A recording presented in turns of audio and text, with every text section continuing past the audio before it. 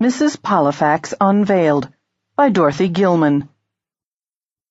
To Leona Nevler, who has been my editor for more years than we'd care to admit. Prologue. Mrs. Pollifax was feeling bored and rather left out of life. Cyrus had recently accepted an invitation to teach law 3 days a week at the university. He was hugely enjoying it. "Damn good to feel so useful again," he'd admitted, and she was glad for him. She, however, was not feeling particularly useful. She reminded herself that she was still growing prize-winning geraniums, was in excellent health, hoped soon to earn her black belt in karate, and remained a faithful member of the Save Our Environment Club. But, how spoiled I am, she thought. For a woman of what was delicately referred to as of a certain age, she ought to feel fortunate indeed, and yet she realized that she was absent-mindedly scratching her left arm, from which, not long ago, a bullet had been removed in a Bedouin tent by a man named Bushak, and she concluded that what she was experiencing was letdown. The price one pays, she thought sadly, for venturing out into dangerous worlds for Carstairs and the CIA, only to return to errands at the grocery store and bank, cooking and cleaning, mulching her garden for the winter, and pampering her geraniums. Across the breakfast table from her, almost hidden behind his newspaper, Cyrus glanced up and saw the gesture toward her arm. "Still hurting?" he asked. "Do wish you'd let Dr. Orton have a look at that." He hesitated, and then, "Damn good to have you safe at home again, Em." And as he said this, the telephone rang. He put down his cup of coffee, reached across his briefcase and newspaper, and when he answered it, she saw his face change. Handing the phone to her, he said, "It's Bishop." "Oh," she said, startled, and concealing her reaction, she kept her voice casual. "Bishop, how good to hear from you. Are you well?" Bishop, however, was not interested in polite conversation. He said bluntly, "Have you any important plans for this day?" "No," she said, honestly enough. "A car will pick you up in 40 minutes at your house. Carstairs wants to talk with you. Oh, and you might bring your passport with you just in case." And he hung up. "Emily," said her husband warningly. "He just wants to talk with me," she told him. "Hard to believe," growled Cyrus. "You haven't even been home long enough for that arm to heal." "It's healed," she told him. "It just itches." He gave her a rueful smile. I know. I promised never to interfere. But still, I don't like the sound of that call." With a glance at the clock on the wall, he added, "And now I've got to go or I'll miss my first class. But, Em, nothing dangerous, promise." He knew, of course, that anything Carstairs might have in mind could be dangerous. After all, she and Cyrus had met in Zambia under very dangerous circumstances, and they had survived by luck and ingenuity. Cyrus had gone with her to Thailand, too, where he'd been snatched away from her by bandits. But she did not think it wise to remind him of this, nor to mention that Bishop had asked her to bring her passport. Instead, she said tactfully, with a bright smile, "Barbecued chicken for dinner tonight?" And when he had gone, she hurried upstairs to dress for her trip to CIA headquarters. 1. Mrs. Pollifax, entering Carstairs' office, smiled at the many times she'd opened this same door, and wondered again why she'd been so hastily summoned by car and private plane. As she closed the door behind her, Carstairs' assistant, Bishop, glanced up from his desk and leaped to his feet to give her a hug. "Thank heaven you're here. Carstairs has been testy all morning." "Testy, Bishop?" "Grouchy, impatient, cross. If you'll wait, I'll check my thesaurus for a stronger word." "I'll pass on that," she told him dryly, and he opened the door to Carstairs' inner office. "She's here," he announced. Carstairs rose from his desk to shake hands with her, tall and lean, his shock of white hair a sharp contrast to the tanned face that always mystified Bishop, who knew how seldom the man ventured outdoors, how much he despised exercise, and how often he worked long into the night. "Relieved and delighted to see you, Mrs. P," he said, smiling at the sight of her. It still amused him that one of his canniest agents was an untrained amateur, a woman who once, very naively, had arrived downstairs in Mason's office with a bland introduction from her congressman, and after bewildering poor Mason with polite questions, had announced that she had really come to apply for work as a spy. Since then, there had been moments when Carstairs shuddered at the thought that if he'd not passed Mason's office at the right moment and seen her sitting there, so perfect for a courier job he had in mind, Mason would have dismissed her and Carstairs would have missed the constant astonishment of her achievements, the assignments she'd pulled off so ingenuously and ingeniously through sheer instinct. What he tended to forget, of course, and was conveniently overlooking now, was his heightened blood pressure when he thought of her lost, captured, or dead. "Very swashbuckling hat," he told her. "Do sit down and join us." "Us?"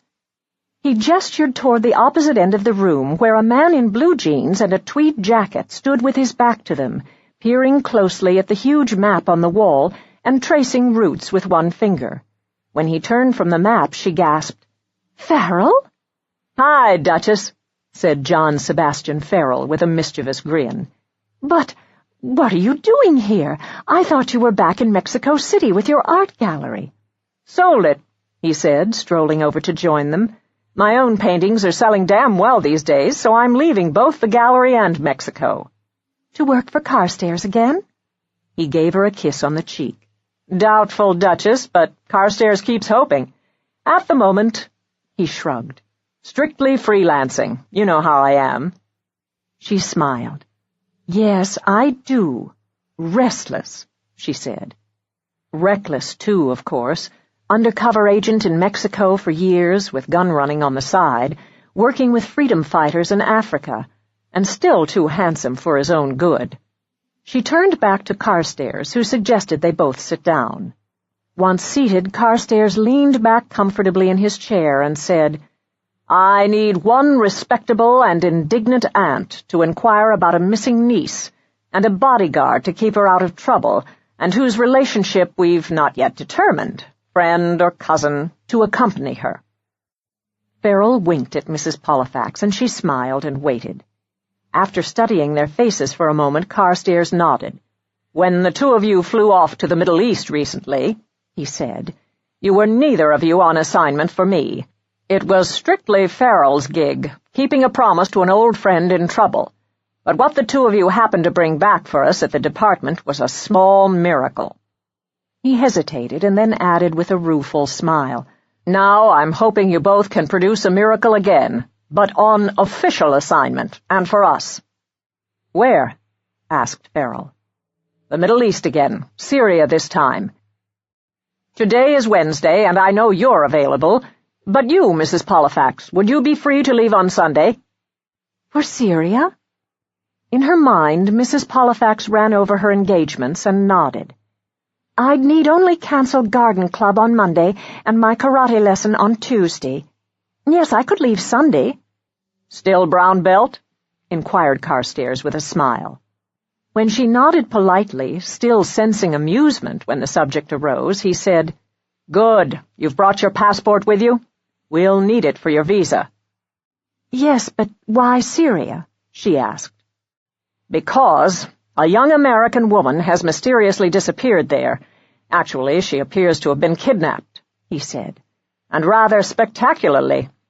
For weeks, both the State Department and our embassy in Damascus have made the usual inquiries and protests, but there's been a lamentable lack of action, interest, information, or results.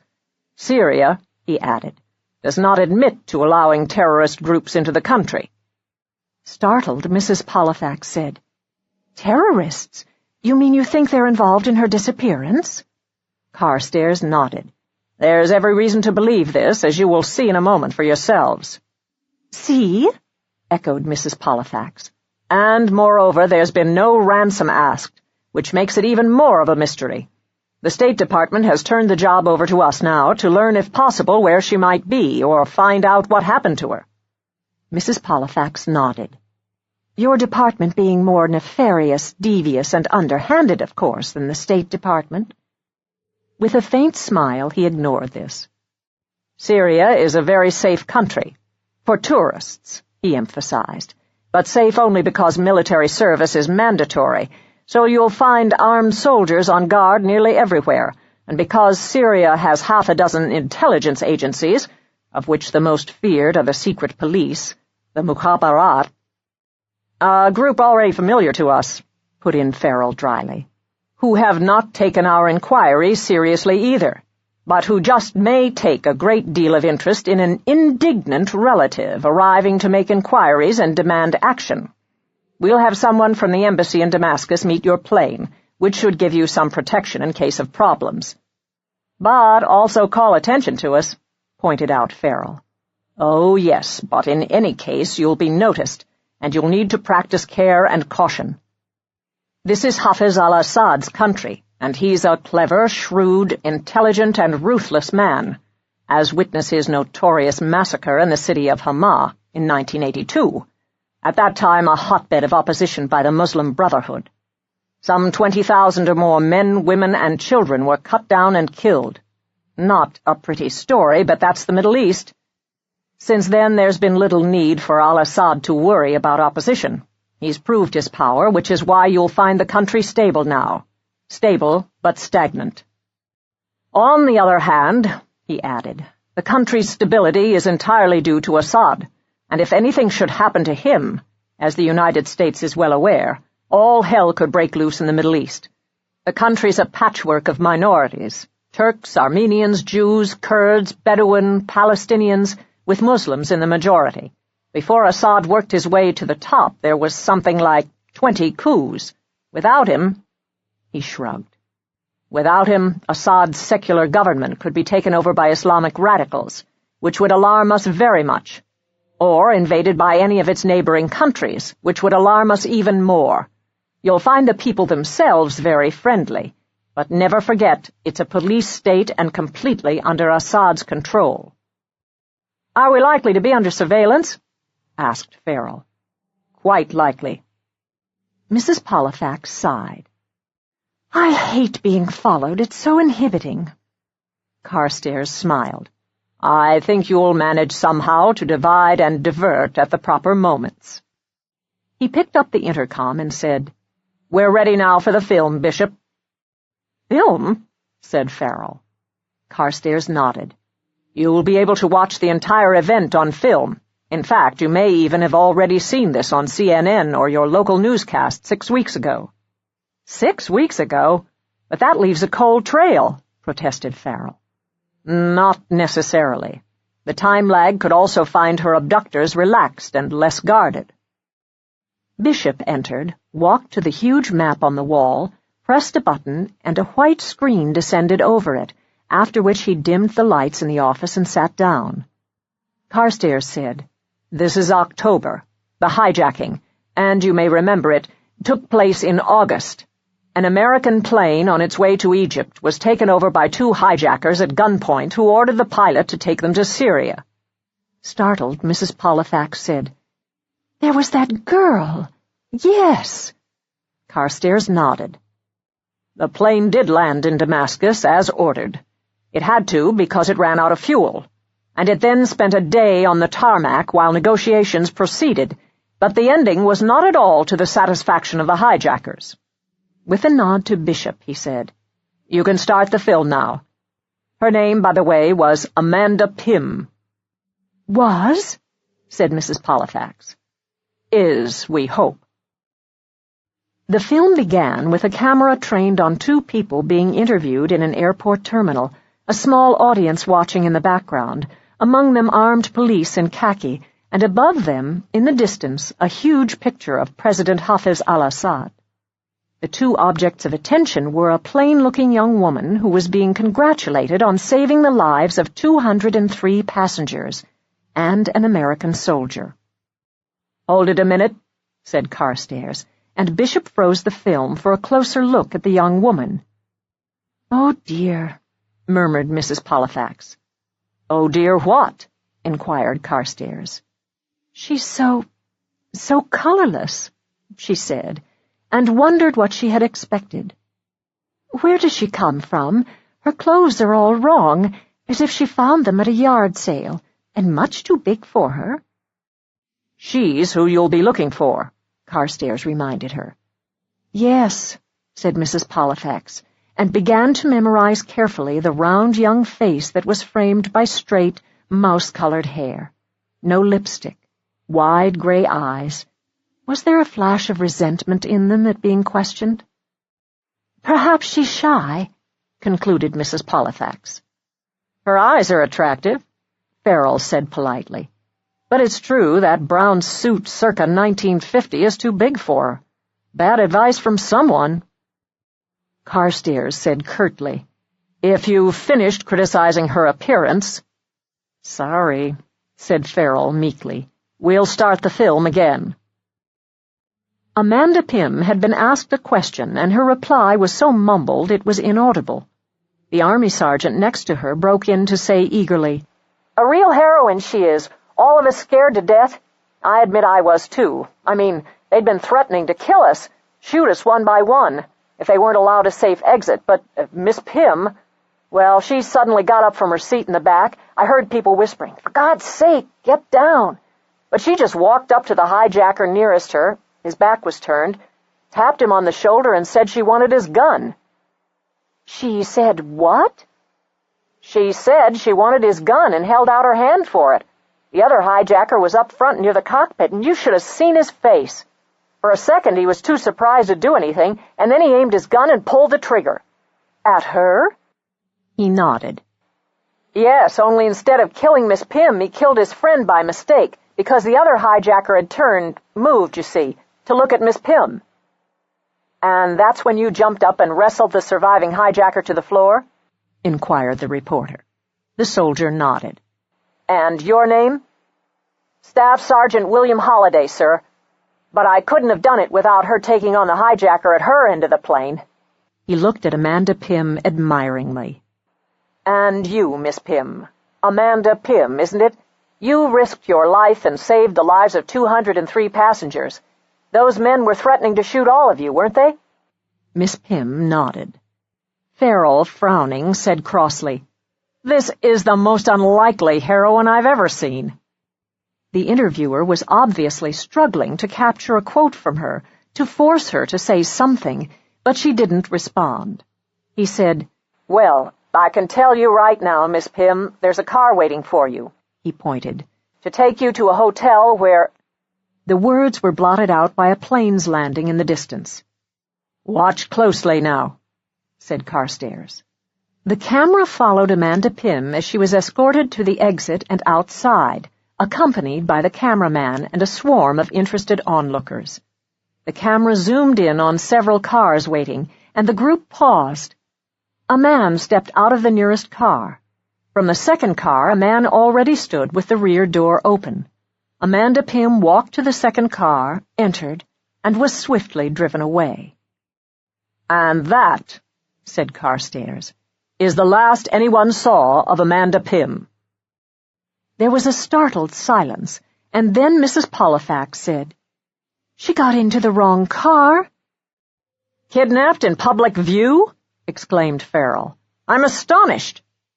Mrs. Pollifax was frowning. "I did see some of that television interview weeks ago, not all of it. I think I was cooking dinner at the time. But she surprised me even then.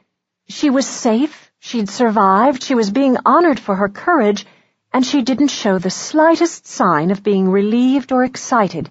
In fact, she had no personality at all." "None whatsoever," agreed Carstairs. "An enigma." "And yet, think what she did," marveled Farrell. "But if the news was so big at the time, why was there nothing in the newspapers about her disappearance? Or was there?" Carstairs said dryly, "Naturally, it was assumed that Miss Pym would be wined and dined somewhere, by the airline or by our embassy. But when she couldn't be found at any hotel in the city, the embassy thought it wise to issue a statement that she'd been taken to hospital to be treated for nervous exhaustion." He shrugged.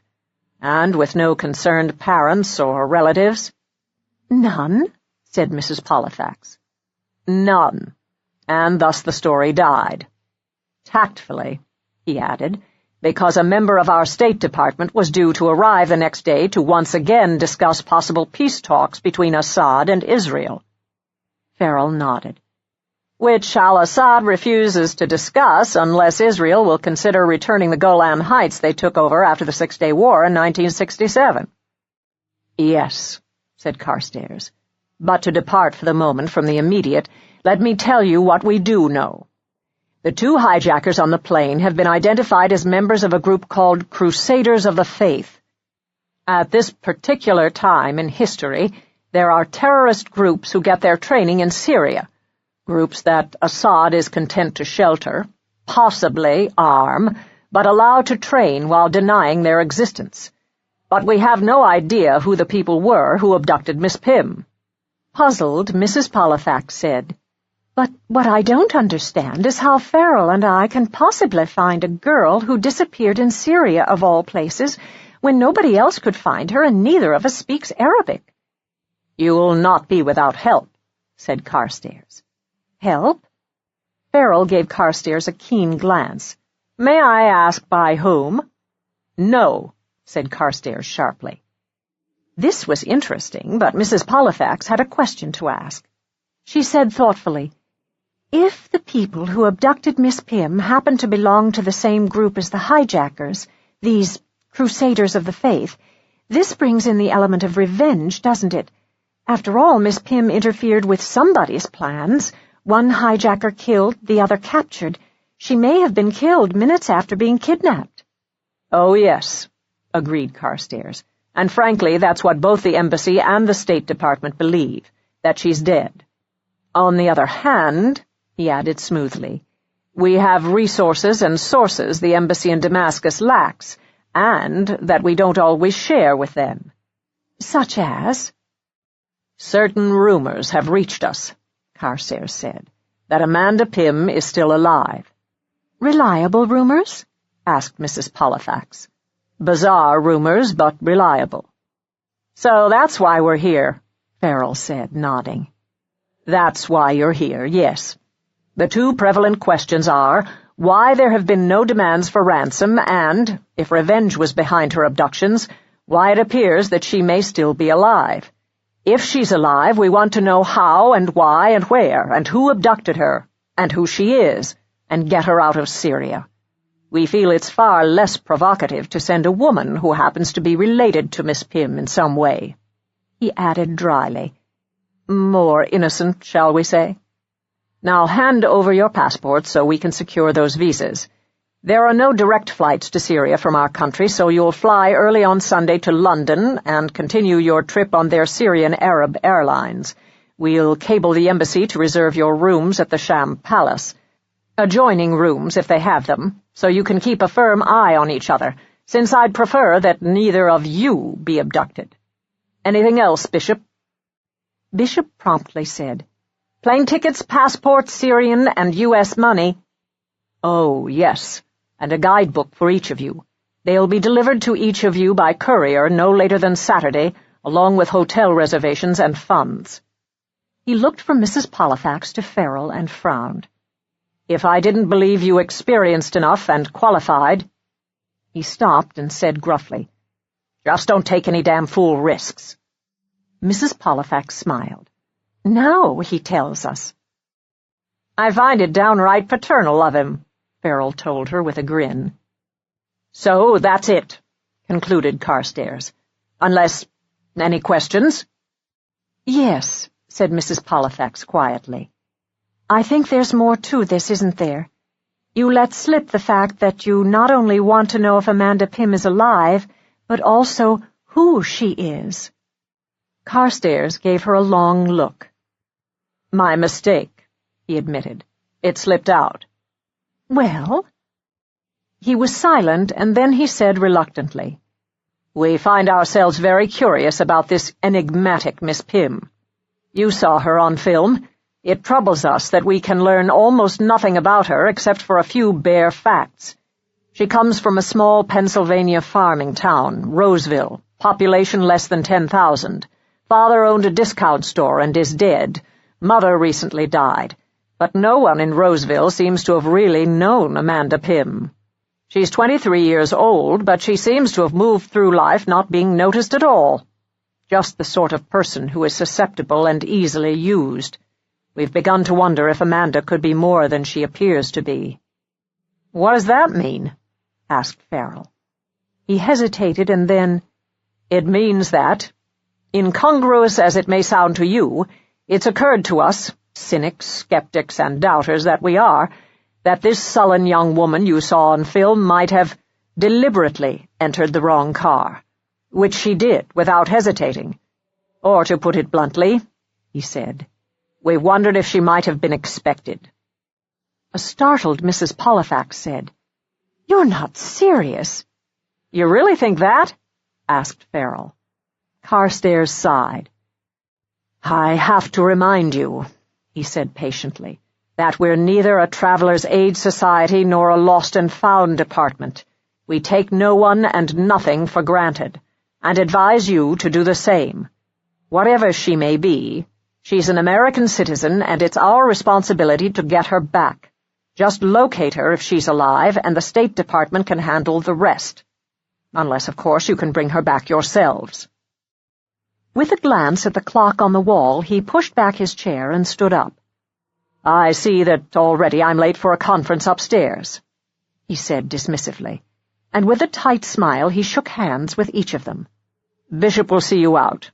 Happy hunting, Godspeed, and good luck," he added, and was gone.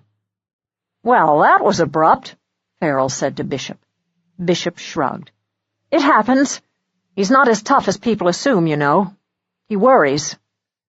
Especially, thought Bishop, when Emily Pollifax is concerned. No doubt Carstairs was suddenly remembering the nasty prisons in Syria. The Mezi in Damascus, for instance, and Tadmor just beyond the ruins of Palmyra, not to mention the fact that Mrs. Pollifax had returned from her last trip with a bullet freshly dug out of her arm. "It will pass," he lied. "And so must I," said Mrs. Pollifax with a glance at her watch. "I believe there's a car waiting for me somewhere, and the plane you sent for me this morning." She rose. "See you Sunday, Farrell," she told him with a smile. And having said goodbye, she went home to reassure Cyrus that Syria was merely a reconnaissance trip, a matter of making inquiries about a missing young girl named Amanda. 2. Mrs. Pollifax arranged for Mrs. Lupachik to cook dinners for Cyrus while she was away. The two had already become friends when Cyrus had occupied the living room with a broken leg, while Mrs. Pollifax, at the same time, had lain in bed upstairs with a particularly virulent case of flu. Mrs. Lupachik, she remembered, has also proven very educational for Cyrus, being an expert on the plot and history of every existing soap opera.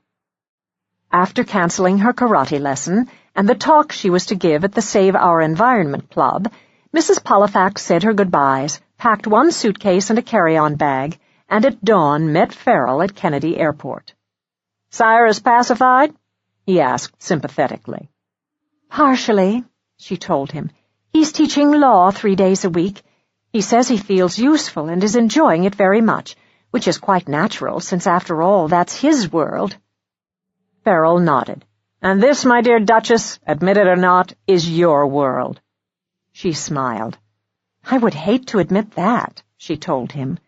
"But it's certainly more useful than raising prize-winning geraniums. Do you think I'm addicted, Farrell?" "We all are," he said cheerfully. "Why the hell else would we be here at dawn, prepared for another plunge into the unknown, not to mention a long, long flight ahead of us, and a stopover in London?" She sighed. "Very long. I remember," she acknowledged, and before boarding invested in 6 magazines. It was late evening when Mrs. Pollifax and Farrell landed in Damascus. The plane from London had been delayed several hours due to fog, and when they disembarked it was to enter a dimly lit terminal almost deserted, except for a few khaki-clad police leaning on rifles and observing the passengers with mild curiosity. Because of the fog and the delay, there had been cancellations, and the plane arrived half-filled. At passport control, only one official was on duty, which led to a 30-minute wait, after which, securing their luggage, they passed into the arrivals hall. Here, too, there was the feel of late-hour desertions. The booths that would earlier have been manned by hotel representatives were mostly abandoned, leaving behind only bright signs describing the delights of the Sham Palace, the Meridian Hotel, the Sheraton, Semiramis, and Umayyad. As they approached the information counter, Farrell and Mrs. Pollifax were intercepted by a young man in tweed with a shock of red hair. "Pollifax and Farrell?" he asked. "Sounds like a vaudeville team," said Farrell. "That's us, yes." "Jacoby from the embassy," he told them, shaking hands. "Welcome to Syria. I've a car waiting." "So kind of you," murmured Mrs. Pollifax, suppressing a desire to yawn. With a brisk professional smile, Jacoby said, "Since you are relatives of the late Miss Pym—" "Oh, dear," thought Mrs. Pollifax. "Late Miss Pym?" "We want to be of service to you in any way we can. We've scheduled a meeting for you, not in the morning, it's nearly Monday already, you'll want to rest, but Tuesday morning we'd like to go over with you everything we've done to find her. The ambassador will want to express his sympathy, too, if his schedule allows. You're a close relative of Miss Pym's?" She exchanged an amused glance with Farrell. "Distant," she said. "Aunt," put in Farrell firmly. "By distant she means she lived at a distance from Amanda. No one," he added reproachfully, "notified her at all of her niece's disappearance." "We did inquire," Jacoby said smoothly. "We did, you know. Here's my car. I'll put your luggage in the trunk." With this done, he handed them into the car and took his place behind the wheel. "But it's so dark," said Mrs. Pollifax as they left the terminal behind. "Where are the lights?" Over his shoulder, Jacoby said, "This isn't America, you know. There aren't many lights anywhere at night except in the center of Damascus, although here and there on the outskirts merchants wreath their shops with strings of Christmas tree lights, the prosperous ones who can afford it." "But enough voltage along this airport road to illumine picture after picture of President Assad," pointed out Farrell. "Oh, yes, you'll find him everywhere. You've come, of course, needing closure on her mysterious disappearance." "Closure. What an odd word," thought Mrs. Pollifax, as if anyone could slam a door and say, "It's over." It had a surgical sound that grated. Farrell said piously, "We'd like to recover her body and bring her home." "Oh, I doubt that," Jacoby told them from the front seat. "She's never been found, you know." This reduced them to silence. There was really nothing left to say, Jacoby having neatly disposed of Amanda Pym. It was a long drive and a dark one. Mrs. Pollifax's impressions were of traffic circles, almost no traffic, and the flat silhouette of the city ahead. And since it was dark and she had been traveling since dawn, she found her eyelids growing heavier and heavier. Presently she closed her eyes and fell asleep until the car came to a stop and she opened her eyes to the brilliant lights of a hotel. "Here you are, the Sham Palace," Jacoby said. "I'll come in with you and see that you're registered."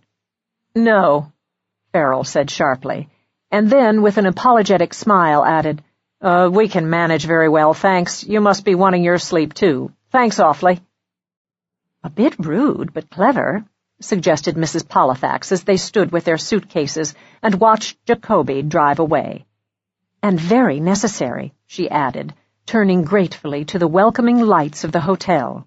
Entering through wide glass doors, they walked into a bright lobby with a tiled fountain in its center, surrounded by comfortable lounging chairs and green trees rising out of large, square planters.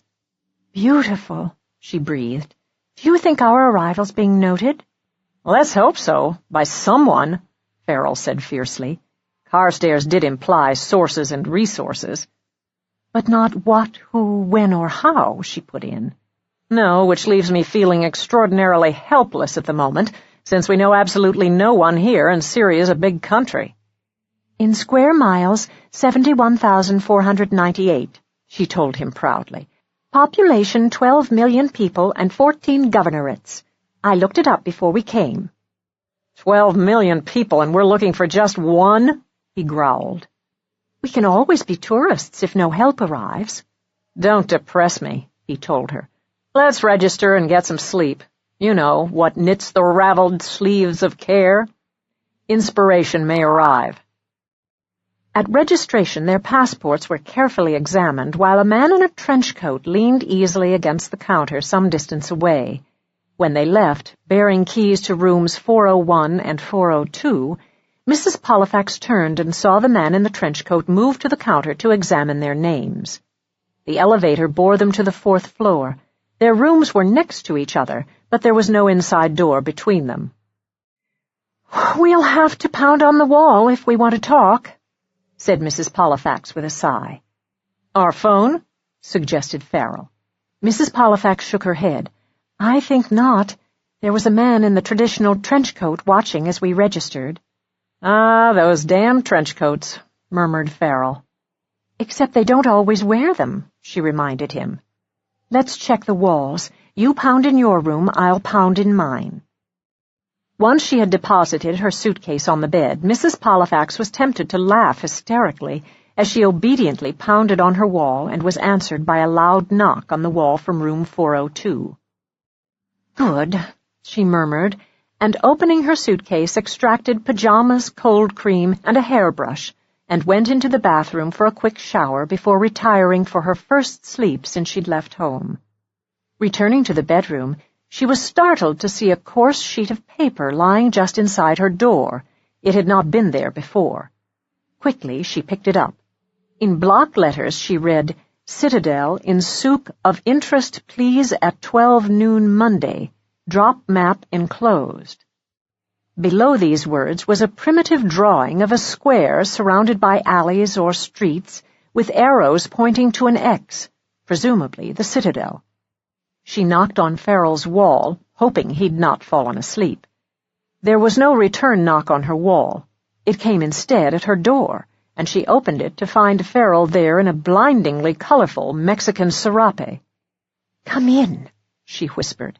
"Anyone in the hall?" "Not a soul," he whispered back, and lifted one eyebrow questioningly until she handed him the note. "Thank God," he murmured, and in a louder voice, "Then you suggest we meet for breakfast, say, at 9:30 for some sightseeing? Find a taxi, I suppose, unless that's too early for you?" "Not at all," she told him. "Remember what they told us at the desk. Dinners are on the 6th floor, breakfasts on the 1st floor." He nodded. "First floor it is, then, at 9:30.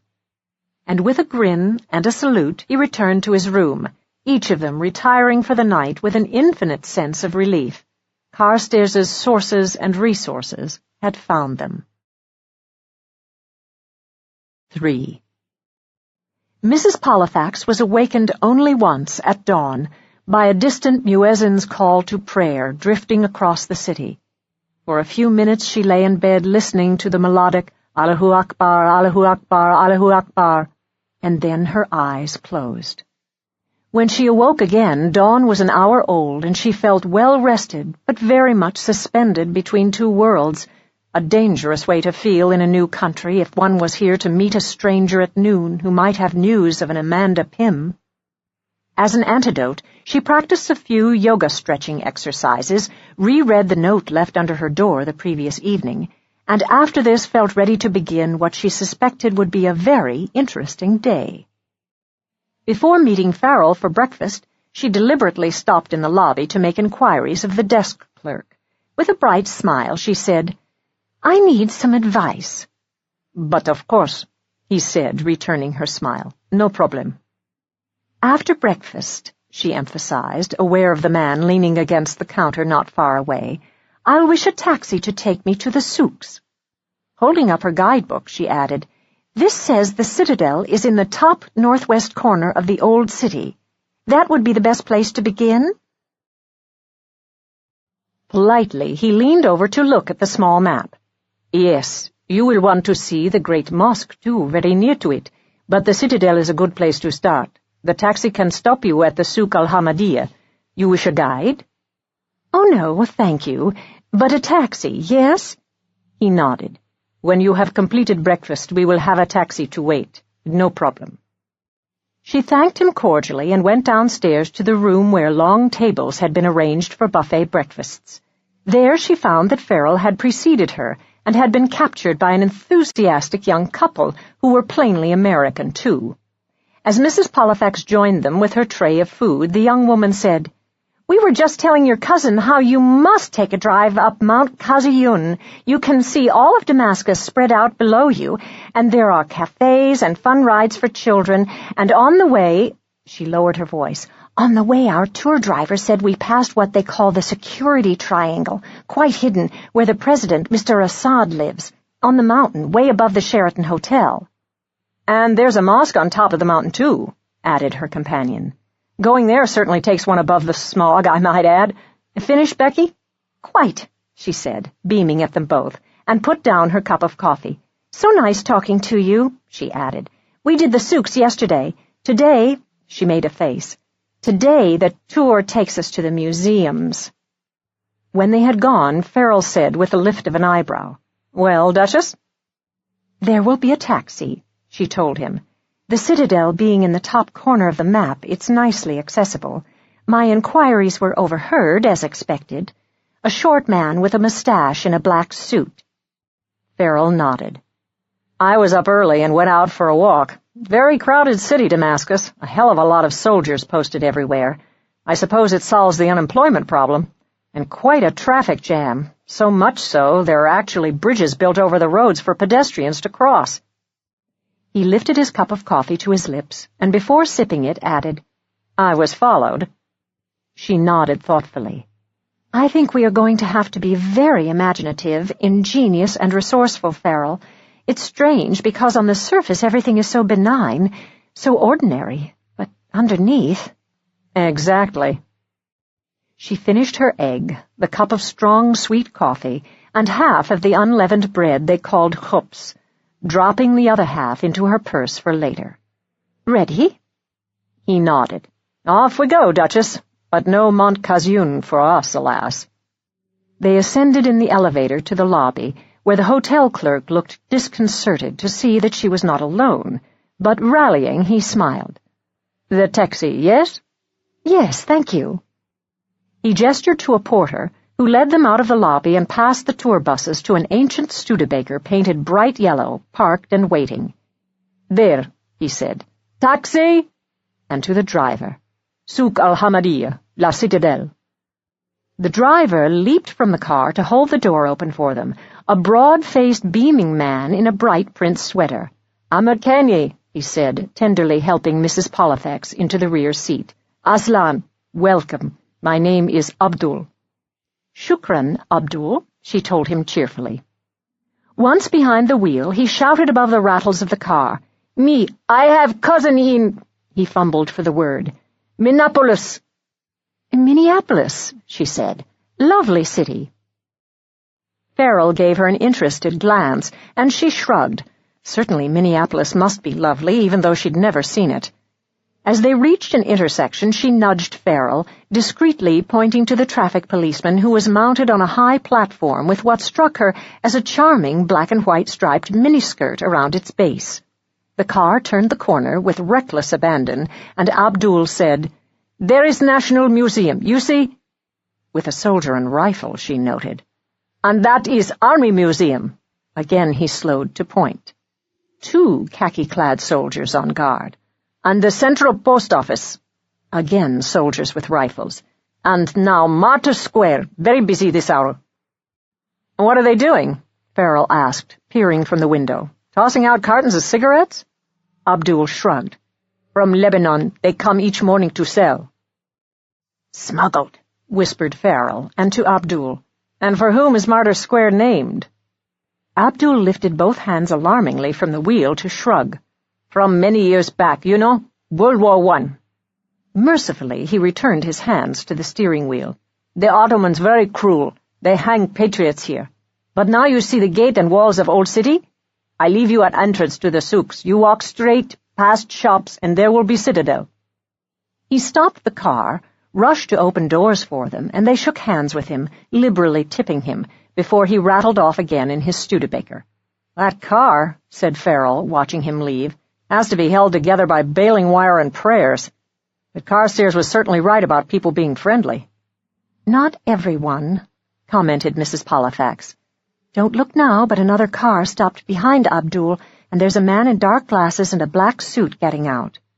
Tiresome, murmured Farrell. If it's us he's interested in, he glanced at his watch, we have a little less than 2 hours to lose him. The trick will be to lose him, but not our way back to the Citadel, because from the look of the map, the old city's really a maze. We could sprinkle breadcrumbs as we go, said Mrs. Pollifax brightly, like Hansel and Gretel. Farrell laughed. If I remember that nursery tale, the birds then ate all the crumbs, removing all possibility of their return. How's your sense of direction? Only fair, she admitted. Well, mine's pretty well honed. Let's go. To be an authentic tourist, I shall buy something, she told him. Didn't it surprise you the amount of money Carstairs gave us? Farrell said dryly. I'm not sure gifts were what he had in mind. Bribes, more likely. Bakshish and all that. She didn't question this, preferring not to, and in any case they were passing the ancient crumbling walls and entering old Damascus. They were also leaving behind the bright sunlight. It needed a moment for the eyes to adjust to the roofed passageways. But they exchanged sunshine for people, bright colors, the sound of shuffling feet on the cobbles, voices, and from somewhere there came music, a woman singing in Arabic, with guitars plucked and men chanting. Wonderful, breathed Mrs. Pollifax. It would be more wonderful if we weren't being followed, growled Farrell. She glanced back and sighed. He does cling, doesn't he? If discreetly. Ignoring him, they gazed into stalls selling ice cream, tourist souvenirs, candy, and embroidered linens. Black-robed women passed them, and chattering schoolgirls in jeans and T-shirts, a man with a long white beard wearing a shabby jalaba, and everywhere merchants called out to them the pleasures of their merchandise. Mrs. Pollifax abruptly stopped. I must take a picture of this. You brought a camera? She nodded, smiling. For Cyrus, I promised. And she snapped a picture of a counter piled high with tubs of dates, eggplants, figs, and cucumbers. The merchant beamed at her and called to her, Berid ala albak, and she snapped a picture of him, too. Strolling on past several more stalls, she stopped in mid-passageway and put out a hand to halt Farrell, pointing. That man sells clothes, she said. I want a robe.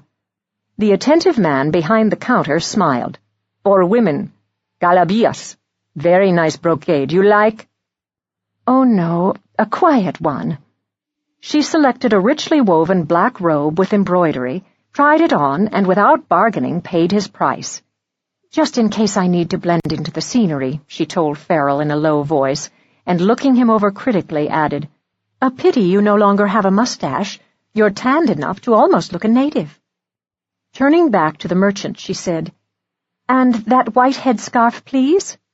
Ishar, kerchief, she was told, and he showed her how it could be intricately wound around her head to fall in soft folds. Once both purchases were wrapped in brown paper and string, they walked on until it was Farrell who stopped. Good-looking sharp knives, he said, fingering one. How much? Adesh. Just in case, she said dryly. Gives one a bit of confidence, was all that he would say, pocketing it. The narrow street of booths grew brighter. They saw light ahead and emerged in a broad square dominated by a large, sand-colored building of intricately cut stones surrounded by scaffolding. The Citadel, breathed Farrell, pointing to a sign that identified it and explained in Arabic, French, and English that it was being restored. So, we found it, said Farrell. Mrs. Pollifax nodded. Yes, but it's barely 11 o'clock and we can't stand here for an hour. Take a picture while I consult the guidebook, said Farrell, and brought out his copy. There's a street called Straight recommended. That seems to really be its name, and... What's the matter? My camera, it's jammed. Do you know anything about cameras? He thrust the guidebook at her. Look up how we get to the street called Straight. I'll see what I can do. Mrs. Pollifax traced lines on the tiny map and announced, We walk to the great mosque and turn down whatever street we find across from it. It says the street called Straight proceeds all the way to the east gate where it ends. If it really is straight, Farrell, we shouldn't get lost. How old is this camera? demanded Farrell. Mrs. Pollifax made a face. "Quite old." He returned it to her with a shake of his head. "If it has gears, they're worn out. If it doesn't have gears, I don't know what else is wrong, but Cyrus is going to have to settle for postcards. Let's go, Duchess. On our way back to the Citadel, he's still wandering around behind us, isn't he? We can detour into these smaller alleys and lose him." "Which we must," she said, nodding, and regretfully put away the camera. Once on the street called Straight, she began to wish that she were a true tourist, for they passed exquisite silks, antique Turkish swords, Persian rugs, and tables inlaid with mother-of-pearl. "The Park Avenue of Old Damascus," she said, but at 11:20 they left the street to shake off their surveillant, turning into narrow alleyways with interesting twists and turns. Quickening their steps, they ducked into an alley crowded with people, took a quick left turn and then a right, and found refuge behind a rug hanging seductively outside a shop, where they had the pleasure of seeing their surveillant pass them. A minute later they ducked out and retraced their steps. Once the Citadel was in sight, they hung back until 5 minutes to the hour, and then strolled out into the square to stand conspicuously in front of the Citadel, while Farrell ostentatiously examined their guidebook. "No watchdog in sight," she reported uneasily. "I believe we lost him. Not many people here, either." A small group of tourists not far away surrounded a guide, listening to his lecture. A pair of women in dark robes and headscarves walked past them. With a glance at her watch, Mrs. Pollifax dropped the map to the ground. A boy of 9 or 10 in a bright red sweater passed the tourists, and as he strolled toward them, glanced down at the map. Before she could stop him, he politely bent over to pick it up, fumbled with it for a moment, and handed it to her. "Good, madam," he said with a smile and a small bow. But he had returned to her not only the map, but a slip of paper with the printed words, "Follow boy, not fast." Mrs. Pollifax reached into her pocket for a coin, an American 50-cent piece, and gave it to him. "Shukran," she said gravely, and handed Farrell both the map and the note. "We go," she said, "but slowly." "Thank heaven," said Farrell. Casually, they strolled toward the same alley down which the boy had gone, his red sweater still in sight, but at a distance. Seeing him turn left, they quickened their pace, passing displays of water pipes, followed by a shop with children's bright clothes hanging from rods. The boy had turned again, this time to the right, and they hurried lest they lose him in this labyrinth of stalls. They needn't have worried. The boy paused at a souk displaying carpets of all kinds. He lingered only for a moment, and then without looking back, he slipped down a narrow brick-lined passage next to the rug stall. Following, they saw him open a handsome door of mahogany and disappear, leaving the door ajar. "Here we go," whispered Mrs. Pollifax, and took a deep breath. Pushing the door open and closing it behind them, they found themselves in a storeroom occupied by a desk piled high with papers and surrounded by roll upon roll of kilim, and oriental rugs standing upright like sentinels. A particularly fine oriental rug that hung from the far wall caught Mrs. Pollifax's eye, and as she stepped closer to admire it, a hand appeared, the carpet was drawn aside, and a man stepped out. He wore a voluminous striped robe and a checkered keffiyeh wrapped around his head and bound with a cord. He also wore sunglasses and a pointed beard so that in the dimness of the room it was impossible to see the features of his face clearly. Only the whiteness of his teeth penetrated the shadows as he smiled and bowed. "Assalamu alaikum." Mrs. Pollifax, remembering her adventures in Jordan, smiled and said, "Alaikum assalam." There was the flash of white teeth again. In clipped English he said, "And how is your health?" "Well, thank God. But have you news?" "There is news, yes." The boy in the red sweater suddenly reappeared, bearing a tray with tiny glasses of tea. "Please," said their host, gesturing them toward chairs dimly discerned near the desk. "You may call me Omar if you wish." Cups in hand, they obediently sat down. Examining each of their faces, Omar said, "You know you're being watched. From the moment your plane landed, you have been followed." "That soon?" Farrell said, frowning. "We were expected?" Gravely, the man said, The American embassy here has many leaks. They employ cooks, interpreters, cleaners, workmen, all Syrian." He shrugged. "But the boy Abdul is well trained, and you can be sure you were not followed to me here. By now, of course, they will have learned you look for a missing young woman." Mrs. Pollifax interrupted him to say, "Yes, but there is news of her? She is alive?" "There are rumors." "Such as?" asked Farrell. Omar lifted a cup of tea to his lips, blotted his lips with a napkin, and replaced the cup on the tray. "Of a young woman, presumably American, in a place where no American woman should be. We hear of this because of a Bedouin whose sheep had strayed, and in his wanderings, what he saw and heard he mentioned to a friend who spoke of it to another man who is interested in such matters." "You," thought Mrs. Pollifax, but did not say so. "It was some time ago, you understand. It needed many days for news of this to pass from person to person, and there are distances." "We're here to investigate the rumor," said Farrell. "This is the aunt," he gestured toward Mrs. Pollifax, "of the young American who disappeared." "Really?" he said, amused. "And the embassy appears to have heard nothing of this rumor." "Oh, they would not hear of it, no," the man said smoothly.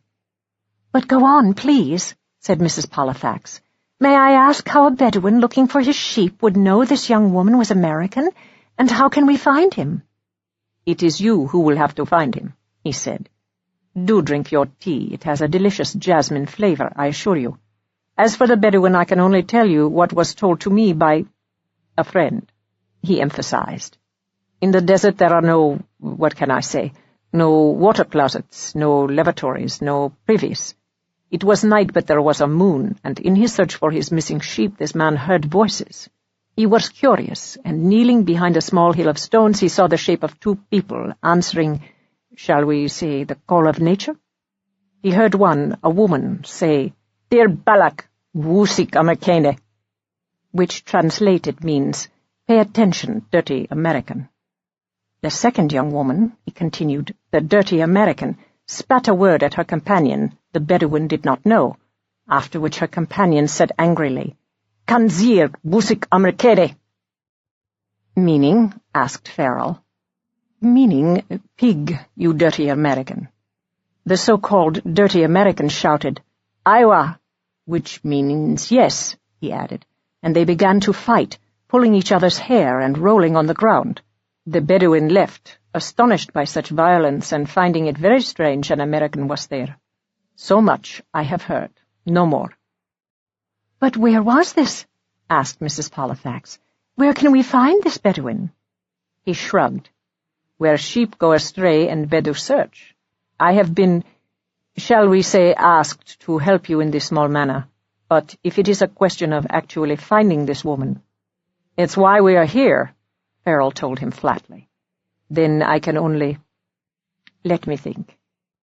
They waited patiently for several minutes. "Tomorrow," he said abruptly, "you must be the tourists and visit Palmyra, which is several hours to the north, our famous ruins, while I make contact—" He stopped. "Let me consider."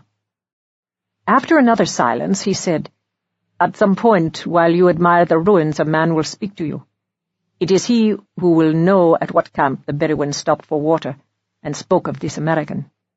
He will know in what direction you must go, and he will know also the name of the Bedouin who heard this in the night, and which I do not know.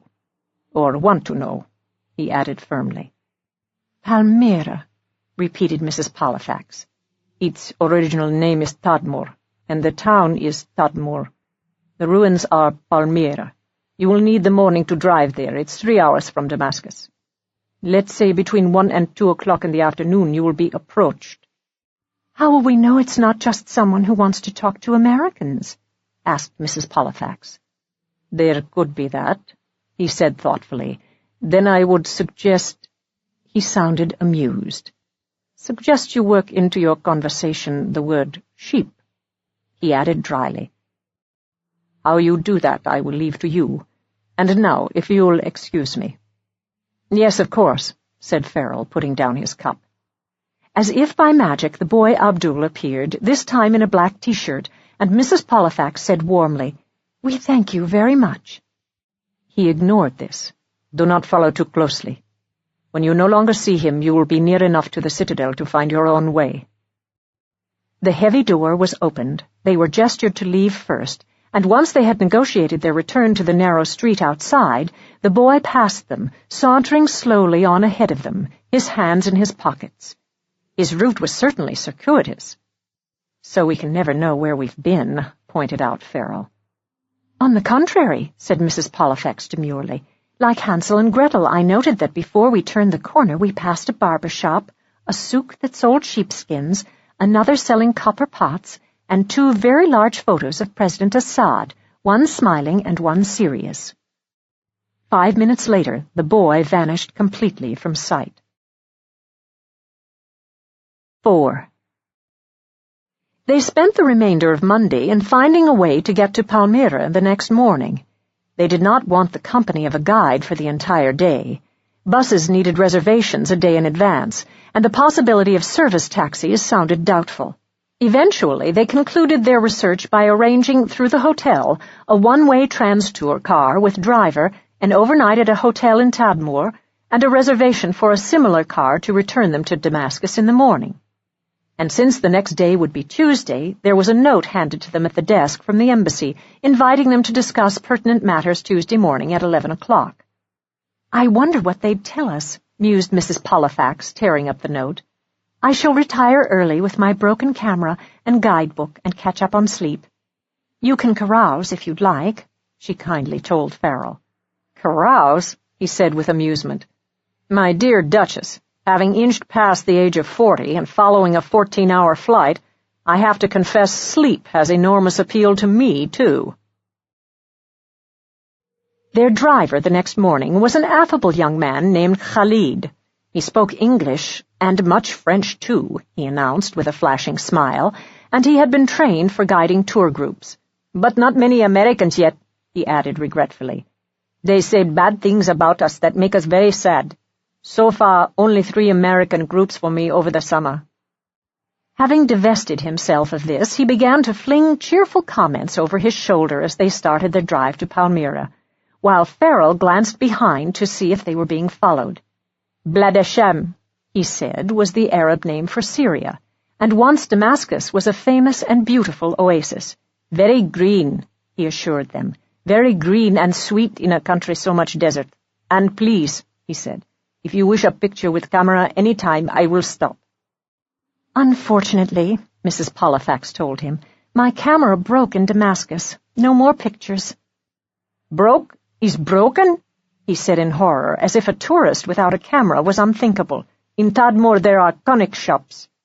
He briefly turned his head to give them a happy smile. "With your permission we stop there. There may be a fresh camera for you." "Gray car," said Farrell, having just glanced back at the road behind them. "Up to you, Duchess." "If we could... Cyrus knows so much more history than I do that I know he'd appreciate some snapshots of Palmyra." And to Khalid, "If there is time, yes." "Good," he said, and continued his over-the-shoulder remarks as they passed through the modest industrial section of the city. "Business," he said, nodding toward a factory and shaking his head. "Exporting goods no problem, but to import, yarab, many snarls and troubles." "Very old cars," commented Farrell. "But you have oil." Khalid chuckled. "Before 1981, the oil in Syria's earth was heavy, not rich, but there was an underground earthquake in the 80s that changed it." He laughed. "We'd think oil flowed in from Iraq. Good light oil suddenly." They were reaching the desert now, flat, tawny sand with tufts of grass, soon turning into pebbles and stones, a barren landscape except for a hazy blue mountain at a distance off to their left, and the great arc of blue sky overhead. "Soon Tadmor," said Khalid. "Palmyra or Tadmor?" asked Mrs. Pollifax, puzzled. "Ah, the town she has always been Tadmor. Once it was called the City of Dates, you will see. But Palmyra, the Romans named it City of Palms. But no palms," he added humorously. "Now what is your hotel?" "The Zenobia," said Farrell. He nodded vigorously. "Good place, inside the town and inside Palmyra ruins also. You can walk with ease. The town has beautiful dates to sell. On your evening stroll you may find good Bedouin weavings, too. They bring them into Tadmor from the desert. But first we find your camera, yes?" Reaching Tadmor, Khalid turned down a cobbled street lined with colorful signs.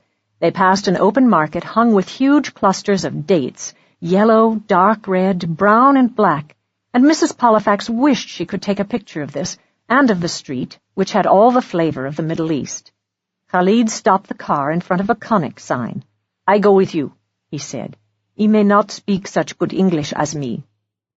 They walked through the door into a dusty shop with lines of kerosene tins stacked along one wall, an ancient rifle suspended from the ceiling, an assortment of dull brass and copper pots, cases of cola, and glass jars and boxes on the shelves. A man shuffled out from an inner room, his lined brown face brightening at the sight of them. "Cameras," he said.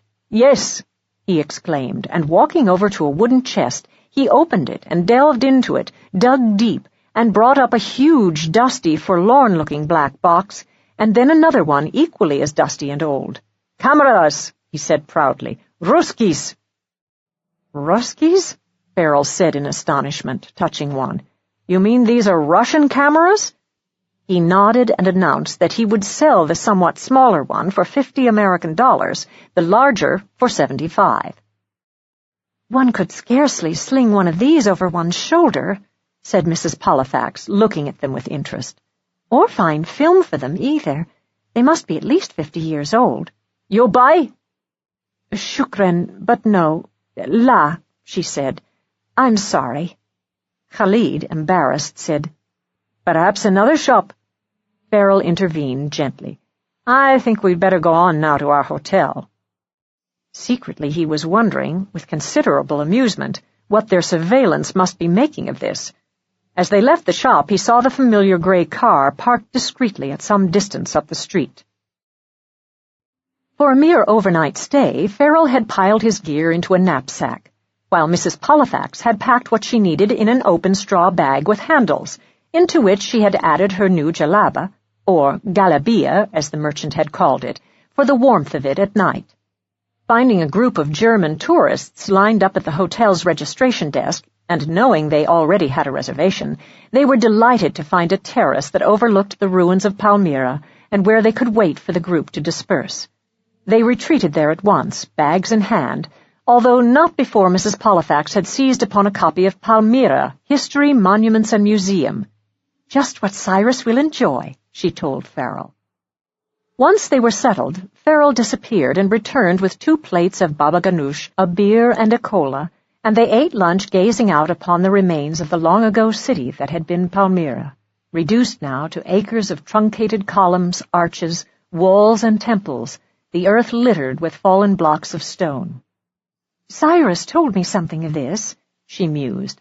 "Palmyra is where Queen Zenobia ruled, much loved and very successful until— Such a musical name, isn't it?" "Until what?" asked Farrell, chasing the last shred of eggplant with a slice of bread. "Until what, I don't remember, except that eventually she was captured by the Romans and taken back to Rome to be paraded in gold chains." "And now has a hotel named for her." Farrell nodded. "Such is immortality." "Cynic," she retorted, and turned to her guidebook for directions. Their hotel stood just inside the walls of Palmyra, very near the streets of Tadmor. She said, "It looks as if we need only leave the hotel, turn to the right, and walk down the road past what's called the Temple of Baal Shamin to reach the monumental arch that stands at the end of the main avenue." With a glance at Farrell, she added, "We'd better go now. The noon call to prayer ended 10 or 15 minutes ago. We'll be late if we don't stir ourselves, register, and leave." "I know," Farrell sighed. "It looks very hot down there, and it's so comfortable here, although I admit I'm growing slightly tired of eggplant." "Any sign of our not-so-friendly escorts?" she asked. He nodded. One man, dark glasses, was standing in the lobby looking very awkward and out of place. "Okay, I'm up, but let's register later."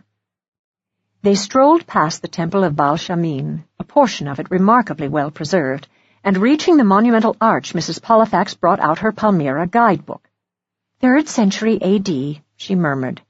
Not much left of it, commented Farrell. Gazing up at the arch, Mrs. Pollifax touched the rough-hewn blocks of stone. "Amazing that it still stands," she said. "Behind it are only a few columns, no roof, a litter of fallen stones, but the arch remains." A man who was passing overheard her words and paused. A handsome man in a striped black and white jalaba, his face narrow, ascetic, perhaps that of a scholar. A good face, thought Mrs. Pollifax. "There have been earthquakes too, you see, as well as the years," he said in a friendly voice. He was holding the same guidebook on Palmyra that she carried, and he walked closer to show it to them. "We see not Americans often. Mine, too, is in English. I work to learn." Leaning closer, he said in a low voice, "Please note the page open." Startled, they each stared blankly at the picture of a castle fronted with stout round columns under which were printed the words, "The Eastern Qasr al-Hirt." Farrell's eyes suddenly narrowed, and he gave the man an interested look. "There is no castle like that at Palmyra, is there?" The man smiled pleasantly. "Oh, no. In English miles, it is 80 miles to the east, well off the highway to Deir ez-Zur. You will see many sheep along the way." "Sheep," murmured Mrs. Pollifax. Yes, we understand." The picture was on page 118, she noted, and she leafed through her book until she reached page 118 in her own Palmyra guide. "And you recommend it?" He shrugged. "Only for its direction. It is known. There is a sign on highway announcing the Qasr in English and Arabic. But you do not go there. You stop, but do not go there. You cross the highway to a track leading south into the desert, direct south, where in 10 miles there is a pot-hunting camp and—" "Pot hunters? You mean archaeologists?" asked Farrell, frowning. "Digs?" "Digs, yes. There may even be a small sign still planted in the earth there, with arrow. No road, but track is clear. Trucks go with supplies to them. Tel Khamse, or Camp 5 in English. It is at this camp a Bedouin named Bazir Mamul spoke of certain things he had seen.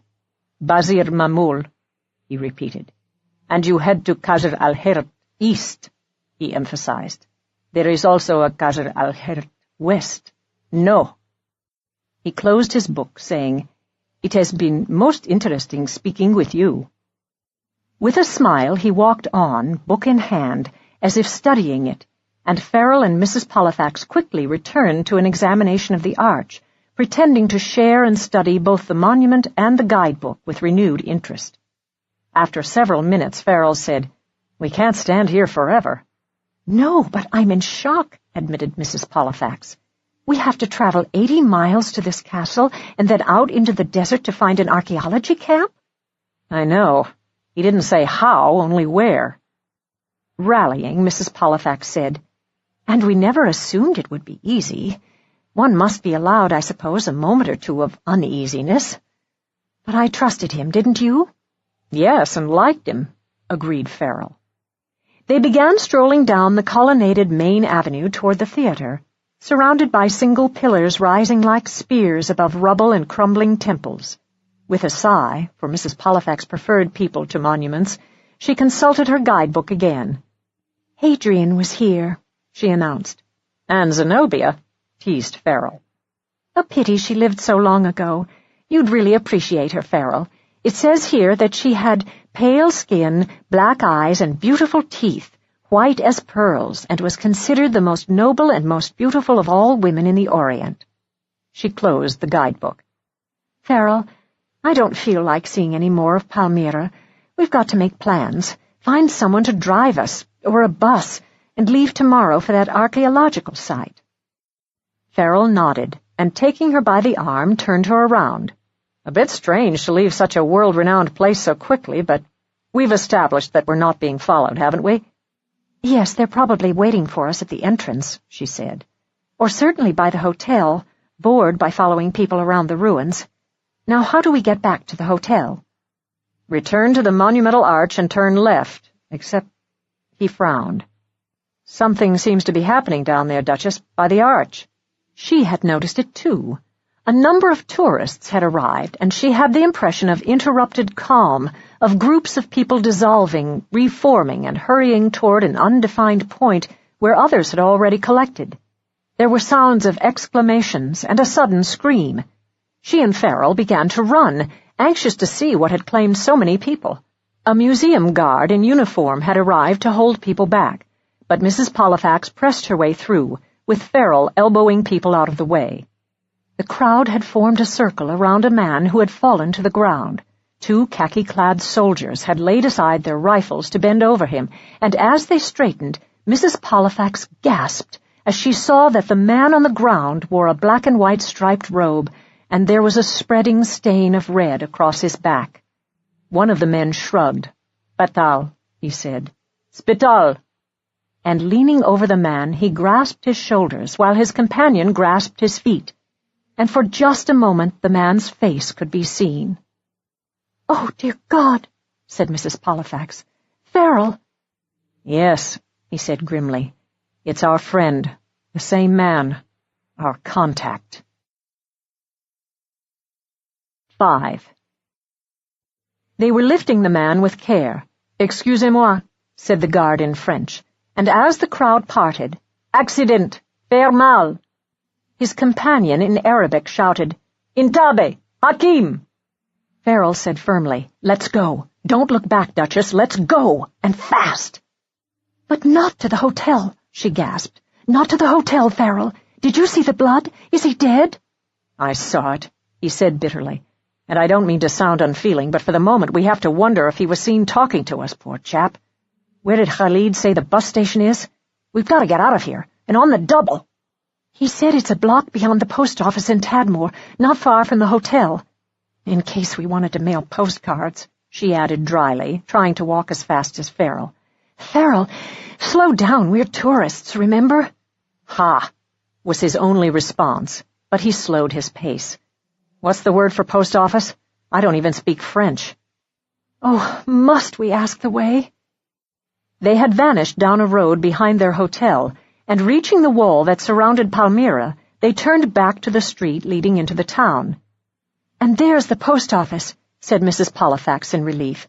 "The bus station must be just beyond it." Farrell shook his head. "I think first we duck down a side street or two and make sure that chap in dark glasses hasn't caught up with us. Let's try this one." They plunged down an alley, turning left and then right until they found themselves in the older section of town with its shabby restaurants, food stalls, and shops. "In here," Farrell said, pointing to an even narrower alley between food stalls. It was deeply shadowed, like a tunnel with brilliant light at either end. They stopped in mid-passage and waited to see if they'd been noticed.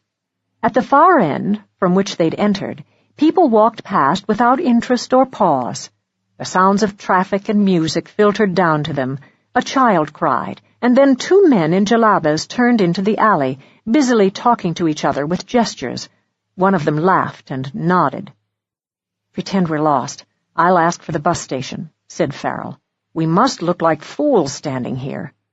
He moved aside for them to pass. Suddenly Mrs. Pollifax said, "Farrell, no!" It was too late. One man had seized Farrell's wrists and was tying a rope around them, while the other man had stuffed a rag into Farrell's mouth and was placing a bag over his head. Shocked and furious, outnumbered and too late for karate, Mrs. Pollifax flung herself at the 2 men and in turn was hit over the head and sent reeling across the stone-paved alley to the ground. She lay there, stunned from the fall, blood running into her eyes and blinding her.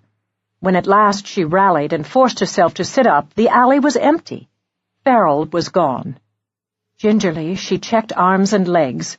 No bones had been broken, but she felt bruised all over from the force of the fall.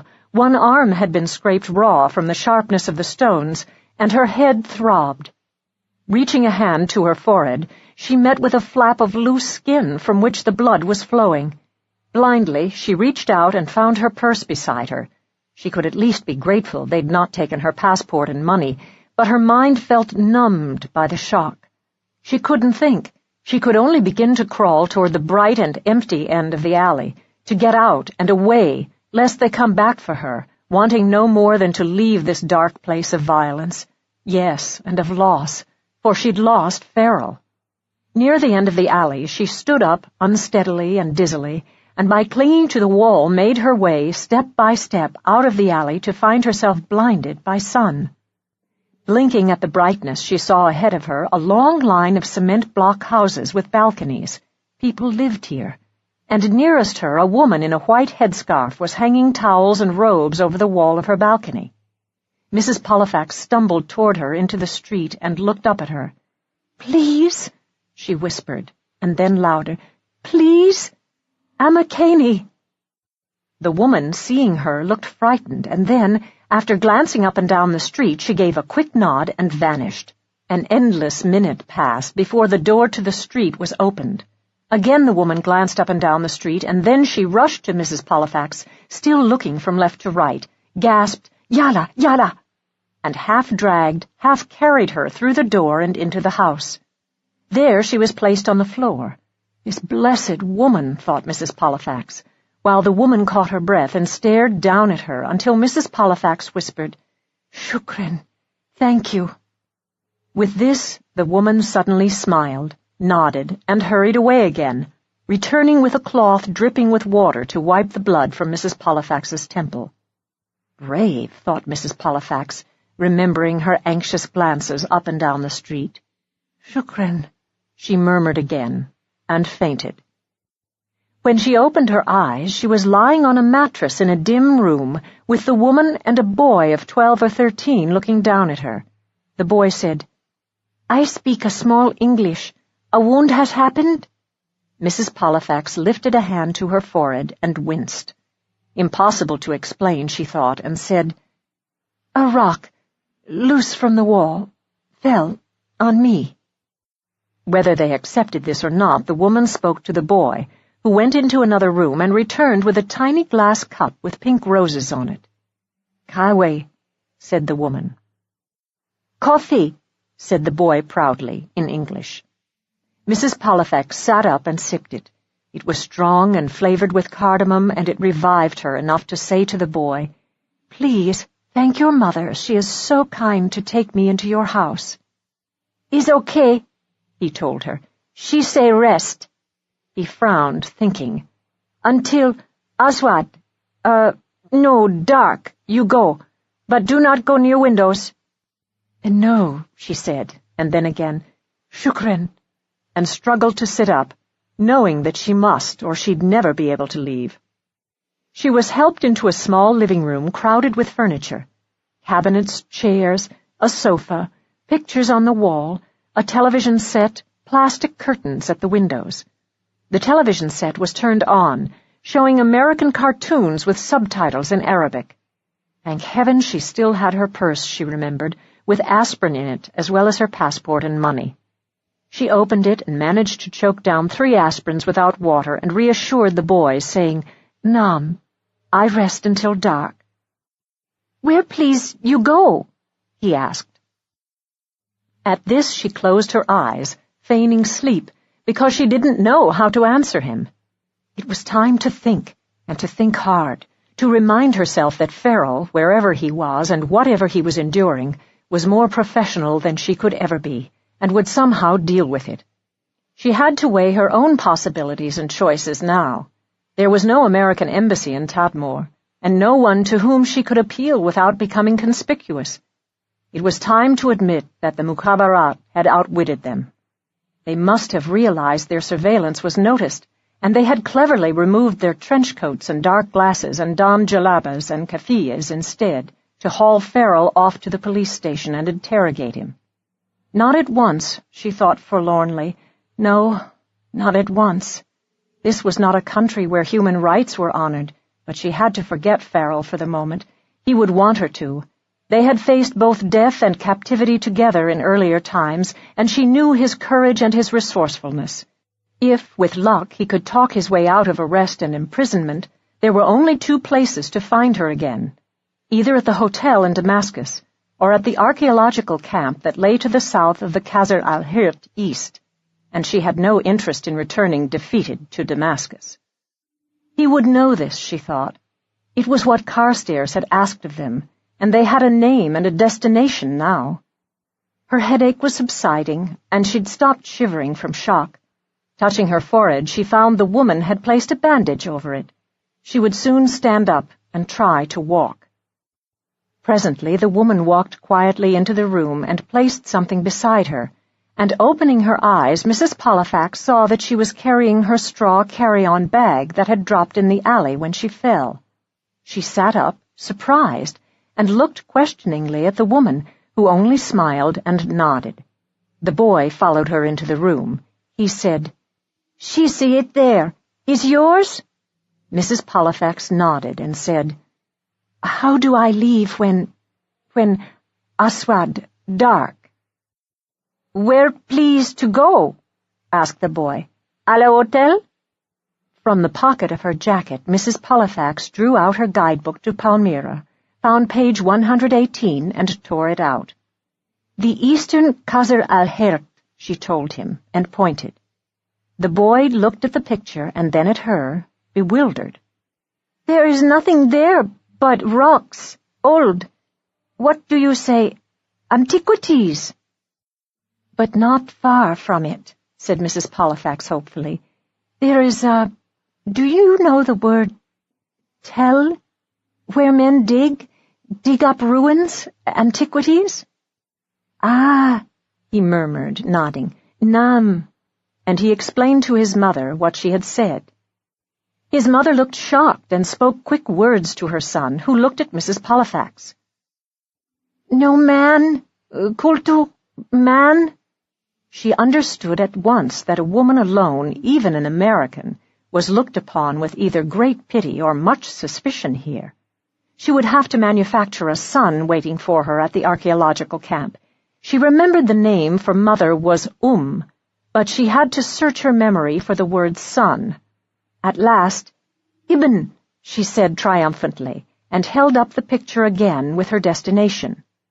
"Ah," murmured the woman, smiling and nodding, "Ibn Nam," and glancing at her son spoke to him rapidly in Arabic. He nodded eagerly. To Mrs. Pollifax he said, "My cousin go to—" He scowled, searching for the word, and disappearing into another room, he returned with a small book. Running through the pages, he said, delivers, and turning pages added, "Kerosene, chickens, lamb, beer." "Where?" asked Mrs. Pollifax quickly. "To Asikne." He rubbed 2 fingers together. "With a little money he go more miles to digging place." A flood of relief nearly overwhelmed her. This meant no taxi, no struggle to find a bus. "When does he go?" she asked. "Tonight, after—" Again the shuffling of pages.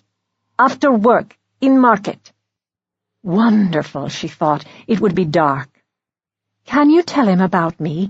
And for money—" She also rubbed 2 fingers together. "For money, I go with him?" She rummaged through her purse and brought out Syrian pound notes, handing them to him. The boy counted them, beamed at her, and returned half of them to her. "Good, this money for now to Salim. Other half later. I go now to Salim, okay?"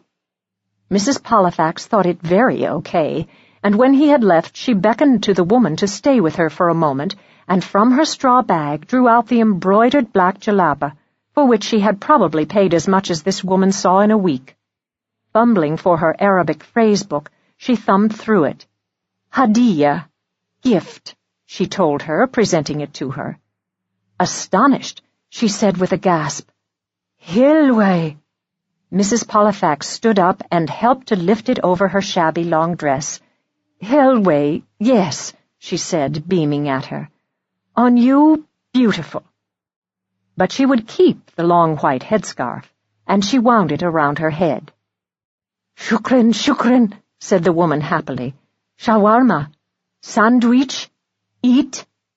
The boy returned to say that Salim would stop in front of the house at Sabah, 7, when dark, and she must be ready. "And," he added triumphantly, "with money he will go to digging camp for you." Mrs. Pollifax sighed with relief, and once again thanked them, after which the 3 of them sat companionably at the table in the kitchen and ate shawarma, drank cola, and waited for 7 o'clock, and Salim. 6.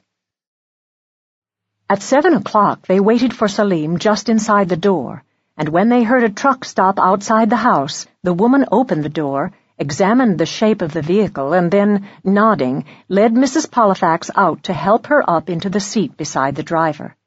No words were said, and Salim did not even glance at her. She might have been simply one of the tins and crates piled high in the rear of his truck. In the dim light of the dashboard, his face was thin and swarthy, made darker by the snow-white keffiyeh that covered his head. His brows were thick, and his mustache so luxurious that Mrs. Pollifax thought it must surely drain energy from such a thin and wiry body. There was neither smile nor greeting. Salim was a man in a hurry, a man, too, who must have worked hard all day in the market since dawn.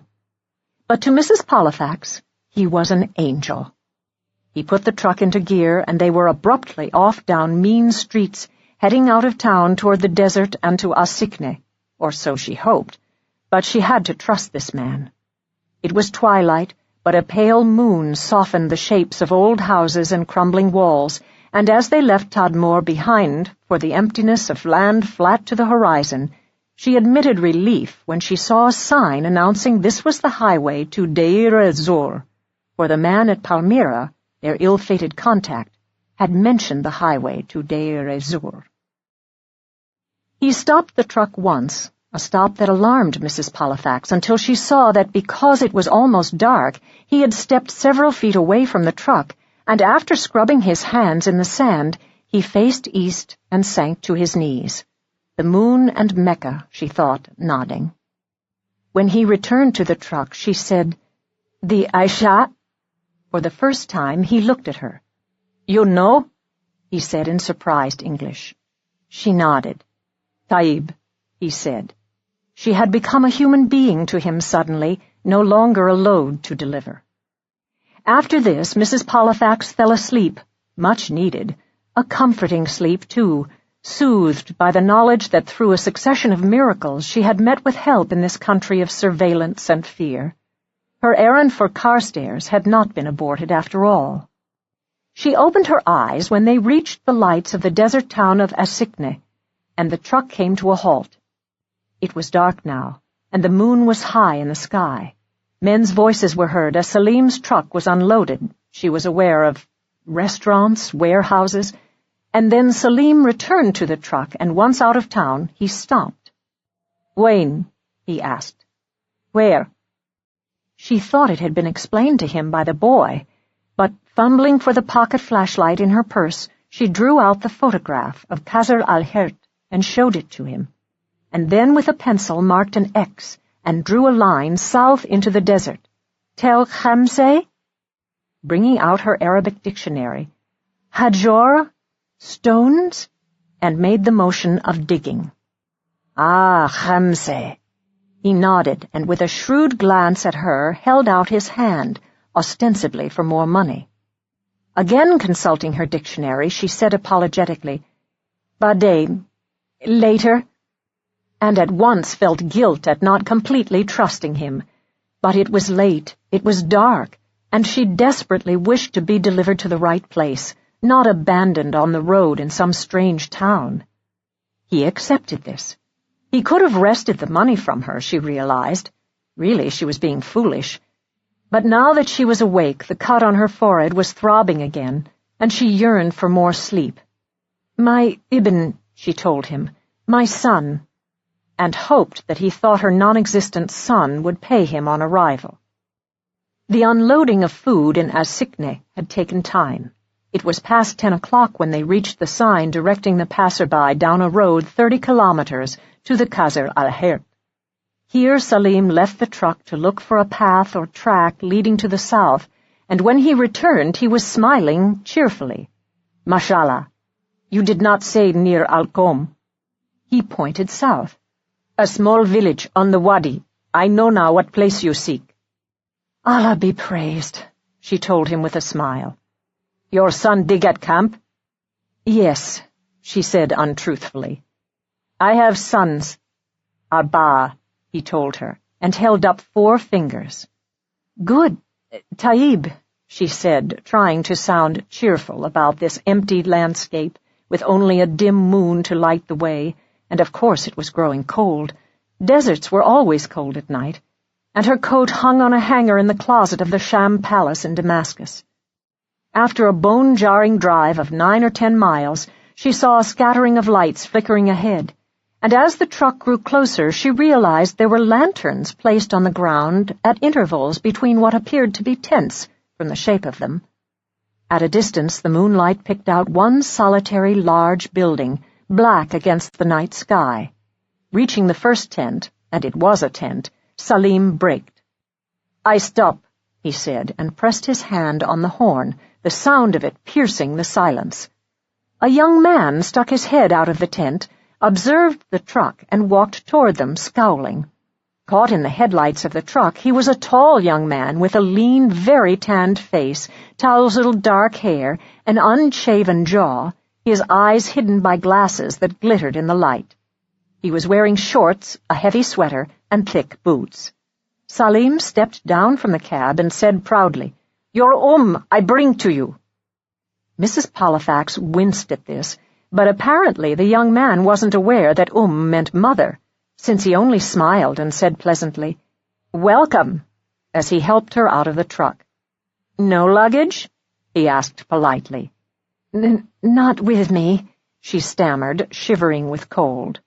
"Of course," he said, and turning to Salim, he spoke to him in what sounded like fluent Arabic, which startled Mrs. Pollifax, puzzled, and in the end alarmed her. She could only fumble in her purse for the money still owed Salim and press it into his hand with an embarrassed "Shukran," after which she and the young man watched the truck drive away in a cloud of dust. Mrs. Pollifax dared say nothing. She only waited. With a smile, he turned to her. "I doubt that Dr. Robinson's still awake. He's head man here at the digs. We're shutting down soon, you know. At the end of October we pack up, law of the land." "I see," she said. "And you must be tired, also cold," he added. "We'll find you a tent. You can share Amy Madison's. She's from Arizona. Ceramics are her specialty. You'll have to check in tomorrow, of course. We've a few guards at the site and—" She glanced up at him sharply. "To guard against theft, but that can wait." He stopped and looked down at her with amusement. "Mind telling me whose you are?" "Oh," she said, startled. "Yes. Well, that's something the driver misunderstood." He nodded and said casually, "Your forehead's still bleeding. The bandage looks red with blood. I think we forget Amy for the moment. I'll take you back to my tent, where I've a first aid kit and a blanket." She said nothing. There suddenly seemed no way to explain her arrival at 11 o'clock at night in Salim's pickup truck, exhausted and without luggage, and with a bleeding forehead. She could only remember how desperate she'd been to get out of Tadmor, and she thought drearily, "I must have assumed that I'd have a very clear explanation by now, but I'm too tired to be inventive." "Actually, I've a second cot in my tent," he said, opening the flap of canvas for her to enter. "Vito Castrelli left 2 days ago, so you might as well bunk here with me. No sense in waking Amy. We retire early here because we start work early mornings while it's cooler." "I see," she said, and sat down on the empty cot, still shivering. "What are you excavating here?" "An Umayyad caravansary." He was lighting a kerosene lamp. Once it was lighted, he brought out his first aid kit and examined the bandage on her forehead. Frowning, he said, "It's pretty well stuck there, so this will hurt." It did hurt. "This is antibiotic ointment I'm applying," he explained. "You sure have one big and brutal gash here, but I think it'll be all right. I'll put a thicker bandage over it. Had a tetanus shot lately?" She nodded, grateful that he did not ask where, how, or why she'd arrived with such a nasty gash on her head. Bringing out a blanket, he wrapped it around her, and then handed her a tin of sardines and a fork. "Eat," he said, "in return for telling me who the hell you are and why you're here, of all places." 2 sardines and a warm blanket brought her slowly back to life. "I'm Emily Reed Pollifax," she said, and hesitated before adding, and I'm here to look for a man named Bazir Mamoul." "Bazir Mamoul?" he exclaimed. "But he's a shepherd." She nodded as she disposed of a fourth sardine. "I remember the name," he said, frowning. "He wandered in here needing water, but it was weeks ago. Mustafa, one of our workers, knew him. But what makes him so—" He stopped, his eyes narrowing. "So important." He had an interesting face, but not as boyish as she'd thought at first glance. Closer in age to 30, she decided, and definitely clever and inquisitive. "He has news of interest that I'm here to inquire about," she said primly. "Yes, but how did you hear about this Bazir Mamoul?" "News gets around," she said vaguely. "What's your name?" He studied her carefully. "My name is Joe Fleming, and I insist," he was suddenly very serious, "on knowing how you learned about us here and about Bazir Mamoul." She sighed. "I think it's enough that I'm here and looking for him. His arrival was, well, noted." His gaze was thoughtful. "The Damascenes are great sellers of fine rugs," he said. "Have you perhaps met a boy named Abdul, possibly in the souk?" Startled, she said, "We've met such a boy, yes." "We? Who is we?" She sighed. "There were 2 of us, but my companion was attacked and taken away by 2 policemen in Tadmor, which is how—" She pointed to her bleeding forehead. "And he was arrested." "Good God! And you came along without him? After all that?" He hesitated and then, "It's just possible," he added, "that I'm the person you're looking for." She stared at him blankly. "I'm looking for Bazir Mamoul." He smiled. "I can assure you that I'm a bona fide junior archaeologist, but I just happen to have been asked to, shall we say, pass any news along that I hear out here in the desert, such as what Bazir Mamoul happened to speak of to Mustafa when he stopped here for water." Surprised, she said, "Do you mean it was you who— If not for you, I see." "Yes, but I think we continue this in the morning," he said firmly. "You're obviously still in shock, hurt and tired. We understand each other, that's enough. Have you finished the sardines?" She handed him the empty tin. "Good. I'll turn in now. We'll talk in the morning." "One question," she said. "Something must be done about my friend Farrell. Is there any way to communicate from here with the embassy in Damascus and tell them he's been arrested?" He considered this. "Barney has our shortwave radio. We order our supplies through it. Whether it's powerful enough to reach Damascus, I don't know. Depends on sandstorms and weather. But that will have to wait for morning." He blew out the flame in the lamp, tossed a pillow to her cot, and lay down on his. "In the morning we talk," he repeated. "In the meantime, Alei Masikum Bikhair." "Meaning what?" "Meaning, may thy night be happy."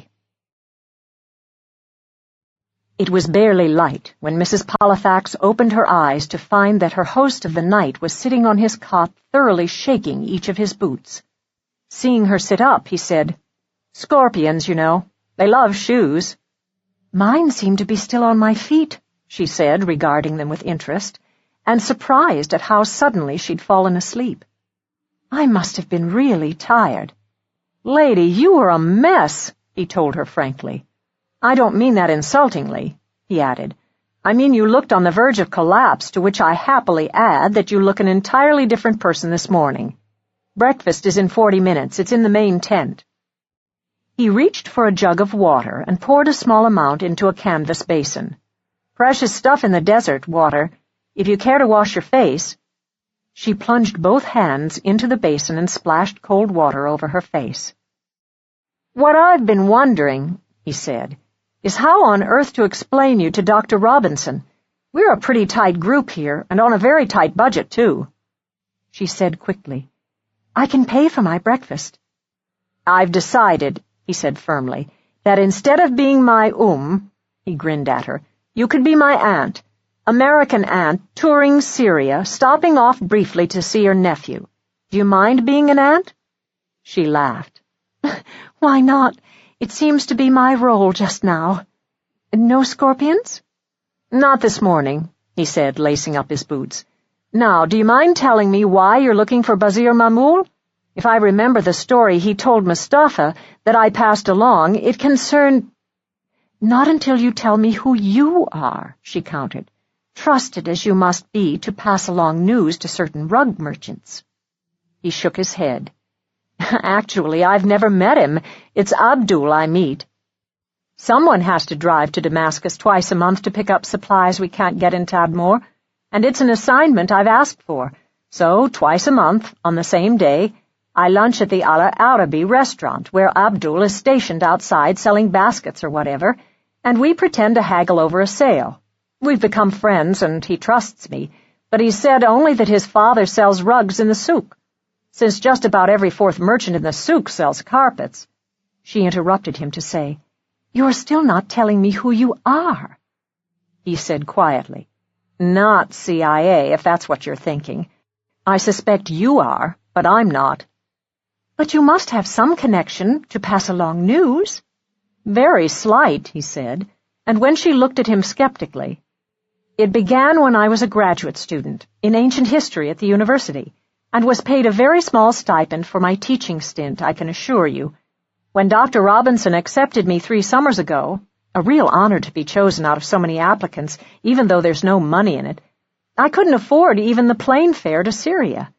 My cousin, he has a desk job at the CIA, said he thought he could scrounge up some money for airfare if I— He smiled wryly. If I would pass along any local news, mood of the workers, droughts, diseases, rumors, all vague and sounding innocent. Anyway, I was greedy for the job, and frankly thought my cousin was just being kind. But my airfares have continued to be paid for very mysteriously. You're the first indication that any of my feeble reports, mostly agricultural, have ever mattered. Does that satisfy you? So you've been here for 3 summers, then? He nodded. This is my last one, though, because I've finally landed a good, very good job teaching Arabic and Arab history beginning in February. Now it's your turn. What's it all about, you being here?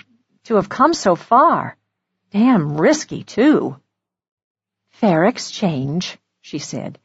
It's due to a young American woman who was— She stopped and began again. 6 weeks ago, 7 by now, a plane was hijacked and landed at the airport in Damascus, and thanks to this young woman, the lives of over 200 passengers were saved. She was quite a heroine, interviewed in the airport on television, and then, in plain view of the camera, she got into what is believed the wrong car waiting outside, and hasn't been seen since. In a word, kidnapped. Surely you heard something of this. He shook his head. My radio ran out of batteries in August, and we mostly get static anyway. I seem to remember Barney saying something about a hijacking, but that was weeks ago. And if that's why you're here, I don't see what you can do. Find her, of course, said Mrs. Pollifax. If she's still alive. The embassy thinks she's dead, but if Bazir Mahmul overheard an American girl talking in the desert somewhere, I'm here to learn where. I want to find him. She added crisply, I'll need a guide and a Land Rover or a camel or whatever transportation is available out here. He said in astonishment, You expect to find Bazir Mahmul just like that? And by yourself? This is a very big desert. If he herds sheep, she pointed out tartly, then he can be found where there's grazing. That's a start, isn't it? You know deserts? He said, surprised. She smiled. A little, yes. I've money, rather a lot of it. I can pay any guide very well who can help me find Bazir Mahmul. You're nuts. Crazy. Of course, she told him cheerfully, but what I need from you is advice, not comments on my sanity. Can you help? At least until Farrell— She stopped, not wanting to think of what he must be enduring. It's up to me now. Up to me, she repeated silently, bracing herself. He was scowling at her words, looking owlish with his tousled hair, glasses, and boyish face. "We have one Land Rover here," he said, "and Dr. Robinson would never agree to loaning it. One of the workmen, Argup, brought 2 of his camels with him, but—" "Then I'll go on a camel," she told him. "American tourist who's lost her tour group." His frown deepened. Of course he might loan the Land Rover during one of our noon siestas, but— He shook his head. "Not today, though. It would need, well, negotiating and meeting you." "Then let's go to breakfast and have me introduced," she told him. "There's also Barney with his shortwave radio, too. The embassy should be opening in an hour or 2. You'll ask him to try to get through about Farrell. John Sebastian Farrell." Joe said wryly, "I think I liked you better last night before I learned all this." He grinned. "So come along, Aunt, and meet everyone and see what we're doing here." By daylight, Mrs. Pollifax had a very different view of the encampment. In the darkness, she'd not seen the excavations, their many levels meticulously marked off by rods, nor the long stretch of open, canvas-shaded work tables extending out from the one adobe building that was the field office. Joe said, "The caravan route between the Euphrates and Damascus ran through here. What we found is either an Umayyad Khan inn or caravansary. You can see 2 of the vaulted arches we've uncovered, or possibly a military outpost.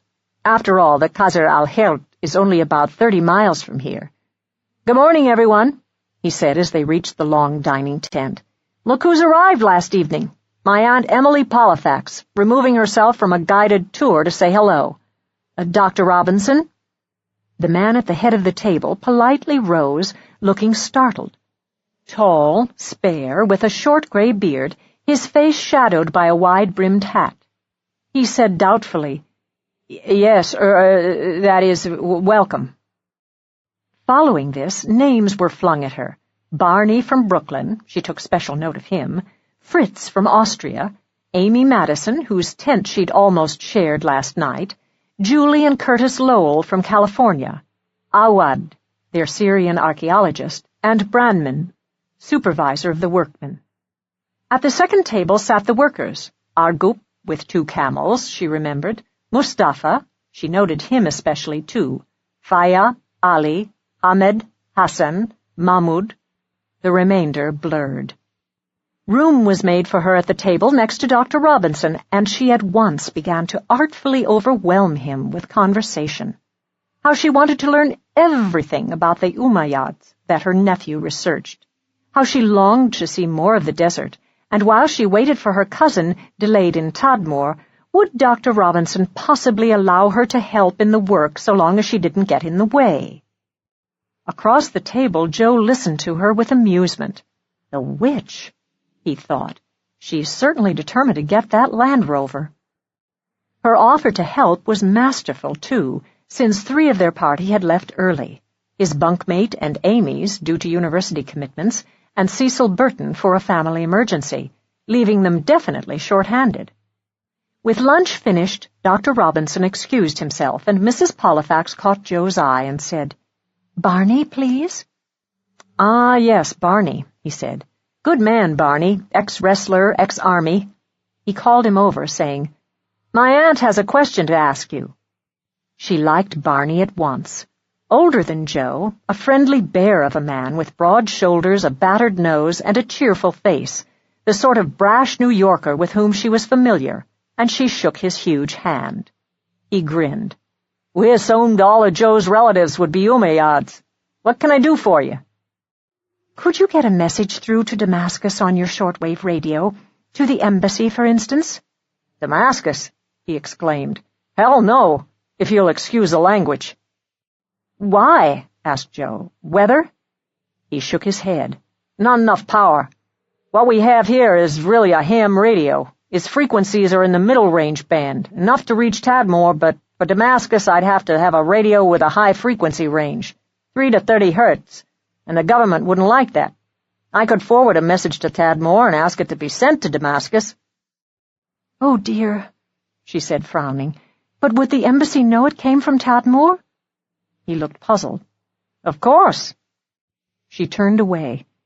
"I'll have to think about that, Barney. Thanks." He nodded and left, but not without a last curious glance at her. "Why do you have to think about it?" asked Joe. She sighed. "I was so naive last night. I thought... But it's impossible. If the message comes from Tadmor, the embassy will know where we are, or where I am. You see, we had a Tuesday morning appointment at the embassy for the ambassador to present his condolences on Amanda Pym's death, and for all I know, they may have called the hotel by now and discovered our luggage is still there, but we've not been seen since Tuesday. They've no idea why we really came to Syria, you know. I'm supposed to be Amanda's aunt, as well as yours," she added with a rueful smile.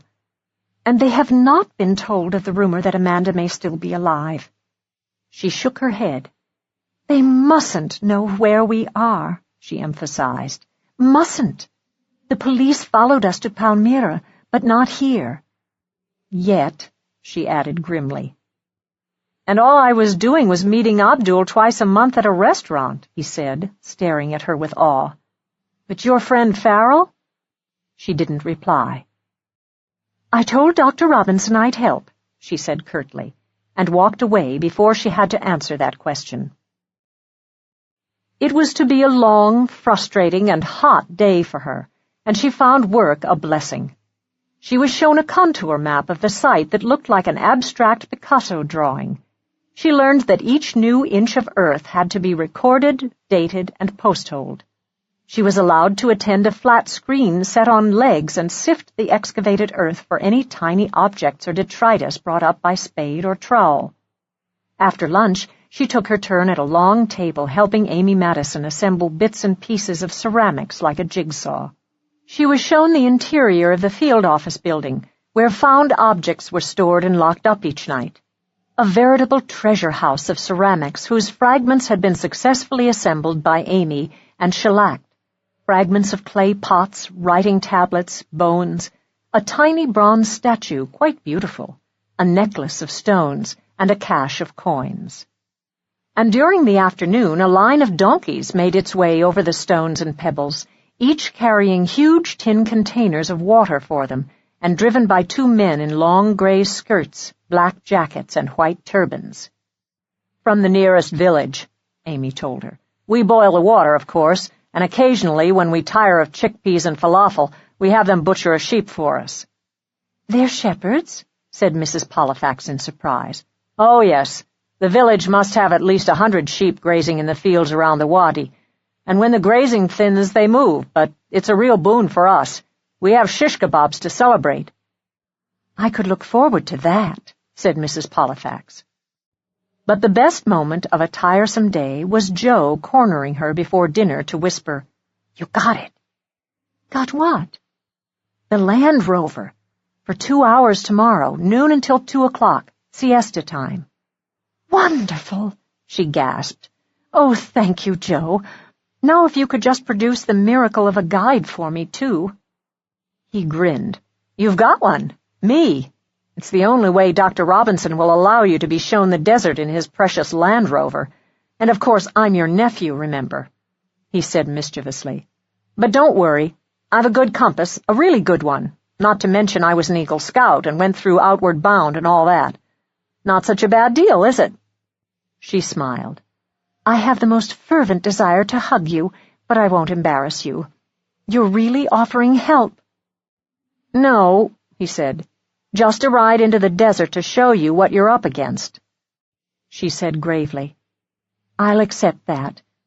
Until tomorrow noon, then." 7.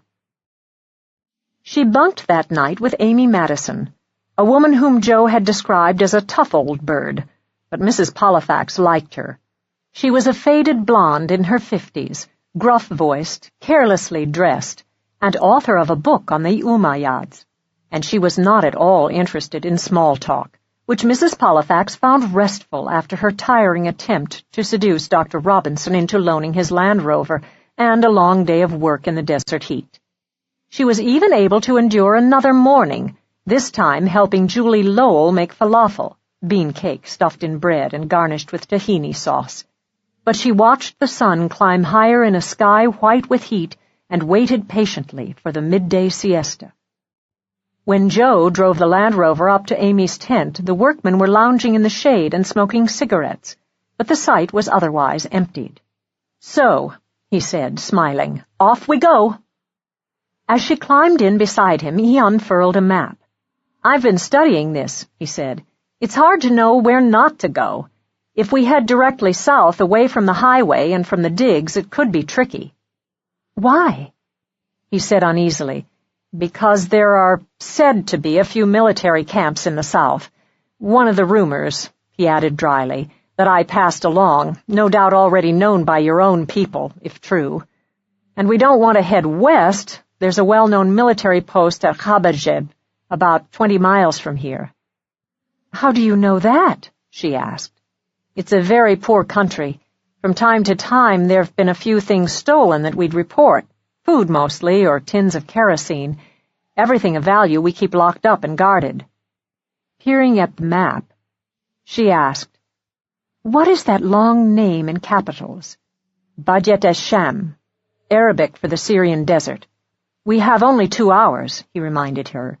"What I suggest is that we drive for 1 hour, not south but to the southeast, then make a turn and drive straight west, and after scouting that, head back north to our camp. That should cover a fair number of miles and bring us back in time. Agreed?" "Agreed," she said. "Sounds most efficient." He started the engine, and they drove out of camp past the field office and the privies, and soon there was nothing but flat and empty earth except for the shape of a mountain far away to the north and hazy from heat. Mrs. Pollifax had already learned that deserts were more often fashioned of grit and pebble, and only seldom the golden sweep of wind-blown sands shown in ads and in the movies, and she automatically braced herself for a rough drive. "It's like a moonscape, isn't it?" she said. "Is there the slightest possibility of finding sheep or Bazir Mamoul in this direction?" "I've never been this way before, but I'm afraid it's doubtful. Along the highway that brought you here, running from Tadmor to Deir ez-Zur, one sees flocks of sheep. They stop traffic when they cross the road, and we can try that direction another time, Dr. Robinson willing. But if this shepherd saw this girl you speak of, it had to have been well away from highways and villages, and his stopping at our camp for water suggests he'd been looking for his lost sheep on this side of the highway." Mrs. Pollifax nodded. "Who is this girl, anyway?" he asked. "Other than her name, I mean. Amanda, you said?" "Amanda Pym. Not much known about her except that she came from a small town in Pennsylvania, both parents dead, one of them recently. We couldn't risk bringing photos of her. A rather plain young woman, 23 or 4, and looking, to be frank about it, rather dowdy." There was no further conversation. The Land Rover had been stripped to essentials, and although it was topped by a canvas to shade its passengers, there was no windshield, and an occasional stirring of air sent dust back into their faces. They had been driving for perhaps half an hour when the earth ahead of them began to rise, the pebbles grew larger, and they bumped up and down over holes and hillocks. "Are the tires sound?" Mrs. Pollifax inquired rather anxiously, thinking it time to speak. "I mean, if a tire goes flat, have you a—" "Oh, look!" she cried, pointing to a patch of green. They stopped and left the car to look, and "Sheep have been here, yes," said Joe, picking up a handful of dried dung. "But not recently," she said. "Not much grass left." "No, they cleaned out the best of it, and it hasn't rained since." "By George," he said, turning to her, "I'm beginning to feel like a detective." She smiled at him. "Welcome. Shall we go on? We've 30 minutes left before turning west."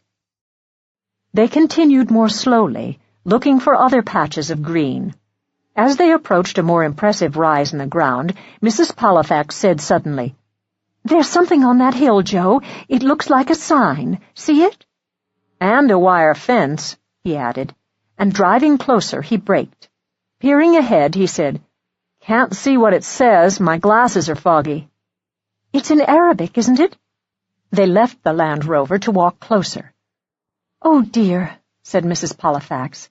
"Not all in Arabic."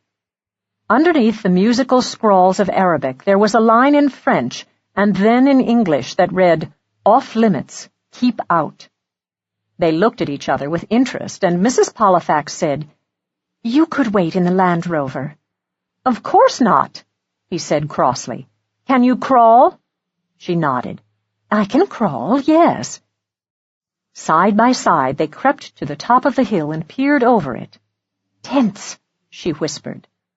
"Not Bedouin," Joe said grimly. "Bedouin tents are black goat hair. Those are army tents." "Not necessarily," she whispered back.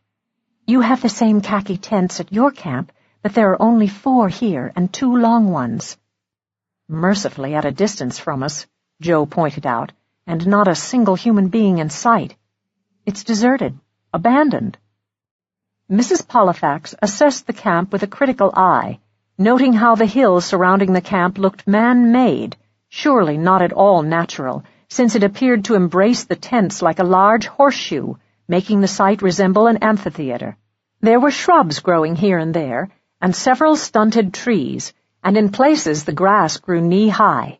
It was hot, the sky a cloudless blue and empty, until a hawk or kite in the distance interrupted the silent and lifeless scene.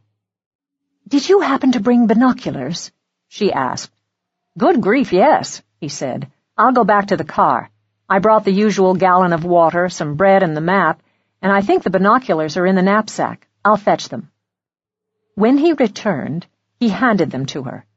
"What are you looking for?" "I thought something moved," she told him. "Moved? In this empty place?" "Moved," she said, lifting the binoculars to her eyes, and adjusting them, she suddenly gasped. "What?" he whispered. "What?" She handed them to him. "See if you can see what I do. 4 people, in camouflage suits, seated in a row over by the tents, and staring out at this empty place, and I hope not at us. They're quite distant." Joe wiped the dust from his glasses, and when he lifted the binoculars to his eyes, he whistled faintly through his teeth. "I see them, with notebooks. They stare at the shrubs and grass and trees, and darned if they don't write things on paper. 4 of them. And you're right, camouflage." Puzzled, she said, "What does that mean?" He said grimly, "It means we should get the hell out of here, and damn fast." "Why?" "Because I think this must be a camp for training snipers. Ask Barney, he was in the Army and knows about snipers. It means there could be someone hiding 3 feet away from us under that nearby shrub for all we know.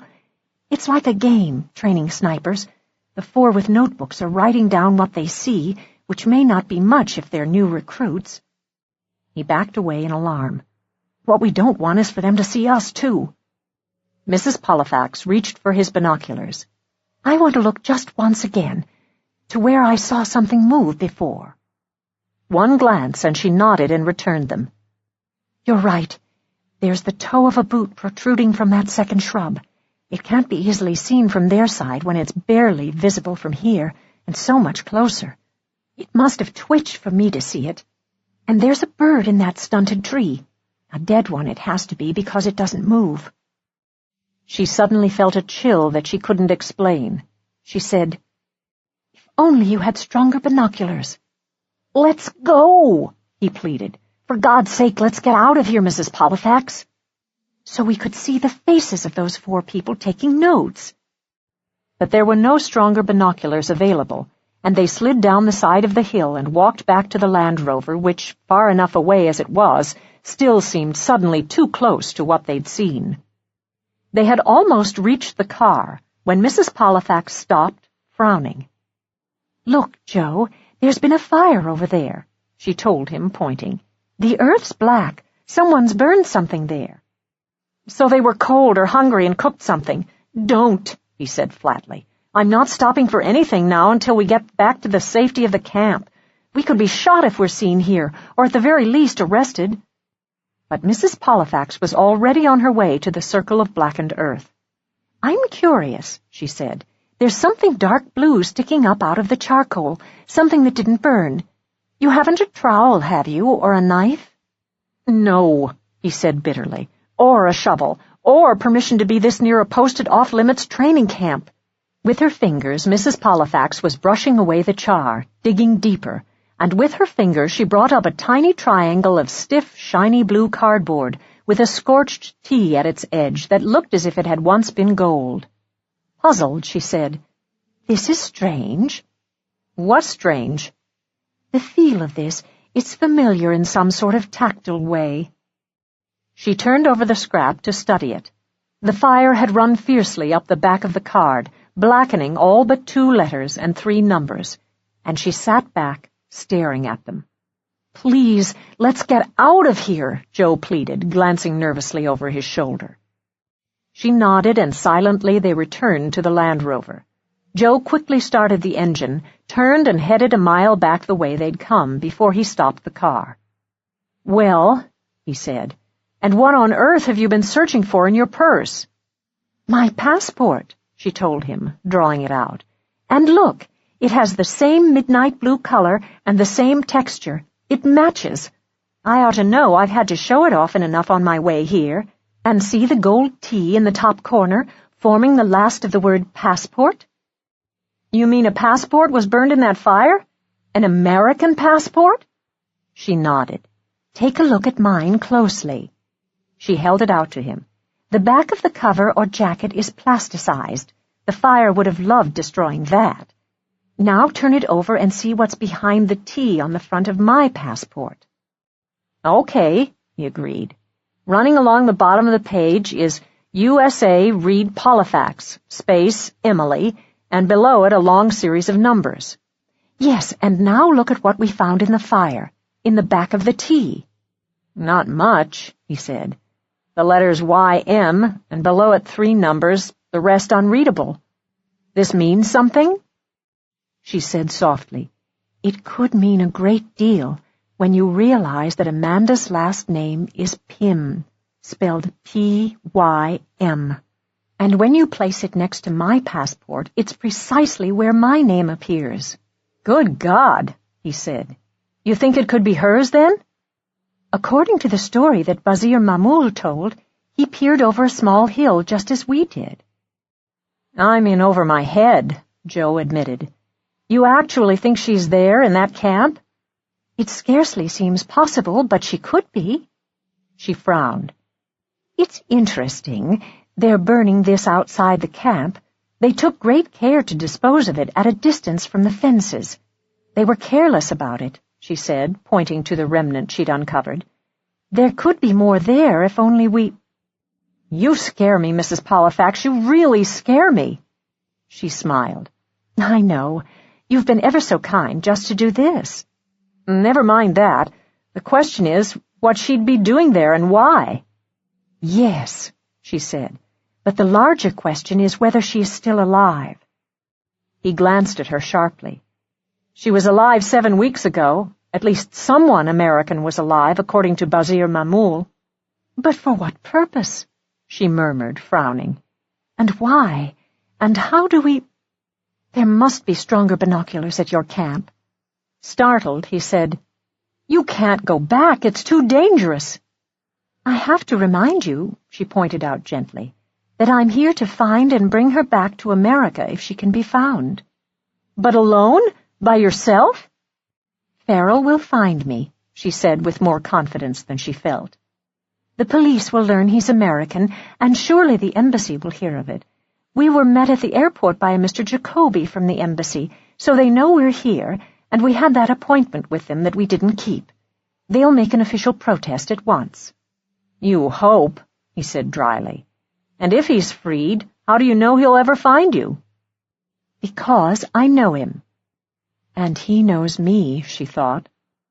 "We were both on our way to this camp when he was attacked and arrested. He knows the directions, so where else would he look for me?" Joe laughed a little shakily. "And none of this worries you?" "Not," she said, "when we've just found what looks to be a remnant of an American passport buried in the middle of the Syrian desert that could be Amanda Pym's." He said curiously, "You've told me who she is, but what was she like, this Amanda Pym?" With a glance at his watch, he started up the engine, and they began their return to the camp. "On television," said Mrs. Pollifax. "She was, as Farrell said, the most unlikely heroine he'd ever seen. Mousy, no personality, a little frightened, but perhaps she was only shy. She said yes, and she said no, and the interviewer was thoroughly frustrated trying to pry some words out of her." She saw that Joe was frowning. "You'd think she would flaunt what she'd done, be pleased, excited. It's odd. And she'd saved the lives of how many people?" "Over 200.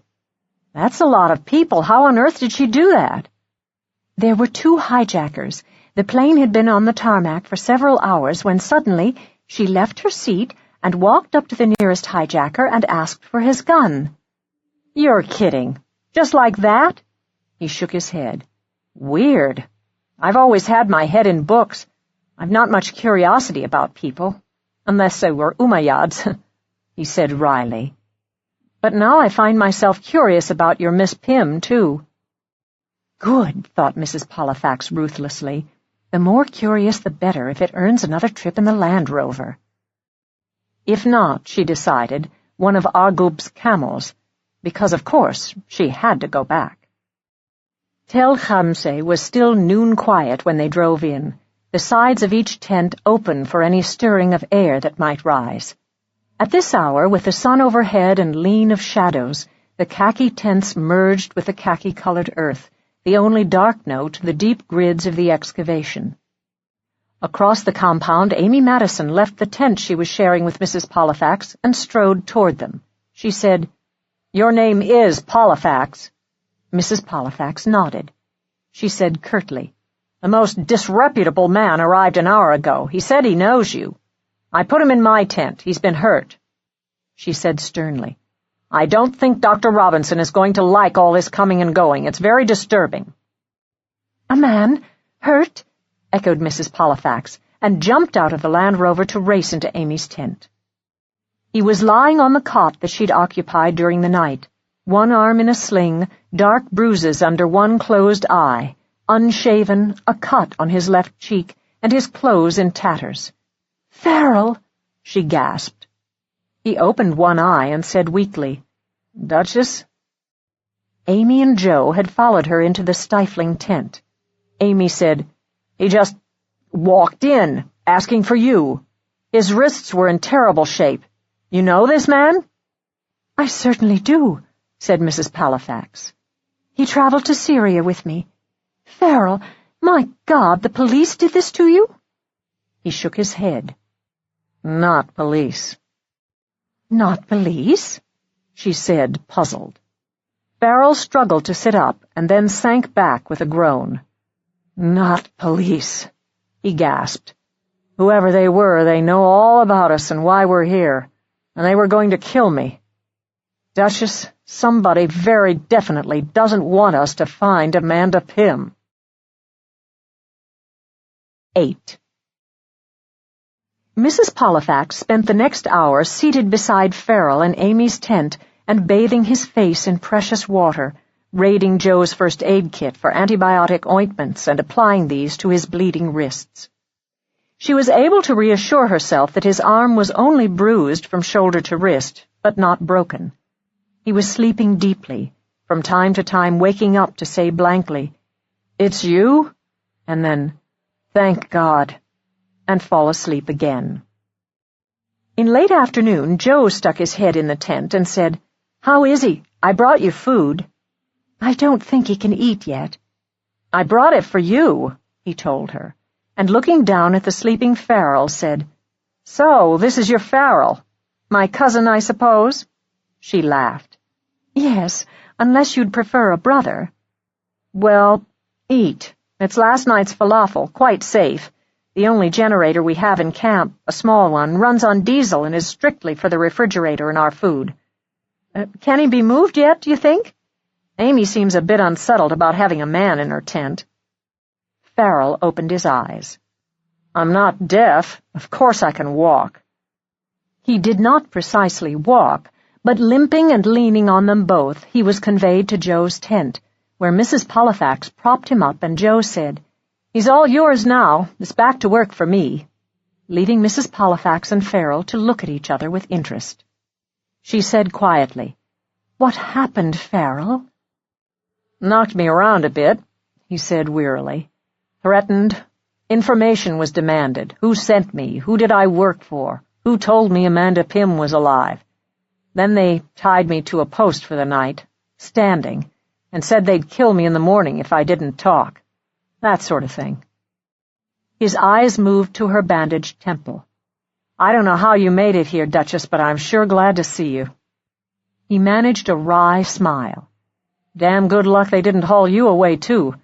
But I gather they think women here have no value." "I should be insulted," she told him lightly, "but for the moment I'm relieved. How on earth did you get here in your condition?" "From Tadmor? Walked. Stumbled. Kept away from roads.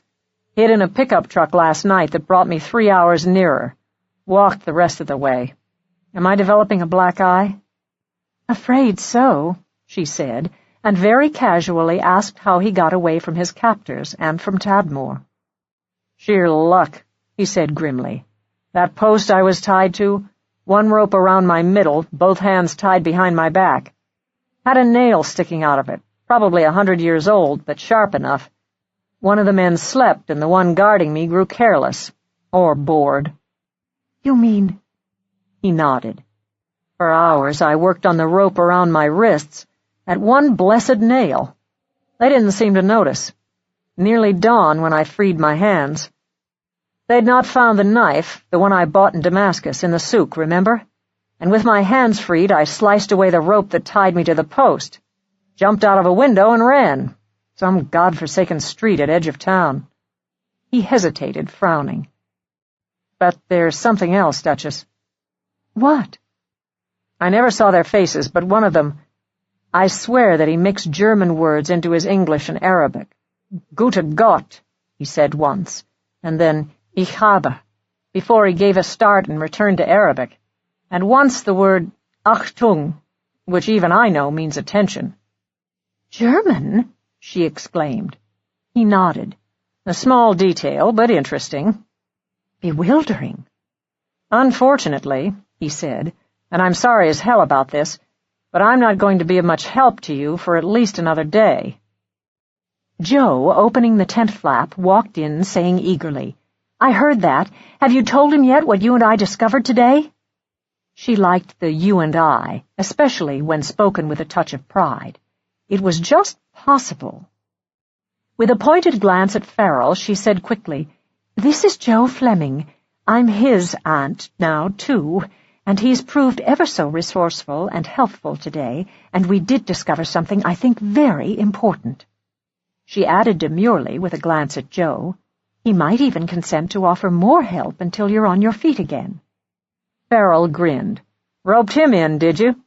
He gave Joe a critical glance and appeared to like what he saw. "So what did you find this morning?" Joe winced. "Wish I could stay, but she'll have to tell you. I took that minute from work to move you here to my tent, but I've got to go back, or Dr. Robinson, well, you know." He rushed out, and Mrs. Pollifax sat down and proceeded to tell Farrell what they'd found on their hard-won trip in the Land Rover, and when she had finished she brought out her passport, and from her pocket the remnant they'd rescued from the ashes of a fire. Examining them both, Farrell looked up and said, "Congratulations, Duchess. What you found is very definitely a scrap of a passport, and an American passport, and one cannot ignore that YM. Have you any idea how far away that mysterious camp is from here?" She nodded. "On our way back, I kept an eye on the Land Rover's odometer. I've not done the arithmetic yet, but it was about 22 miles, and map-wise our direction was somewhat diagonally south-southeast from here." "Think you can find it again?" "I want to," she said cautiously. "I want to see what else was burned in that fire." He nodded. "According to our friend in Damascus in the souk, Omar, the camp's privy was very near to where you did your spying. Probably a pit in the ground. Did you notice it?" She shook her head. "I didn't look for it. I was in a state of astonishment, and Joe was frankly scared. We certainly didn't linger." He thought about this. "The fire sounds the most important of all. to confirm she was there, or still is. It's what the State Department, not to mention Carstairs, will want to know. But damn risky, Duchess. Don't forget what Bazir Mahmoul said about their privy being very near to where you must have done your spying. Anyone using it just might look over that hill and see—" He looked down at his bandaged wrists and swore. "Damn it, Duchess. It's going to be another day before I can help. Wait for me. Don't go alone. It's too dangerous." She said nothing. Farrell obviously wasn't thinking clearly yet, because they couldn't afford to wait for him. Only 40 or more hours ago he'd escaped from 2 men in Tadmor who would be looking for him now, and who would no doubt widen their search beyond Tadmor very soon. They couldn't afford time. It was necessary to act with haste. To be found here would be disastrous for Dr. Robinson and his work, and disastrous for Farrell and herself, as well as for any hope of finding Amanda Pym. She only said gently, "Do lie back, Farrell, and concentrate on getting well. And don't worry." She left him to find Joe and ask about a camel. "You're crazy," Joe told her, climbing up the ladder out of sight too. "A camel? At night?" She said tartly, "I can scarcely go by daylight, can I? We were lucky this morning, but another time we might be seen, and I want to do some serious digging. There was something about that fire, as if they'd just dumped things there, lit a few sticks, and left. If the flames didn't consume all of that passport, then it's possible the fire died away before anything buried deeper could be reached. There could be more to find." He said grudgingly, "Well, it's true there's not much kindling in the desert, just dry dung and bits of twigs. But you can't go on a camel. It would take hours. They're slow." "Then I'll walk," she said stubbornly. He looked at her with amusement. "Blackmail, Khale Emily." "Khale?" "Arabic for aunt." "To be called a blackmailer shocks me to the core," she told him. "I'll bet," he said, grinning. "I suggest we borrow the Land Rover. Okay, steal it once it's dark. Drive it within a few miles of the place and walk." "We?" "So I'm curious," he admitted. "There'll be a moon tonight, not full for 2 more days, but enough to find the way there without being conspicuous." He added wryly, "Dr. Robinson likes you, and of course I impressed him by returning his Land Rover so punctually. He's very stern about such matters. I can tell him you'd love seeing the desert in the moonlight." "What time?" "Whether he says yes or no, about 7, once work stops." "I'll be ready," she told him. "What do they all think about Farrell limping into camp, bloody but unbowed?" "I told them he fell." "Fell?" "Off a wall." "And do they believe that?" she said incredulously. "I doubt it," he said, grinning. "But Dr. Robinson does. His head is where mine usually was, back among the Umayyads. Very scholarly chap." His face clouded. "We've got to be careful. We all had to be cleared by the government here. Had to be.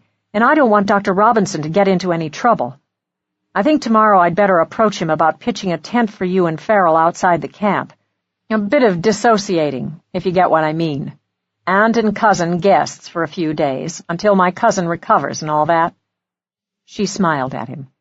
"I do like you, Joe." He grinned. "The mischief I never got into growing up seems to be taking over at the ripe age of 27. "No mischief?" He shook his head. "Both my parents were history professors. I never got around to rebelling. It would only have bewildered them. How can you rebel against parents who live in another century? My rebellion was taking up with the Umayyads." "The Umayyad," she said. "When did they live?" He said promptly, "They occupied the country in AD 661, made Damascus their capital, and were overthrown by the Abbasids in AD 750. "I see. And you were an only child?" He nodded. "See you at 7. I've got Dr. Robinson to approach at dinner. The usual menu, of course." "Not for me," she said, and went back into the tent to worry about Farrell and to watch him carefully.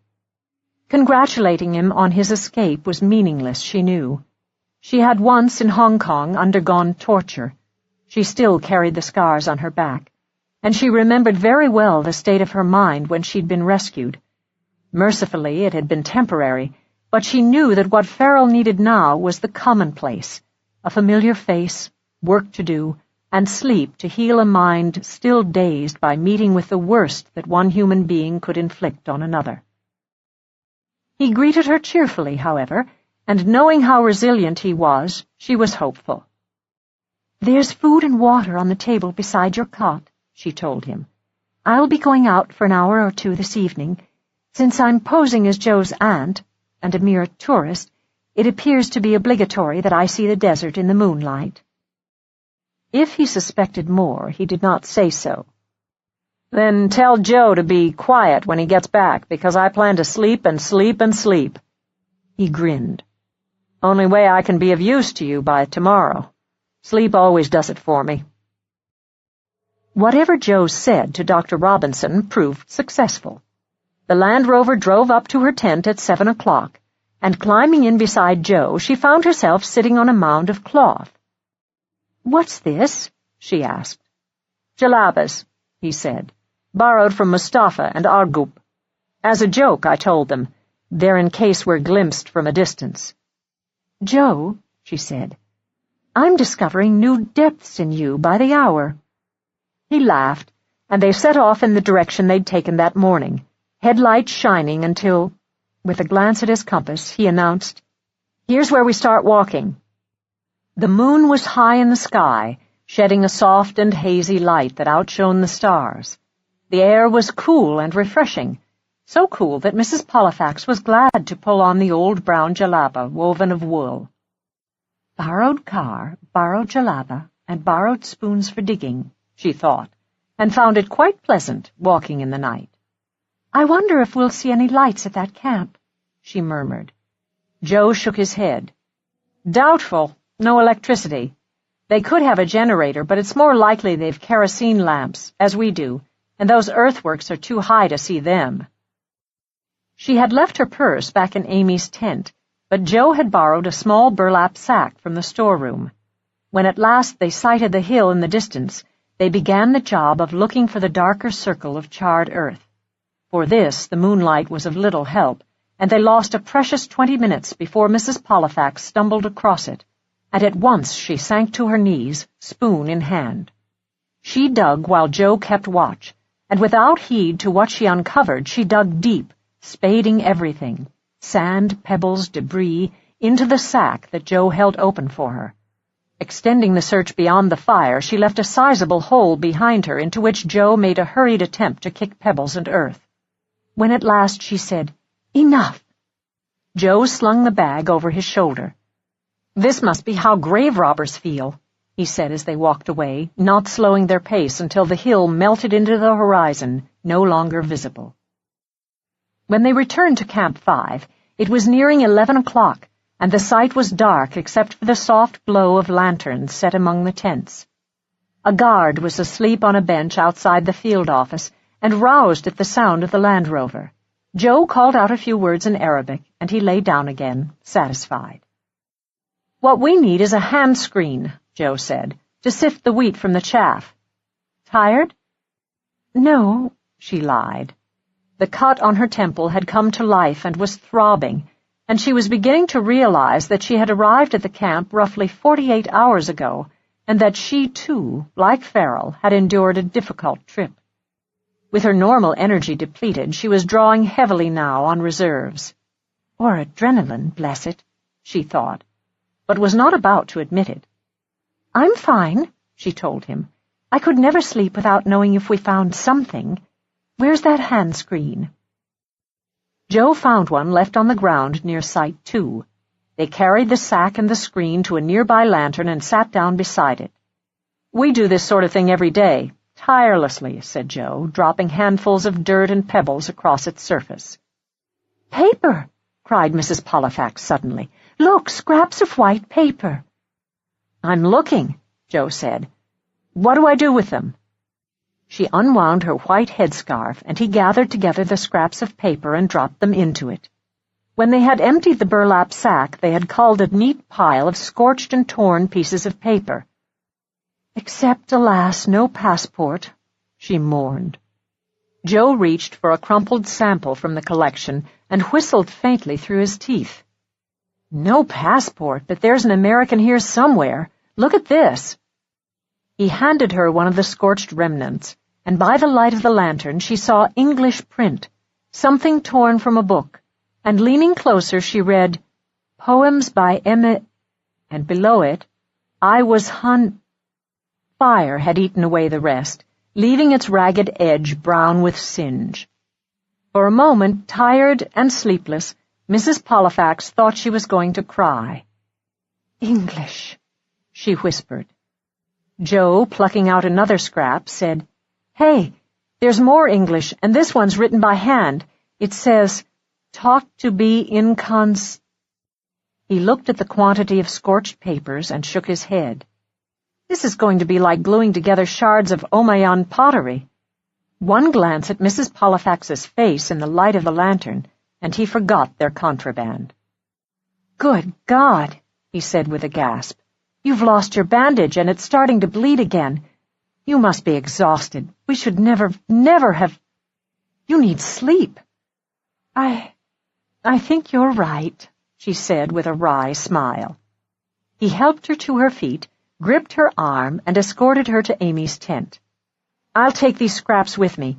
I'm rather good at jigsaw puzzles, and see what sense I can make of them.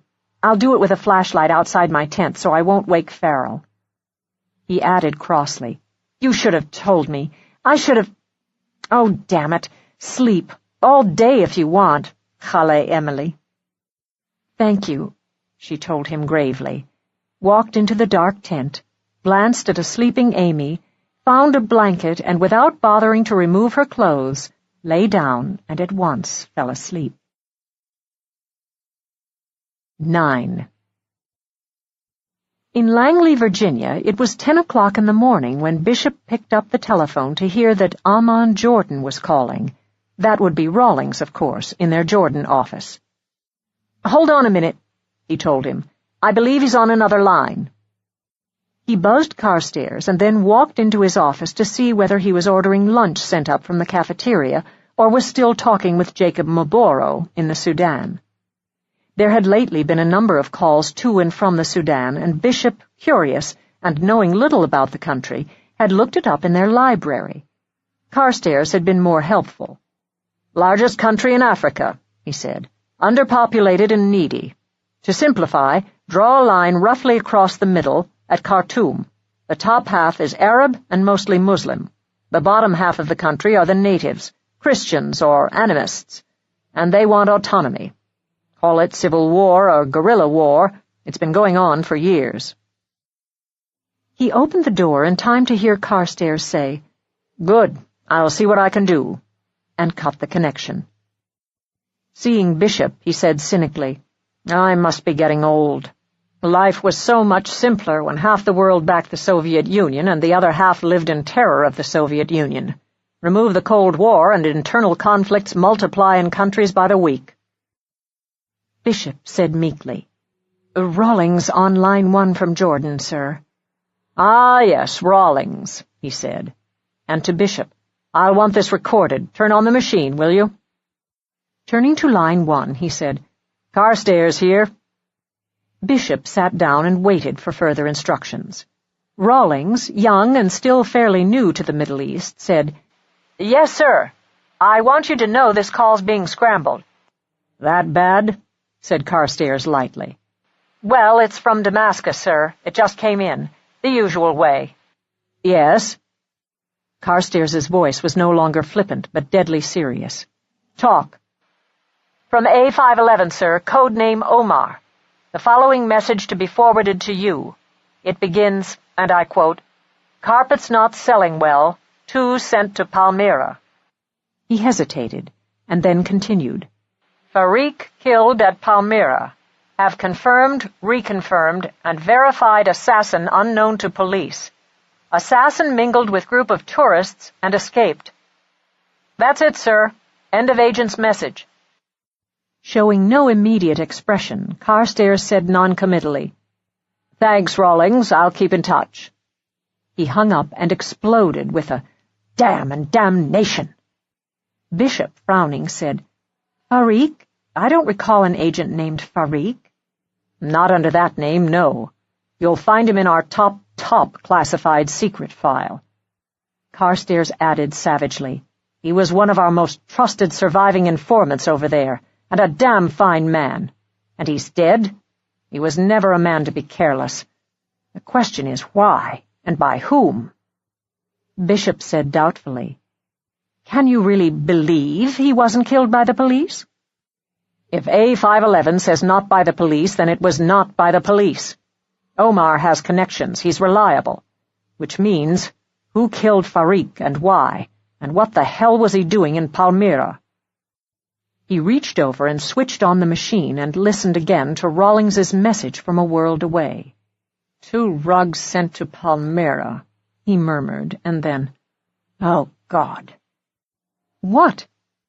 "It has to mean he's made contact with Mrs. Pollifax and Farrell, and he sent the 2 of them to Palmyra, presumably to meet Fariq." "And now he's dead. Was he under surveillance, do you suppose?" Carstairs shook his head and said drearily, "So far as I know, Fariq has never been under suspicion, and he'd be too clever to be followed and not know it. It's more likely that it's Pollifax and Farrell who were being followed, which is fairly normal procedure over there, and Farrell and Pollifax knew this." "Then how—" "I don't know," said Carstairs grimly. "My reaction, quite frankly, is one of horror. It implies that others may have been following the 2 of them. Palmyra is a major tourist site. It's possible their police surveillance lost sight of them, or assumed they'd be staying there an hour or 2 and took a break. Whatever happened, if that was the case, the fact that Farrell and Pollifax stopped to speak to Fariq signed his death warrant." "But that means—" Bishop stopped. "Exactly," said Carstairs, tight-lipped. "Get me the Sham Palace in Damascus, Bishop, and after that the embassy." The next 30 minutes were busy ones for Bishop. The hotel reported that Mrs. Pollifax and Farrell had ordered a car for Palmyra on Tuesday. So far as they knew, they had not returned yet, since their keys remained untouched at the front desk. Calling the embassy, Carstairs was told with a hint of aggrievement that an appointment with Amanda Pym's aunt had been made for Tuesday morning, and that neither she nor her companion had appeared. "I'm sure they're all right," Bishop said with all the brightness he could muster, even as he felt anxiety blossoming and taking root. "Really?" growled Carstairs. "My conclusion is that news of 2 people arriving in Syria to inquire about Amanda Pym has been leaked.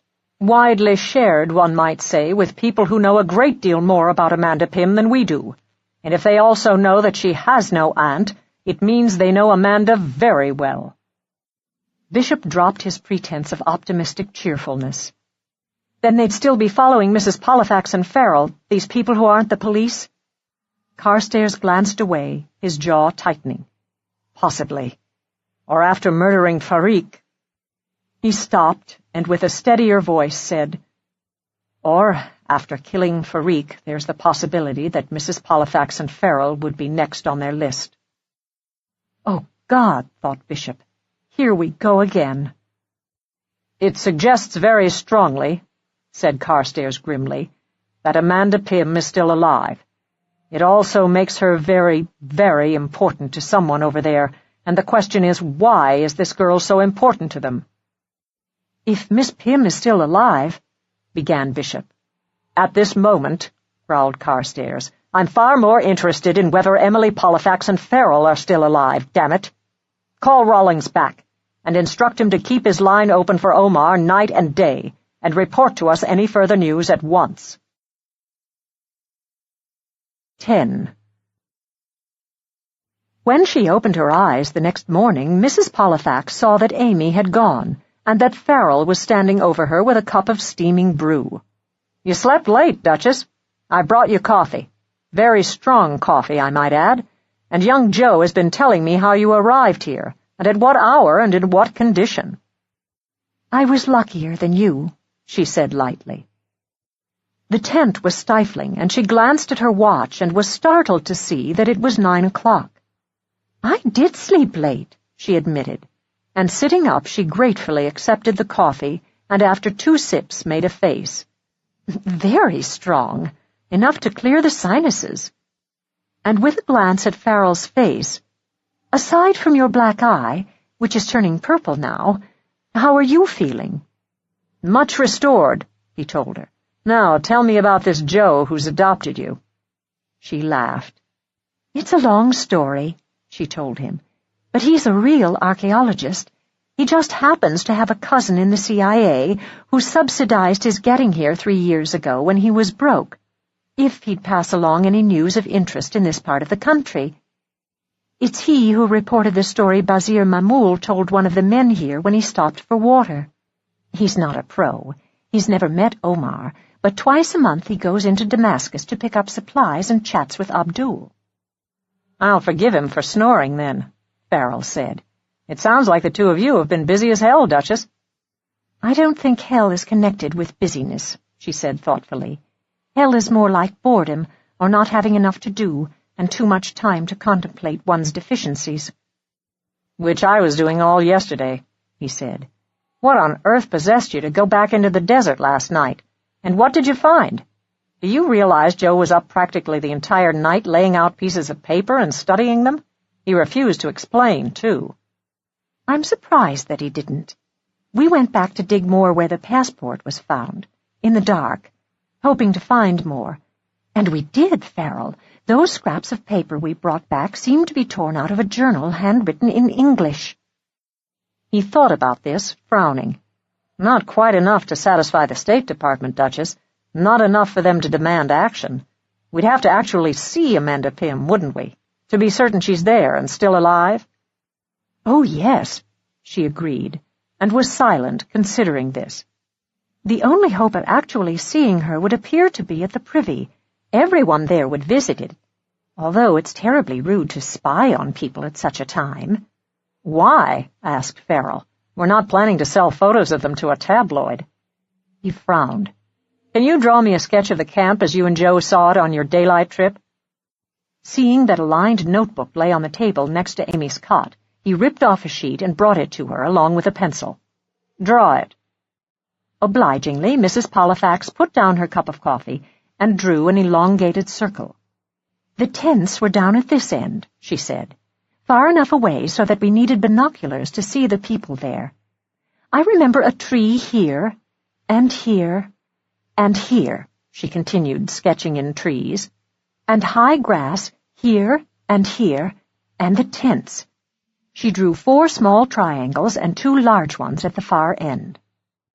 And the Privy must be near where you spied on them. It has to be. He reached for her pencil and added a square with a question mark. What do you think? She asked. He smiled. I think, Duchess, that I've quite recovered. A trifle wobbly, but my brain is operative, thank you.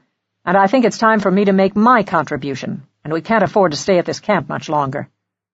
He was thinking, of course, of the 2 sadistic men who would be looking for him. And your contribution, if one may ask? Once it's dark tonight, I'll establish myself at the base of the hill and lie there until I hear some activity, then crawl to the top and give a quick look, just as Bazir Mahmoul did. The moon's almost full tonight. I should be able to see faces. And they could see yours, she pointed out tartly. I suppose you're right, he admitted. Duchess, at the beginning of this, you said we'd need imagination, ingenuity, and resourcefulness. Think of something. I said that? She sighed, and considering this for a long moment, suddenly brightened. Birnam Wood. Birnam what? Macbeth, remember? He'll not be vanquished until Birnam Wood moves to Dunsinane. Camouflage. Dig up one of those stunted woody shrubs, and as soon as we get there, it'll be dark, plant it at the top of the hill so that its leaves and twigs form a screen. They won't notice a bush. We can take turns creeping up the hill, but it'll be cold, and look without their seeing us. Macbeth, he mused. Unfortunately, my vaudeville parents never played Macbeth. Flamenco dancing was their gig. But the idea has potential. Let's do it.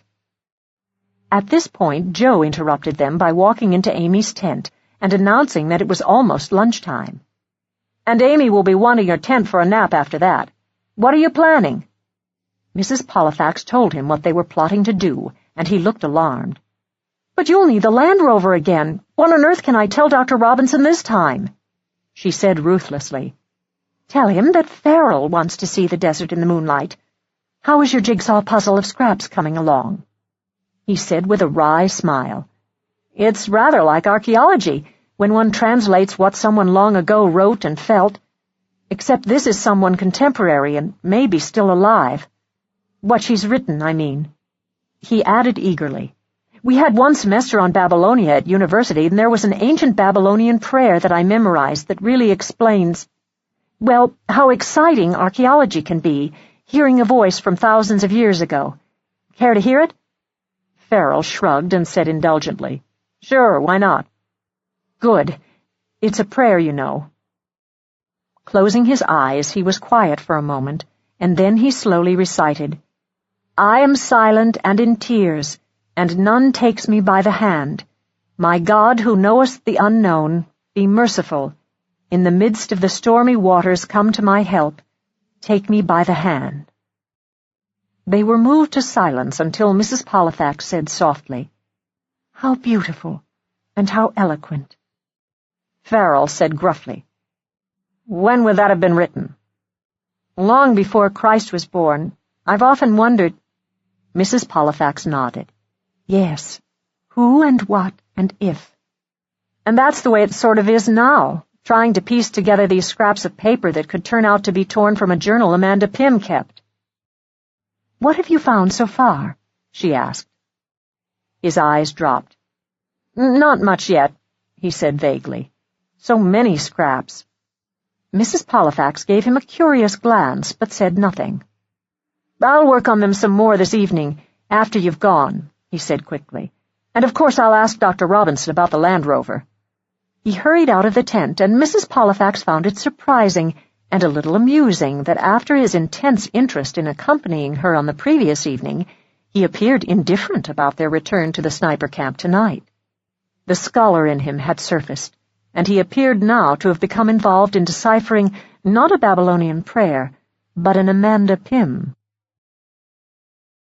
Joe had succeeded in securing the Land Rover for them, taking to Dr. Robinson a substantial payment for the gas they'd used. If this was blackmail, thought Mrs. Pollifax, it was at least for a worthy cause, and they set out, she and Farrell, as soon as the sun had vanished in a burst of orange, scarlet, and gold. Once the Land Rover had been left behind, the 3-mile hike seemed longer to Mrs. Pollifax than it had been the night before, and the moon was alarmingly bright. I think, she decided, that we should begin the Burnham Wood scheme a bit early. The moon seems awfully bright. If anyone should be looking, if they have a watchman or a guard. Say no more, said Farrell. Joe had borrowed jalabas for them again, and each of them wore one. Mrs. Pollifax's was too long, and she frequently tripped over it, but even 2 wandering nomads could be suspect.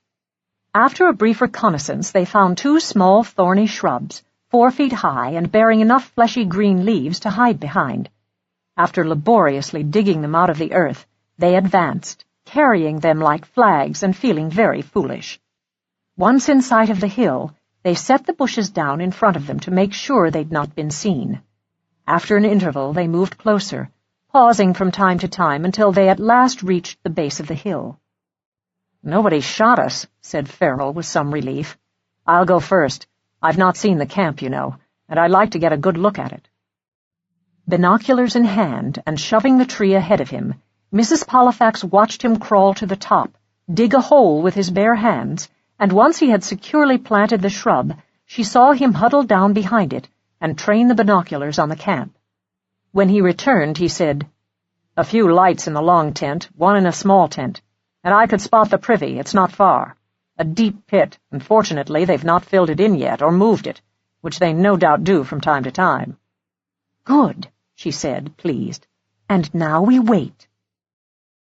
It was not long before they heard voices, and as they grew louder, Farrell clawed his way to the hilltop to peer through his screen of dried leaves. With a shake of his head, he returned. "3 men," he whispered, kicked a few pebbles into the pit and left. A shivering Mrs. Pollifax said, "I'm stiff with cold. Let me have a turn next." He handed her the binoculars, and she struggled up the hill to press her body against the earth that still contained warmth from the sun, and for this she was grateful. She studied the moonlit compound and the dark outlines of the tents. After a 15-minute wait, she saw 2 figures leave one of the small tents and head in her direction toward the privy. She lifted the binoculars to her eyes, and observing their walk and slimness, she thought, "Not men this time." They came nearer, unzipping their camouflage suits as they walked, and when they reached the privy below, and some 12 feet away from her, Mrs. Pollifax was able to look from one face to the other, one dark, almost swarthy, with thick eyebrows, and the other— "Yes," she whispered exultantly, "the same face, deeply tanned and thinner now, same nose, same large eyes. Amanda Pym. She had found Amanda Pym. She was alive, and she was here." She remained very still, her eyes straining to see into which tent the 2 girls disappeared. Second from the right, she decided, unless the moonlight deceived her. Only then did she slide cautiously down the hill to Farrell. "I saw her," she whispered. "I saw her." "I didn't hear any voices," he protested. "They didn't speak, but it was Amanda. 2 girls, one of them Arab, one of them Amanda." "So she's still alive," he said in amazement. "And here of all places. Hell, that does it, Duchess. Let's get back to the Land Rover and to the flashlight. I borrowed Joe's compass. We'll want to take our bearings very carefully so we can report exactly where she can be found." "Where she can be—" She stopped. He meant to report to the State Department, and she gave him a quick glance but said nothing, suddenly realizing that Farrell's wounds might be quickly healing on the outside, but that he was carrying them with him inside, buried deep. Farrell was afraid. As I ought to be too, she thought, wondering how on earth they'd ever get back to Damascus. But she was remembering Amanda Pym's face in the moonlight, thinner now, cheekbones sharpened into gauntness, looking younger in her camouflage suit than she'd appeared on film in that ill-fitting thrift shop suit. It was apparent that for Farrell this was enough. But Farrell was refusing to remember what Carstairs had said. He had very clearly stated that he wanted Amanda Pym back if she could be found. And now they had found her. When they returned to the camp, there was still a light in the tent that Joe shared with Farrell. They found him seated on his cot, leaning over a small tray table covered with sheets of paper, a jar of paste, and the jigsaw scraps from the fire collected into a bowl. He glanced up, glad to see them. "Any luck?" he asked, and his eyeglasses glittered in the light from the kerosene lamp. "We found her," Mrs. Pollifax told him eagerly. "She's there. I saw her." "Wow," said Joe. "But that's great. Wonderful. Congratulations." "We found her," Farrell said, nodding. "So I think we can leave here in the morning." Mrs. Pollifax said sharply, "Farrell?" "Leave? You can't leave," Joe said angrily. "You can't leave now." "Of course we can leave," Farrell told him stiffly. "We found her. I've taken the compass bearings of where the camp is. They can find it on their satellites." Mrs. Pollifax said coldly, "Yes, and what? Send paratroopers down for her? In Syria?" To Joe she said in a quiet aside, "He had a rough time when he was captured. He's thinking of those men who must be looking for him now." "Of course they'll be looking for him," Joe said indignantly. "They don't want you to find Amanda Pym, and now you've outwitted them and found her, and you're just going to go?" "Farrell," she said gently, "you're tired." "I'm not tired," he snapped. "Obviously you think we should try to get her out of that camp, but you must realize it's impossible. My God, it's a sniper camp. They don't just learn camouflage and how to hide. They have guns and know how to use them. We've found her. That ought to be enough. We owe her nothing." If Farrell startled Mrs. Pollifax by turning into a stranger, Joe startled her even more by saying, "You owe her a life, damn you! I know a lot about her, and you can't just leave her there. It's too cruel." Abruptly, Mrs. Pollifax sat down on the opposite cot. "You've pieced together scraps from her journal, haven't you? What is it you know about her? There were certain doubts in the department." "I didn't tell you before. I hadn't finished. Still haven't," he said. "But to hear you say you found her and are going to leave her there is more than I can stomach." "Why?" demanded Farrell. It's only guessing on my part, but I think I know now why she was so reckless to disarm that hijacker at the risk of her life. Then tell us, said Mrs. Pollifax. He looked at her doubtfully. I'd rather show you both, he added with an angry glance at Farrell. Oh, for heaven's sake, Farrell said crossly. You can look for yourselves at what I pieced together, he told them. There's still a pile, but I went through them piece by piece until I found matches. To what? Look for yourselves. I've lined them up chronologically, because after a lawyer was mentioned, her mother wasn't, so I think her mother died recently. But decide for yourself. Both she and a reluctant Farrell took his place at the table and looked at what he'd pieced together. Mother furious about more hand-me-down clothes from... Explained why no money for college. I can't... Mother said the meat cost... Mother said I couldn't... To poorhouse, she always brings up poor... Tired, so tired, of scrimping, and... She died at 3 a.m. and... A safe deposit box tomorrow. The lawyer's so kind, and... They lied, all these years. What do I do with it all? A fool wearing new clothes. Where would I wear them? More stock sold, another check today. $83,000.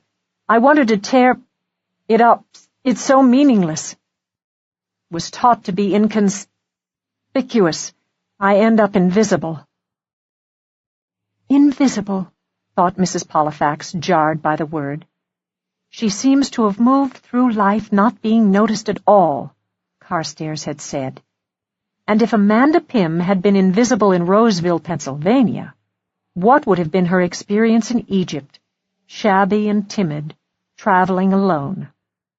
Farrell said dryly, A lot of mothers there. Certainly a demanding one, perhaps an invalid, suggested Mrs. Pollifax. I'd say a tyrant, said Joe fiercely. There are others that I can't match up yet, a lot about her longings to go to college, but... Couldn't afford it, put in Mrs. Pollifax, nodding. Yes, the last one I patched up are lines torn from an Emily Dickinson poem called I Was Hungry. It's not one I'm familiar with, said Mrs. Pollifax. Care to hear the lines of what's left of it? Another Babylonian prayer? Asked Farrell cynically. Joe paid him no attention. There are lines missing, but they're in print, not copied. She must have torn it from a book to carry in her journal. Picking up the third sheet of paper, he read, I had been hungry all the years. My noon had come to dine. I, trembling, drew the table near and touched the curious wine. 'Twas this on tables I had seen when turning, hungry, lone, I looked in windows for the wealth I could not hope to own. The rest of that is scorched, but there are 2 other lines, Joe said. I did not know the ample bread, 'twas too unlike. The only remaining line not scorched was, said Joe, the plenty hurt me, 'twas so new, myself felt ill and odd. A thoughtful silence followed these words. So, what's your conclusion? Asked Farrell reluctantly. Joe said angrily, I think her parents lived like misers. I think she had a very depressed and depressing life. I think what made her a heroine at the hijacking was suddenly realizing that she didn't know how to live. Nobody had ever shown her how, and suddenly she didn't care. She may even have hoped they'd kill her. Shocked, Farrell said, You mean suicide? People do reach that point in life, pointed out Mrs. Pollifax softly. When there's no hope. It happens. As it did to me once, she remembered. Farrell's glance had fallen to his bandaged wrists, and Mrs. Pollifax guessed that he was looking not at his wrists, but at his fear of being captured and in pain again, probing and examining his fears, and admitting to them at last. With a twisted smile, he said, All right, you've made your point, Joe.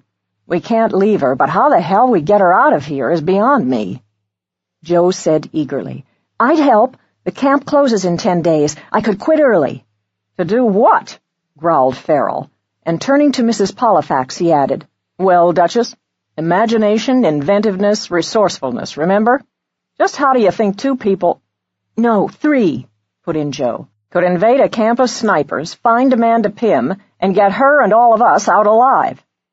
I'd have to think, she said calmly. Then think, damn it. Mrs. Pollifax began thinking. Her thoughts had a tendency to move in a straight line, and with a simplicity that often startled other people. It would be folly, of course, to attempt to storm a camp full of snipers when they had no weapons, and she did not bother to consider this. One had to work with the tools available. She crisply reduced the problem to 3. How to get into the camp, how to snatch Amanda Pym and get out, and how to get away without being followed. It would have to be at night, of course. In her mind's eye, she pictured the camp, its length, its breadth, and the height of the wire fence, and she nodded. Joe said eagerly, You've thought of something? Yes, she said. Sheep. 11. Sheep? Said Joe blankly. Sheep? Repeated Farrell. You said sheep? She nodded. Sheep.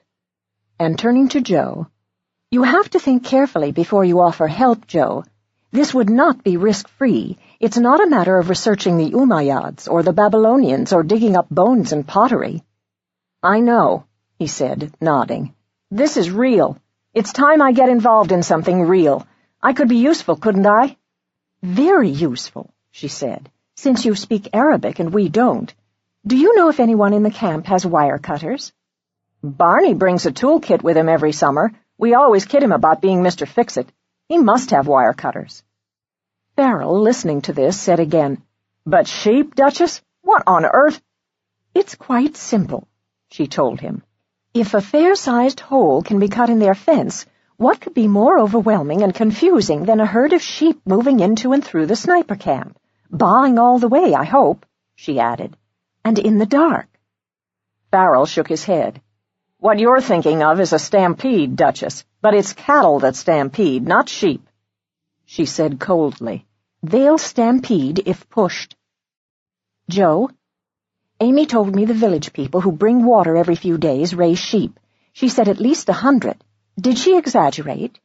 No, not at all, said Joe eagerly. 100 at least. What they raise here are fat-tailed sheep because they store fat in their tails and rump. They raise them for milk and for their wool. So there you are, she told Farrell triumphantly, and with a glance at her watch. You said the village is about 15 miles away? Roughly, yes, Joe said. Sheep move slowly, she added regretfully, and if they stop to graze it would take most of tomorrow for them to arrive, so we'll have to get to work right away. No rest for the weary? Murmured Farrell. Sleep can be snatched, but we must have wire cutters. Joe, see if Barney's awake, and if he isn't, wake him up and ask if he has wire cutters. After that, it's vital the 2 of you get to the village, even if you have to walk. And now, tonight, to get the sheep moving by dawn. We can't take any chances. They've got to be here by sunset tomorrow. Where's our money? She reached for her purse and drew out a wad of Syrian bills. Handing them to Joe, she said, Would this be enough? For what? To rent a suitable number of sheep for 2 days. You speak Arabic, thank God. Tell them their sheep will be returned to them. Or most of them, one must assume. Hire 1 or 2 of their boys, too. They can help you herd the sheep and return them. But the sheep must be started no later than tomorrow at dawn. Joe laughed. This is crazy, really crazy. I'll wake up Barney now. At once he was gone, leaving Mrs. Pollifax and Farrell to observe each other with interest. Well, Farrell, she said. I give up, he said, and grinned.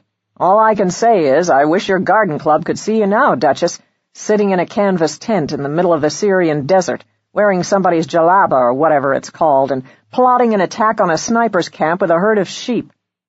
Incidentally, he added, they can shoot at sheep as well as people. Mrs. Pollifax said calmly, I have always found that most people, awakened from a sound sleep at night, tend to lack their usual reflexes, at least for a few minutes. Besides which, the sheep will be well inside their compound before they're heard at the far end of it where the tents are. She hesitated and then, Farrell, How are you really?" "Better, Duchess." He smiled. "You lost me for a little while, you know." She nodded. "I realize that, but I've been there too, Farrell." "I didn't lose you for long," she reminded him, "and it was very understandable." But this was not a wise subject, and she quickly changed it by saying lightly, "You may not even have to walk all those miles to the village tonight. The way Joe is embracing the criminal life, he may very well steal the Land Rover." "Very bad influence," agreed Farrell gravely. They heard the crunch of gravel outside, and Joe reappeared, waving a competent-looking tool. "Got it," he said. "Barney was actually insulted that I thought his toolbox wouldn't include this. But we'll need more robes, won't we? The sort peasants wear. Abayas, not jalabas. For me, at least." They had become we, which amused Farrell. "Yes, but you might inquire about a Land Rover again for tonight." "Oh, it's already revved up," Joe said. "I didn't ask this time. Dr. Robinson's asleep by now." Mrs. Pollifax and Farrell exchanged smiles at this. "And anyway, you paid him enough money for an entire week of gasoline. Farrell and I can sleep in the Land Rover at the village until sunup, you know, so we'll be dead sure to get the sheep moving by daylight." "But the villagers will surely be asleep by now." Joe dismissed this with, "Oh, yes, but I know which house the headman lives in. The oddest houses, shaped like beehives. I suppose it keeps them cool. Barney and I rode back on the cart once just to see the village, and the headman gave us tea. That's when we saw the sheep. They'll be taking them to the hills soon for the winter. They'll like this money," he said frankly. "They're really quite poor. With all this," he brought the wad of bills from his pocket, "I don't think he'll mind being waked up." "We've created a monster," said Farrell. Mrs. Pollifax laughed. "Yes, but such a nice one, and delightfully efficient." She glanced at her watch. "Nearly 10:30. You'd better head for the village now, hadn't you?" Joe handed her the wire cutters. "Guard these with your life, will you? And have a good sleep." Mrs. Pollifax followed them out of the tent and watched them climb into the Land Rover and take off, heading west this time. Before finding her way into Amy's tent and her own cot, she lingered a few minutes in the chill desert night, watching the red tail light of the Land Rover, its front lights briefly illuminating shrubs and rocks, and casting strange shadows before it disappeared from sight, while overhead the full moon had begun its journey across a dark indigo-blue night sky. Mrs. Pollifax shivered. It was terribly important not to think of what lay ahead of them, or how they would ever get out of Syria, with or without Amanda Pym. Sleep was also important, and with a sigh she entered Amy's tent to begin the long night and even longer day ahead of them. Mrs. Pollifax slept uneasily, woke, slept, and woke again at the first hint of silvery pre-dawn light. The night was over at last, and having slept in her clothes, she wrapped herself in the jalaba, and carrying a blanket, tiptoed out of the tent. The camp looked oddly forlorn until she saw the Land Rover parked in its usual place in the shade of the field office, and in surprise she hurried to Joe's tent. Farrell was there, sound asleep and clutching an odd bundle of black woolen cloth, but at her entrance he at once opened his eyes. "Hi, Duchess," he said, and sat up, rubbing his eyes. She had to smile, for he looked a complete ruffian now, still unshaven since Damascus and wearing a 4 days' stubble of beard. "Sit down," he said, gesturing to Joe's empty cot. "There's much to talk about." "Where's Joe?" "With the sheep. On his way back by now with 2 boys named Rashid and Hisham. Once they started, he sent me ahead, and I'll take over with the sheep when they get here, and herd them toward the sniper camp. We've done a lot of talking, Duchess. After all, he's been here for 3 seasons and knows a hell of a lot more than we do, as well as knowing the language. I thought naively that we could cross the desert to Damascus." He shook his head. "Unfortunately, Joe says it's nearly 250 miles, so it has to be by bus." "Ouch," she said with a shiver. "Dangerous." He nodded. "It could be, but Joe says they don't stop the buses very often now for ID checks. One of the Deir Azur buses stops at Tadmor and then goes on to Damascus. A long trip, 6 hours. Another goes up to Homs, but he'll know which one we need. He suggests we get the bus at a village or town named As-Sikni tonight, and—" "I know the place," she told him. "The man who brought me here was delivering food there." "Good. He says it's the best and least conspicuous place to catch the bus, especially in the middle of the night. He's also bought some things to wear. You and I must go as Bedouins. The Pym girl, too, if we can get her out. He'll go in his American clothes because he's been on the bus before. They know him. He has all the papers connecting him to Tel Khamzeh in case there should be a police check, and he thinks they won't bother us. If, he added dryly, we look authentic Bedouin. "Oh, dear," said Mrs. Pollifax. Farrell grinned. Don't worry, you just have to wear this rather dirty abaya and look strong and plump. And I've kohl to outline eyes. For her, he added, as if to name her would bring them bad luck. Also a black robe and headscarf for her, and cheap sandals. He shook his head. I think Carstairs must have been psychic to have given us so much money. "And in Syrian pound notes, too," she reminded him. "One wonders how they reach Langley, Virginia, and let's hope they're not forged." "I think he knew," she added thoughtfully. "He's never given us so much before. He can really be uncanny at times." She frowned. "But the bus at Azsikne. How on earth do we get to Azsikne?" Farrell hesitated. You're not going to like this, Duchess. I didn't at first. Joe's had a little talk with Barney. "Oh, no," Mrs. Pollifax gasped. "To involve him?" Hush, it's all right. Barney said he very definitely doesn't want to know what the hell Joe's up to. No questions asked. He's a good friend. He'll ask for the Land Rover tonight to go off alone into the desert to look for another hamster. "For a what?" Farrell grinned. It seems the golden hamster was discovered here in Syria. It's a desert creature, and Barney's tamed one and keeps him in a cage in his tent and calls him Jack. Hamsters are nocturnal, so night is the time to look for them, and he's done it before. They're actually called the Syrian hamster, and he'll probably tell you all about them on the way. Stop laughing, Duchess. "I can't help it," she said. "Hamsters and sheep?" Well, to proceed. Barney will have the Land Rover parked without lights near enough to the sniper camp for a quick getaway tonight, after which he drives us the 40 or so miles to Azsikne, and we wait there, and no doubt wait and wait for a bus with Joe, traveling American, giving no indication that he knows us. From the village he's bringing loaves of khubz. We subsist on bread, and we can't be seen drinking bottled water. That's for tourists. "A small sacrifice," she told him. "Farrell?" "Never mind," she said, and wished that she'd slept better. For a few days here at the digs, she'd felt safe. It had been a welcome haven. But to think of leaving it now brought a sense of dismay. There was something about night, too. Night was for sleep. It arrived at day's end when one was presumably tired and vulnerable. She'd felt this way before. She recognized it and knew that it had to be tamed.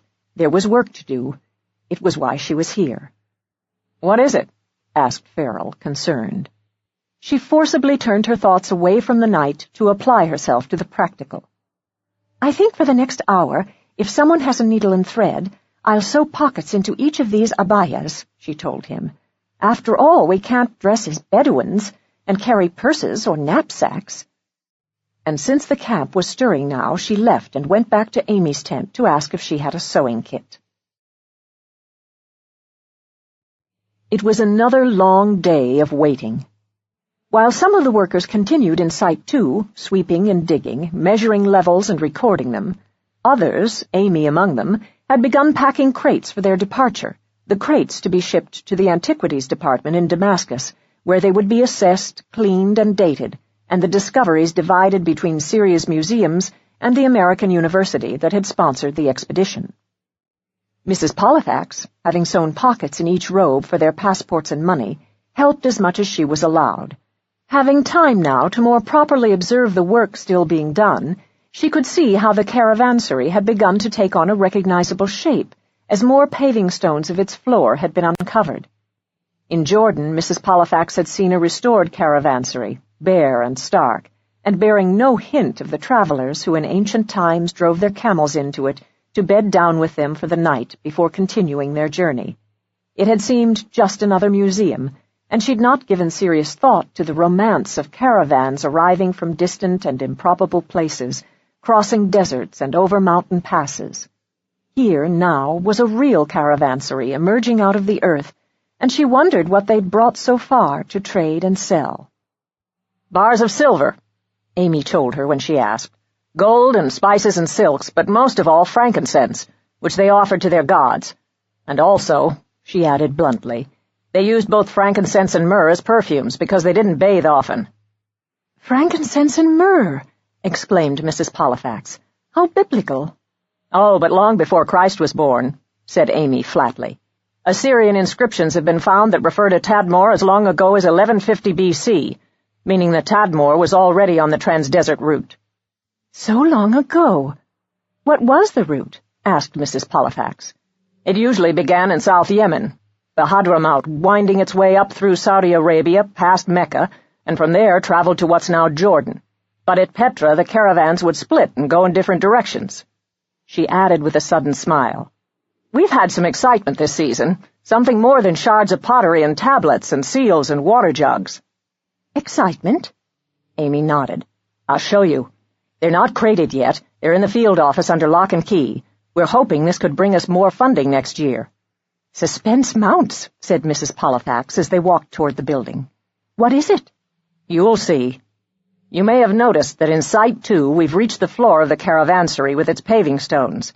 One of those stones was loose, and a week ago a workman pried it up and found a cache of valuables hidden there, very, very old, which suggests the caravansary was here even before the Qasr al-Hirt." "That is exciting," agreed Mrs. Pollifax. "We think, from what we found, that a long time ago this inn must have been attacked by marauders, and one of the merchants, for every 6 camels carrying frankincense and silks he was allowed 1 camel for personal belongings. We think this man, whoever he was, hid what mattered most to him so the marauders wouldn't rob him of it.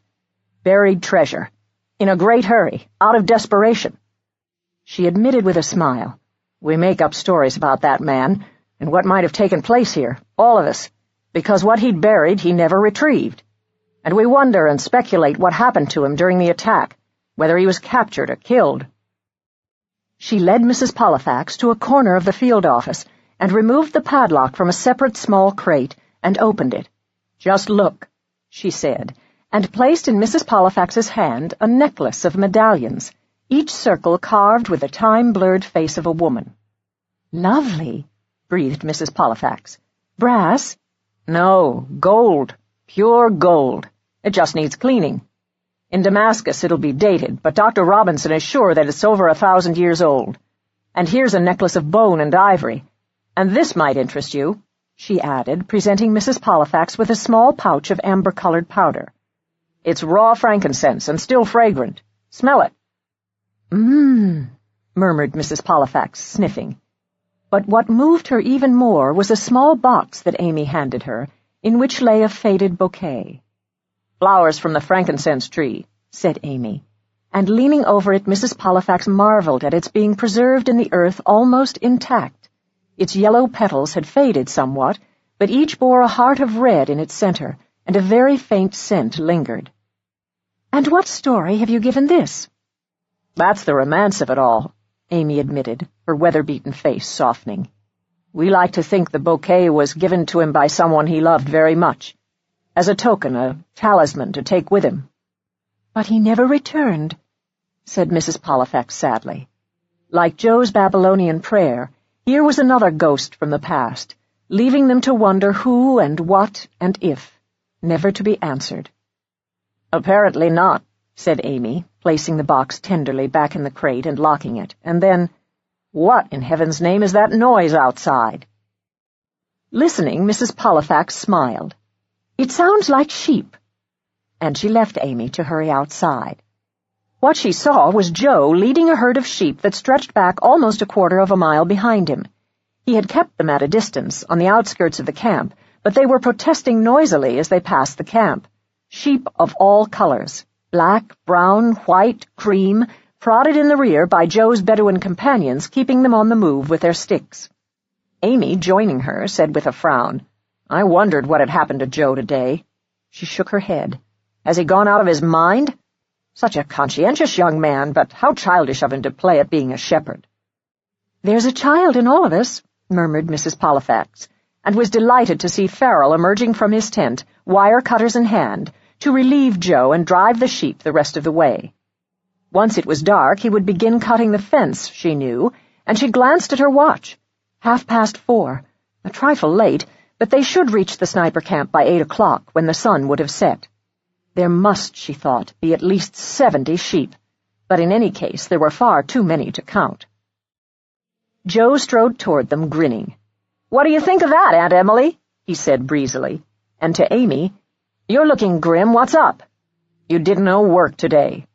"I know, but since we're nearly finished here, I've cleared it with Dr. Robinson that I leave early to show my aunt around the country a bit.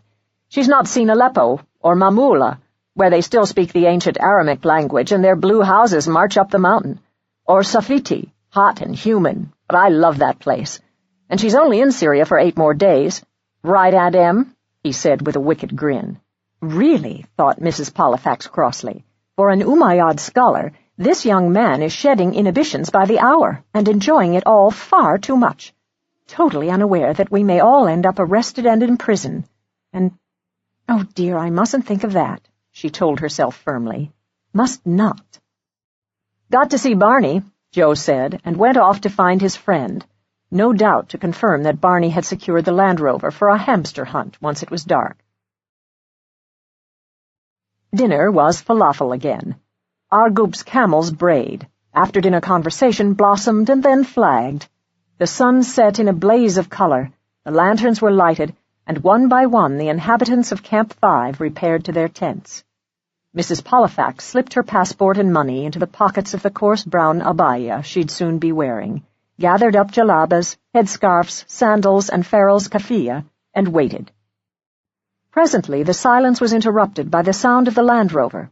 It stopped outside of Joe's tent, and from his tent Mrs. Pollifax emerged, a mere shadow in the darkness. She tossed her bundle into the rear seat, climbed in beside it, and with Barney driving and Joe beside him, they headed east. 12. As they sped along in the night, a cloud had perversely blotted out the waning moon, and the stars shed little light. It was rough ground, but Mrs. Pollifax managed to struggle into the new clothes, pulling on black baggy pants, the brown abaya, the white headscarf, and to exchange her walking shoes for old sandals. "Stop here," Joe said, reaching the drop-off point. "Straight ahead 2 miles is the sniper camp. I clocked it." "Right," said Barney, and handed him his flashlight. "Once the sheep are inside the camp, I'll pull ahead without lights. And for God's sake, mine too," he added lightly. "Be careful." "Barney, I love you," Joe told him flippantly.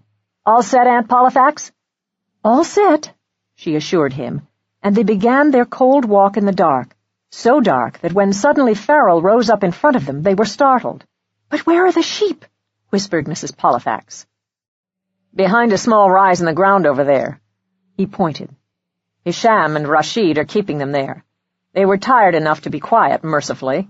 And," he added proudly, "I managed to cut a really decent hole in the fence, at least 5 feet wide. The last lights have gone out at the camp. They should be asleep by now."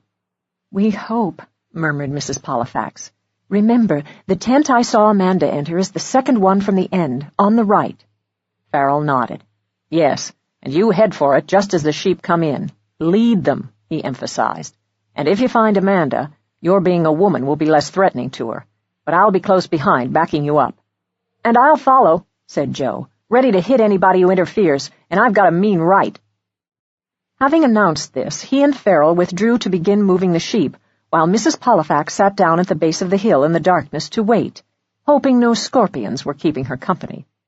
To quiet her nerves, she tried to think of Cyrus, but she found this difficult since he was living in a world of bright lights, hot water, automobiles, and books, completely foreign to her at this moment, when she had become a pseudo-Bedouin crouched in one corner of a sniper's camp.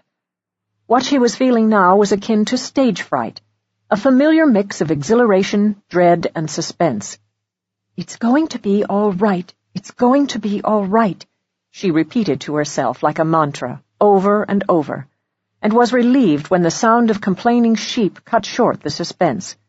They were being driven toward her, and it was obvious from their protests that they did not like it at all. She stood up, ready to escort them through the open fence into the compound, and a moment later found 6 bleating sheep surrounding and nudging her. Climbing quickly to the top of the hill, she slipped through the fence to receive them.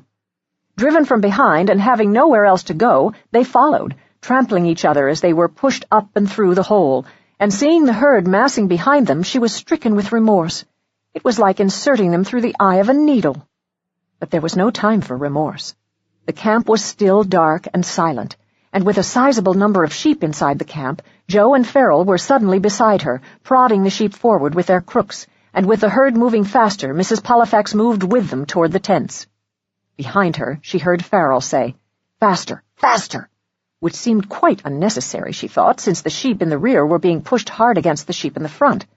And suddenly there was panic, so abrupt that Mrs. Pollifax was almost knocked to the ground, and, "They do stampede," she said in a gasp as they surged frantically past her.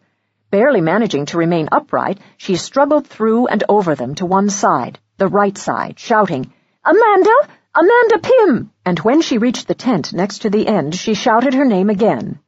The flap of the second tent on the right had been raised, and a dim figure stood there, motionless. A woman's voice from inside shouted angrily at her in Arabic, and Mrs. Pollifax, pressing closer, looked into the face of Amanda Pym. "Come!" she shouted, seizing her by the arm. From somewhere a man's voice shouted, "Trouble! Jibedar! Bring the lights! And the bundakia! My gun, fool!" The girl seemed unaware, her eyes fastened on the sheep milling around in a panic at finding no exit. Farrell reached her side, picked up Amanda, and slung her over his shoulder, and, "Let's go!" he shouted over the noise of 50 or more outraged and bleating sheep, and Mrs. Pollifax followed, zigzagging around and over the herd and back toward the privy and the fence. From behind them a shot was fired. They reached the gap in the fence, a push and a shove. Behind them were shouts now in Arabic, and glancing back she saw flashlights blossoming like fireflies in the compound, and then she slid down the hill behind Farrell. Barney had backed the Land Rover to the base of the hill. Farrell shoved Amanda Pym into the back seat, Mrs. Pollifax joined her, and Farrell squeezed in beside her as Joe leaped into the front seat. Both Hisham and Rashid made a flying exit from the camp to cling to the sides of the jeep, and they took off at a high speed without lights, racing across the untilled rocky ground at 60 or 70 miles an hour. But after all, thought Mrs. Pollifax, what could they possibly run into? After several miles of rough travel, Barney stopped the Land Rover. Joe spoke in Arabic to Hisham and Rashid, and they jumped off to return to their own people, with Joe calling after them, "Allah Salamak!" To the others he said, "I told them that when they start rounding up the sheep tomorrow, they jolly well better not go near the camp, because there's no way to explain that hole in the fence." "No way," agreed Farrell. Barney turned on the headlights, and in the sudden dim illumination he turned his head to see who occupied the rear. He said, "You've certainly got an interesting passenger. Is that a boy or a girl? And in a camouflage suit, no less." In the dim light they all looked at Amanda, Farrell and Joe, for the first time. It was no wonder that Barney had mistaken her sex, because she'd been given a boy's haircut. The shorn hair accentuated her wide gray eyes, the line of her cheekbones, and her boyish, sunburned face. She looked, thought Mrs. Pollifax, like an urchin, and an urchin who had made herself very small in the corner, eyes wide with terror. She whispered, "Does it begin now? So soon?" "No," said Mrs. Pollifax sharply. And to Barney, "Do drive on. This is no time to talk. Where are we?" "Sorry. We're not far from Deir Azur Highway that runs through Asikni and then to Tadmor. I'll stop before we get to Asikni, since I assume this pile of jalabas I'm sitting on has some purpose." "You bet," Joe said. "You're also sitting on my good tweed jacket, damn it, and don't wrinkle it." Presently Amanda's head dropped against Mrs. Pollifax's shoulder, and she slept. The highway was asphalt and straight and smooth, a welcome relief, but not without traffic. A truck passed loaded with bales of cotton. "Cotton!" exclaimed Mrs. Pollifax. "Oh, yes," Joe told her. "They raise a lot of it up here." A truck piled high with melons passed, a military jeep, and an oil truck, and presently a yellow cloud of light brightened the sky ahead, and Barney drew off the road and stopped. "That's Asikni up ahead. If you have things to do," he said, "this is the time." Mrs. Pollifax turned to Amanda. "Wake up now, Amanda," she said, but there was no response. "She doesn't wake up," she told them. Barney knelt in the front seat and turned the flashlight on her face. "She could be drugged. I'm not asking why, but she may have been into sleeping pills." "Or given them," said Joe. Farrell leaned across Mrs. Pollifax and slapped the girl, first on the left cheek, then on the right cheek, and she opened her eyes, startled. "We're getting out of the car," he told her. Obediently, Amanda climbed out, but as Mrs. Pollifax began unzipping her camouflage suit, she asked despairingly, "But, oh, where are you taking me now?" Joe, staring at her, looked visibly shocked. "We're Americans, Amanda. We're taking you back to America." "Insha'Allah," he added under his breath. "You know me?" she faltered. "You're Amanda Pym, and we're going to change you into an Arab now. Wrap your head in a scarf and put sandals on your feet, and all of our lives depend on your being a very proper young Arab woman, very, very quiet, so we can get you out of this country." "Americans," she repeated dazedly. "In spite of two of us looking Bedouin, we're all Americans," Mrs. Pollifax told her crisply, "and we're going to have to take a bus soon to Damascus. I'm to be your mother, and Farrell here will be your father. This is Joe, by the way, but he will not speak to us after we get to the bus. Do you understand?" Amanda's eyes were fixed on Joe's very American tweed jacket, and this, thought Mrs. Pollifax, somewhat reassured the girl. Gently leading her away from the others, she unzipped her camouflage suit, peeled it away and off, and held out the dark abaya. "Dear God, how thin she is," she thought. "Trust us, Amanda," she told her. "Put this on." When she had finished robing her and winding a black scarf around her head, and exchanging her boots, good ones, she noted, for cheap native sandals, she rearranged her own headscarf. Signaling to Joe, he joined them, and in the glow of the flashlight he darkened Mrs. Pollifax's eyebrows and thickened them, and then, "Hold still," he told Amanda, and carefully outlined her eyes in kohl. Moving to Farrell, he too became almost unrecognizable with his stubble of beard and thickened brows. During this redesigning of them, Mrs. Pollifax noticed that Barney kept at a distance, his back turned to them. He had told Joe he wanted no knowledge of what he was up to, and she found this amusing, considering the enormous help that he'd given them. By now he must have a very good idea, and still he asked no questions. Joe, she thought, had a very good friend. Amanda was led back to the Land Rover, and they climbed in beside her and drove the last few miles to Assikni without comment. It looked to Mrs. Pollifax like a sleepy truck stop in the Midwest at this hour, with a few neon lights and a blue and yellow gas station with signs exclusively in Arabic, and the town behind it in shadow. Barney slowed the Land Rover. There were already mysterious shapes of people beyond the lights, huddled together and apparently sharing food while they waited for the bus. The lights also illuminated a scattering of broken plastic jugs and empty soda cans across the ground, and an orange wall plastered with advertisements for Mandarin soda, Lucky Strike cigarettes, and one primitive drawing of a smiling Hafiz al-Assad. Barney reached into the back and gave to Mrs. Pollifax a small burlap bag of— "What?" she asked. "Grapes and a few dates for protein," he told her. "And here are your tickets. I made reservations for you yesterday on the bus." He hesitated, and before she could thank him, he said with a mocking smile, "Delighted to have met you, Joe's aunt."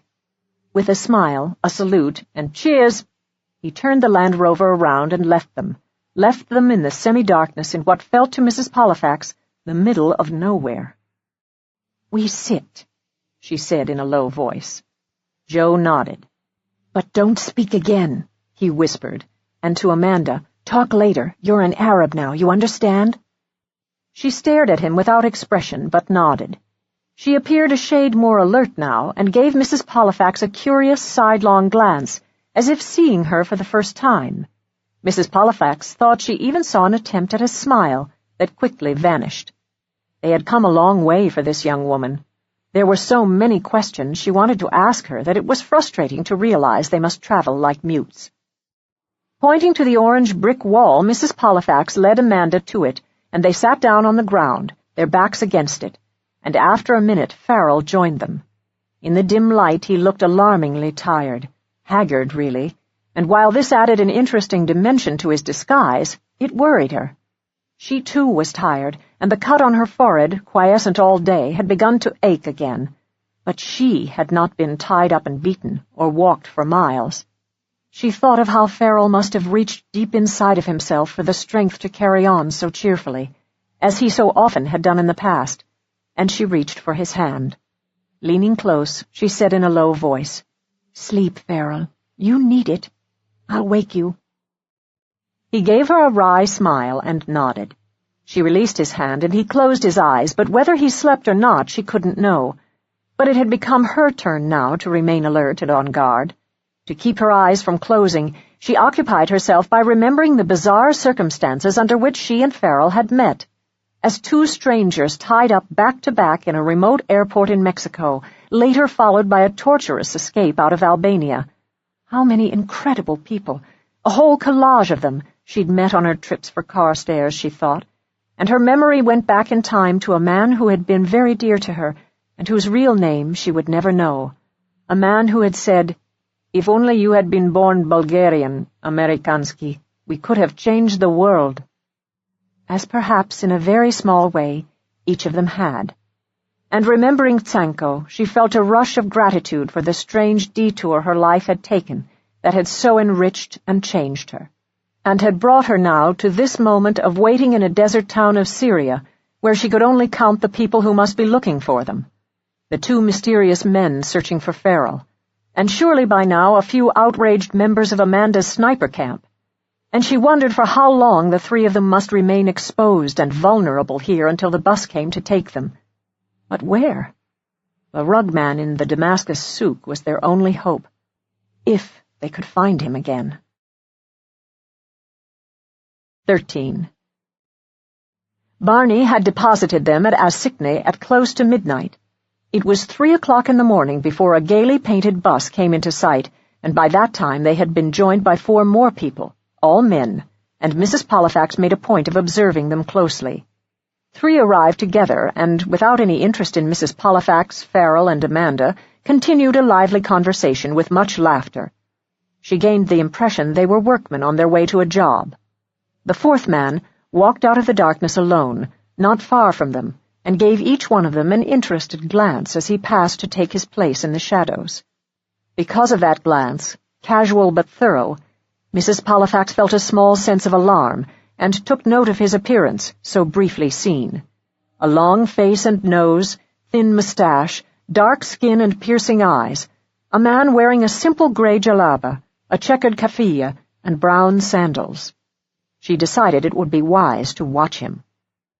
As the bus came to a stop, Joe, rising from his perch on an oil drum, yawned, stretched, stood up, and murmured, as if to himself, "The Damascus bus at last! Hooray!"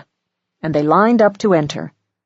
Farrell, awake and alert now, secured the long seat in the back for them, and although Mrs. Pollifax was able to observe each passenger as they climbed into the bus, she did not see the man with the piercing eyes. He was not among them. Surprising, she thought. He had simply vanished. The bus drew away with the 3 of them huddled side by side in the rear, a shabby peasant family with Mrs. Pollifax clutching the small sack of food on her lap, and if Amanda looked frightened, it was hoped that it would be mistaken for the shyness of a young unmarried Arab girl.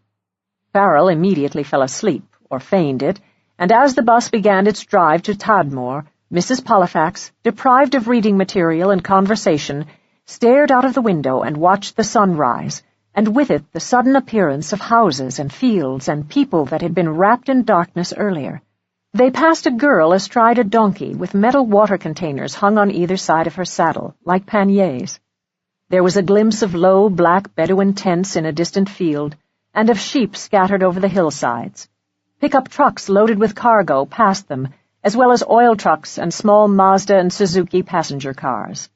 She wanted to say, "Oh, look!" She wanted to question this young stranger sitting beside her, wanted to ask her so many questions.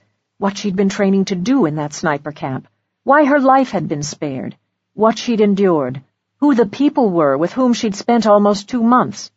But she mustn't. She wanted to talk to Farrell, not to ask what next, but simply to talk, to communicate. She had worn disguises before, but she couldn't think of a situation in which speaking 1 word of English would betray them. She heartily envied Joe, who sat up front near the driver and chatted companionably with him from time to time in Arabic. Obviously, they had met before, but she could only look ahead and number the hours the three of them had to remain silent. She felt deprived and frustrated. When the bus pulled into the station at Tadmor, Mrs. Pollifax drew her headscarf closer and turned her face away from the window. This was the bus station that she and Farrell had hoped to reach, it felt a century ago, and not far away there would be the alley down which they'd plunged into disaster. She prayed no soldiers or police would enter the bus to check the passengers, but as the bus emptied, it was mostly tourists who climbed in, a noisy group of Germans, free to talk and laugh, and Mrs. Pollifax hated them for that freedom. How surly I'm growing, she thought, but how lovely to be a carefree tourist. However, with Damascus only 3 hours away now, she closed her eyes and tried to picture the shops in the Damascus souk they had passed, and that she had tried to memorize as they left Omar's carpet stall. Copper pots she could remember, and 2 large photos of President Assad, one smiling and one serious, each suspended overhead. But there had been other details, and what were they? In the labyrinth of alleys there had been so many shops selling rugs, which left only the smiling and serious Hafiz al-Assad photos to find. Needle in a haystack, she thought, and then, sheepskins, yes, vests and rugs. And with this, she had to be content. Before reaching Damascus, she distributed the dates and grapes that Barney had presented to her at the last minute, and Farrell brought out the bread that Joe had contributed, and the food had a soothing effect. It had been a long time since they'd eaten, and when they reached the Station d'Autobus in Damascus, they had consumed every crumb of bread and every grape. Joe was the first off the bus and lingered nearby, frequently glancing at his watch as if meeting someone. After Mrs. Pollifax, Amanda, and Farrell had made their exit, he began strolling out of the square and into the street, with them following him at a discreet distance. Several blocks later, he turned to the right, and with relief Mrs. Pollifax, gripping Amanda's arm, recognized Martyrs Square. They were on familiar ground now and close to the old city. It was precisely 9:10 by Mrs. Pollifax's watch when they walked through the entrance to this main covered market, the Souk al-Hamadiyah, and into the same crowds and lively music as before, the same shouts of the merchants and enlivening atmosphere of a Middle East marketplace. Now it was Joe who fell behind them, giving only a faint smile of acknowledgment as he retreated to allow them to lead the way. Amanda was obviously enchanted by this maze of streets. Her face glowed as her eyes moved from displays of daggers, frilly children's clothes, fruit stalls, and jalabas. This was certainly not Roseville, Pennsylvania, thought Mrs. Pollifax, giving her a smile. It was 1/2 the hour when, as they passed still another alleyway, a barber shop caught Mrs. Pollifax's eye, and she abruptly stopped. Of course, the barber shop, she remembered, the one detail she'd forgotten, and nudging Farrell, she glanced behind her to be sure that Joe was close behind them before she led them into the dim and narrow street. She counted the shops: barber, sheepskin rugs, copper pots, with Omar's stall the 4th. And, oh no! She gasped aloud, for the 4th shop was closed, shuttered by a locked steel gate. Amanda looked at her questioningly. Joe, foregoing caution, said, "What's wrong? Are you sure this was the place?" "This has to be it," whispered Mrs. Pollifax, and then, "Look, there's the same narrow stone-walled passage next to it, and there's that carved wooden door halfway down the alley, see? This has to be the place. If only he is there," she thought, and said grimly, "We have to try." "And hope," she added silently. With as much casualness as they could summon, they strolled down the passageway to the door and knocked. There was no response, and Mrs. Pollifax knocked again, and then a 3rd time, until it suddenly opened. It was the boy Abdul who stood there, and his eyes widened in astonishment. "You?" he faltered, recognizing Joe, and he glanced quickly up and down the alley before he looked at Joe's 3 companions. "But, Min—" "He asks who you are," translated Joe. "Americans, all of us," Mrs. Pollifax told Abdul. "You know us. We met at the Citadel on Monday at noon, and you gave us tea, and—" A voice behind the boy said, "Let them in, quickly, Abdul." And with relief they entered, the door closing behind them. The man who had called himself Omar sat at his desk, his profile briefly illuminated by a desk lamp until he reached out and switched it off. Rising, he said curtly, "You wish me stabbed in the back, too? How did you find me? Were you followed? And who are these other people?" Without invitation, Mrs. Pollifax sank into one of his chairs, saying, "We have no idea why the man in Palmyra was attacked. He really is dead." He nodded grimly. "As for these two people, this young man—" Joe broke in to say, "Abdul can vouch for me, sir. He and I meet twice a month, on Wednesdays, at the Al Arabi restaurant. I'm Joe Fleming from Tel Hamza." Omar's eyes narrowed as he coolly observed Joe, and then his glance moved to Amanda. "And she, this girl, is she worth the death of a valued scholar such as Farik Wazagani?" "Death?" gasped Amanda. "Oh, not another death. What's happened? Who are you all?" To Amanda, Mrs. Pollifax said, "Later," and to Omar sternly, "This is Amanda Pym, the young woman we were sent here to find. 2 months ago she saved the lives of 203 people, she emphasized, on the plane that was hijacked to Damascus. She was kidnapped at the airport." He bowed his head to Amanda. "Then, I beg your pardon. The pleasure of forgiving is sweeter than the pleasure of revenge. But I say frankly, I would have been happy to kill you until I learned it was not the police who murdered my friend Farik. I mourn him. It is apparent you must have some unknown value, to them, whoever they are, and I trust it equals the loss of Farik." "But who is Farik?" stammered Amanda. "She knows nothing, nor do we," Mrs. Pollifax told him. "We've not been able to talk to her at all yet. When we first found her, she was drugged and confused, and after that, traveling as Bedouins, none of us dared speak to each other in English without giving ourselves away as Americans." "I see," he said, and spoke rapidly to Abdul in Arabic. The boy nodded and disappeared. Joe said, "He's told Abdul to see if any suspicious men or police are loitering outside or nearby." Amanda shook her head. "It wouldn't be the police, not for me. They'd never tell the police I'm gone." "Interesting," said their host, looking at her. "Why?"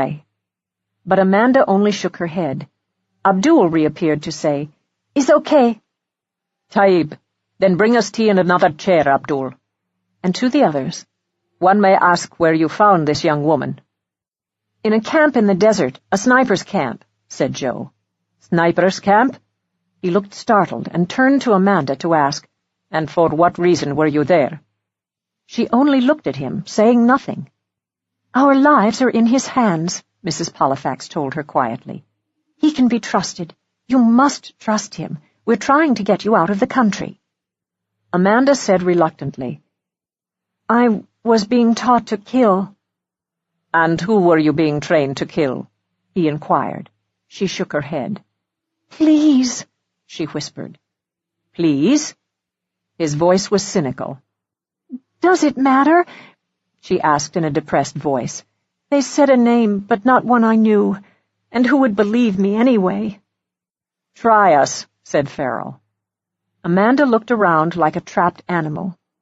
"Not here. Oh, please, not until I'm safe." Tears filled her eyes. "They threaten me every day, gave me pills to sleep every night. They'll kill me if they find me." Omar gave her a sharp glance. "A very unlikely story. A young woman and an American being trained as an assassin? Of course no one would believe." Turning to her, he said rapidly in English, "What weapons did they give you to shoot?" She said bitterly, "An old VZ-58V assault rifle, and sometimes a new SKS rifle." Surprised, he said, "Be careful. Enough. Almost I can believe a little, yes." He eyed her curiously. "But why you?" She lifted her tear-stained face and said angrily, Because at first they were going to kill me. They said it was I who shot one of the 2 hijackers on the plane. He was Ghadan's lover, and one of their men. But I didn't kill him. I didn't." She gestured helplessly. "That's when I told them to go ahead anyway and kill me because I didn't care. And I didn't." "No," said Joe. "No?" she repeated, startled. "No." She gave him a curious glance and said nothing, but continued to give him quick, puzzled glances. "And then?" asked Mrs. Pollifax. "That was when Zaki talked to the others, and they decided I could be more useful to them alive. To replace someone named Jazar. Expendable was the word they used for me." Having said this, she burst into tears, and Joe walked over to stand beside her chair protectively. "Zaki," murmured Omar, frowning. "Do you know his last name?" Sobbing, she shook her head. Farrell said gently, "At some point you really must tell us who they were planning to assassinate." She lifted her face to say, "Not until I'm safe, not until I'm out of this country. Please, I will, but not here, not yet. I was so frightened on the bus, afraid they'd be waiting." "Wallahi," exclaimed Omar. "Bus? By God, you came by bus to Damascus? Madness!" "But the only way," pointed out Mrs. Pollifax. He gave her an exasperated glance. "I say again, it was madness. God forbid it happen again. Allah favored you, but there are Ghufara, watchmen everywhere. The embassy has asked the police to look for you. The hotel has placed your luggage in storage, and Farik has been murdered after speaking to you. You have lived a charmed life to get here at all." Farrell said dryly, "Not quite so charmed. Soon after speaking with your friend Farik in Palmyra, I was seized in an alley and spent a number of hours tied up and beaten. The Duchess here—" "We do not speak of names?" he inquired, nodding to Mrs. Pollifax. "She was badly hurt trying to help me." "Kif? That is, how?" "She'll have to tell you. They shoved a bag over my head. But they were not police. What they wanted me to tell them was why I thought Amanda Pym was alive, how I'd learned this, and where I was going to look for her." Pointing to Mrs. Pollifax, Omar said, "And you? They did not take you too?" "But no, they would not," he said, answering his own question with a wry smile. "You would be thought to know nothing, being a woman." "So insulting," murmured Mrs. Pollifax. "But how fortunate for you," he reminded her, and with a glance at the bandage still on her head. "But what—" "A very kind woman treated my bleeding head and arranged a ride to Tel Hamze with a cousin who was delivering supplies to Asikne. And since Farik had already given directions— But Amanda is shivering," she pointed out. "Can you help us get her out of the country? She has no passport, no identity. She's frightened, and they must be desperate to find her if she knows too much." "Whatever she knows," said Farrell dryly. "One wonders," mused Omar, and then, "her terror I understand. But if she leaves here without telling me anything, and they find her, Allah forbid, we will never know who or what they planned. What is to be done? To lose such information? Let me think." Abdul brought in fresh tea and a bowl of hummus and bread, and placing these on the desk, regarded Omar anxiously. Omar, frowning, said thoughtfully, "It may be possible to smuggle you across the border into Jordan, but very dangerous, and if caught—" He stared at Amanda, considering this. "In exchange, there has to be more. I must know something. You do not trust me because I am foreign to you and a stranger, but I am ready to help all I can. But I must know something." She lifted her face and said drearily, "Ghada said— she was my guard— Ghada said it is a camp to train mercenaries for the war in Sudan and Africa. There was a Frenchman named André. Oh, how he loved guns," she said with a shiver. "And an Englishman they called Bert. And Yosef, Ibrahim, and Nahab, they were Arabs, like Ghada. And the cook, a black man named Arago. And Zaki, of course, he was the man in charge." "Half of the people in the Sudan are Muslims, in the north," said Omar, frowning. "At the camp, did they never speak English? Did you overhear anything about the Sudan or about Muslims?" She nodded. "I heard the words, Iqwam Muslimin. I remember Zaki using those words a lot to Ibrahim. Yes, and to Nahab." "Iqwam Muslimin?" Omar looked puzzled. "Iqwam Muslimin is the name of the Muslim Brotherhood, and that is startling, yes. It must be a mistake. If President Assad knew. He does not think kindly of the Muslim Brotherhood. He would never have permitted—" His face tightened, and he said roughly, "Get her out of here. There's an American in Jordan. She may feel safe enough there to talk, and whatever she says will be returned to me.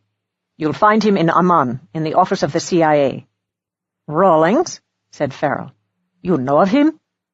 Farrell smiled at Mrs. Pollifax. "We've met him, yes, on a previous trip to the Middle East." Omar nodded. "You must remain in Bedouin disguise, and you," he told Joe, "you too must be a Bedouin. I can arrange for you to go south with one of several other Bedou, but not by bus. There is a connection in Bosra, if I can get you there." "Bosra?" exclaimed Joe, reaching for the guidebook that Mrs. Pollifax had entrusted to him. "But that's over 100 miles from here." "Oh, yes," agreed Omar, "but Bosra is only 40 kilometers from the Jordan border." "I see," breathed Mrs. Pollifax, understanding the shape of his thoughts. "The border." "You cannot cross, of course, at Deraa, the official crossing point, but it may be possible some miles to the north, Algaria, for instance. The contact at Bosra will know. He is a smuggler. He does it only for money. He is not political. He knows nothing of me. But I have a source who can send word to expect you." "Is he reliable?" asked Mrs. Pollifax doubtfully. "Only if you have enough money," he said. Farrell nodded. "We have money." They waited patiently and in much suspense because none of this sounded possible, but they were entirely in Omar's hands. Looking them over one by one, he sighed. "I see 3 of you with good USA passports. A pity one of you could not officially cross the border at Deraa and reach Mr. Rawlings, who might help." They looked at each other, startled. "But no," he said wearily. "They already look for you." He nodded to Farrell and Mrs. Pollifax. "And for this young man you came with, this one with the eyeglasses. He is the only one of you who speaks Arabic?" "Hadama Basir." "He means impossible," contributed Joe. Mrs. Pollifax breathed a sigh of relief. Omar glanced at his watch, an ornate gold affair. Obviously he prospered as a merchant, and she thought of how much he risked by the secret work he did, and of the men and women all over the world who lived similar lives, some out of patriotism or for an ideal, some for money, others for revenge, or, like Farrell, who simply enjoyed the challenge of living dangerously. But then there was Farik, except she didn't want to think of him just now, not when there was no knowing if they would meet a similar fate. Omar appeared to reach a decision. "I would like to see you out of this country by night," he said, and with another glance at his watch, "It is 3 minutes to 10 o'clock. You have traveled all night. You will rest here while I make arrangements. With luck, you can be at Asweda by 1 or 2 o'clock. But from Asweda to Bosra, you will be on your own. There are no connectings. While I am gone, you must be very quiet and speak only in low voices. As for me," he added, "I must see how quickly I can get you out of here. Abdul, before you open the shop, they will need shabby robes, such as the abaya the girl and your duchess wear. You said you have money?" Both Farrell and Mrs. Pollifax nodded, and Mrs. Pollifax reached into the pocket that she'd sewn into her abaya and brought out a handful of bills. "Taib, give Abdul a few. Before I leave, Abdul, go to Naima's stall. I saw yesterday she has a few burqas to sell. Buy one. For you," he explained to Mrs. Pollifax. "This is the black veil that covers all but the eyes. Not comfortable, but concealing. At each call to prayer you must place your white scarf on the head and kneel to pray, like a true Muslim. And from our trunk, Abdul, bring out 2 of our oldest abayas.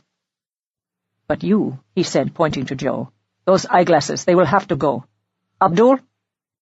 Abdul nodded and went out, returning soon with an armful of black cloth, after which Omar spoke to him in a low voice and left, not by the door, but through the curtain that apparently masked an inner room they were not to see.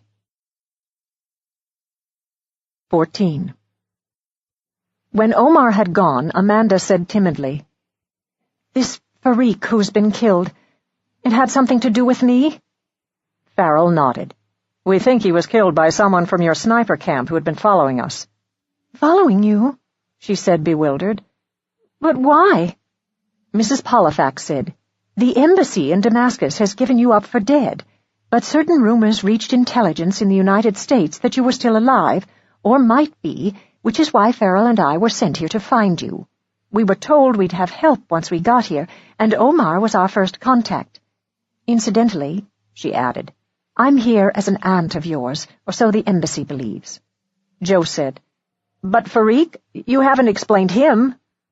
"No, not even to you," said Farrell, and to Amanda.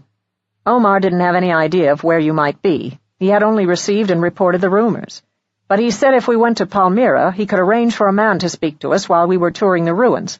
A man who would know. Oh, hell, this gets complicated. But off we went to Palmyra, and a stranger did pause a few minutes to quietly give us directions to an archaeological camp in the desert. Unfortunately, about 10 minutes after he'd spoken with us, there were screams from the tourists there, and we saw that our informant had been stabbed. That's when we feared it was because he'd been stopping to talk to us, and that's when we guessed we were being followed. But not by the police." "There's no need to go into the rest," said Mrs. Pollifax dryly. "We were being followed by 2 men in jalabas who caught up with us later, and they knew somehow precisely what we were up to, and they did not want us to find you." Amanda said in surprise, "2 men in robes? What day?"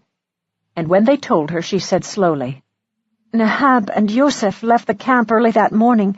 They looked so funny in those robes when mornings they wore shorts and T-shirts. They still hadn't come back, and I wondered what had happened to them." "Still on the loose, then," said Farrell grimly.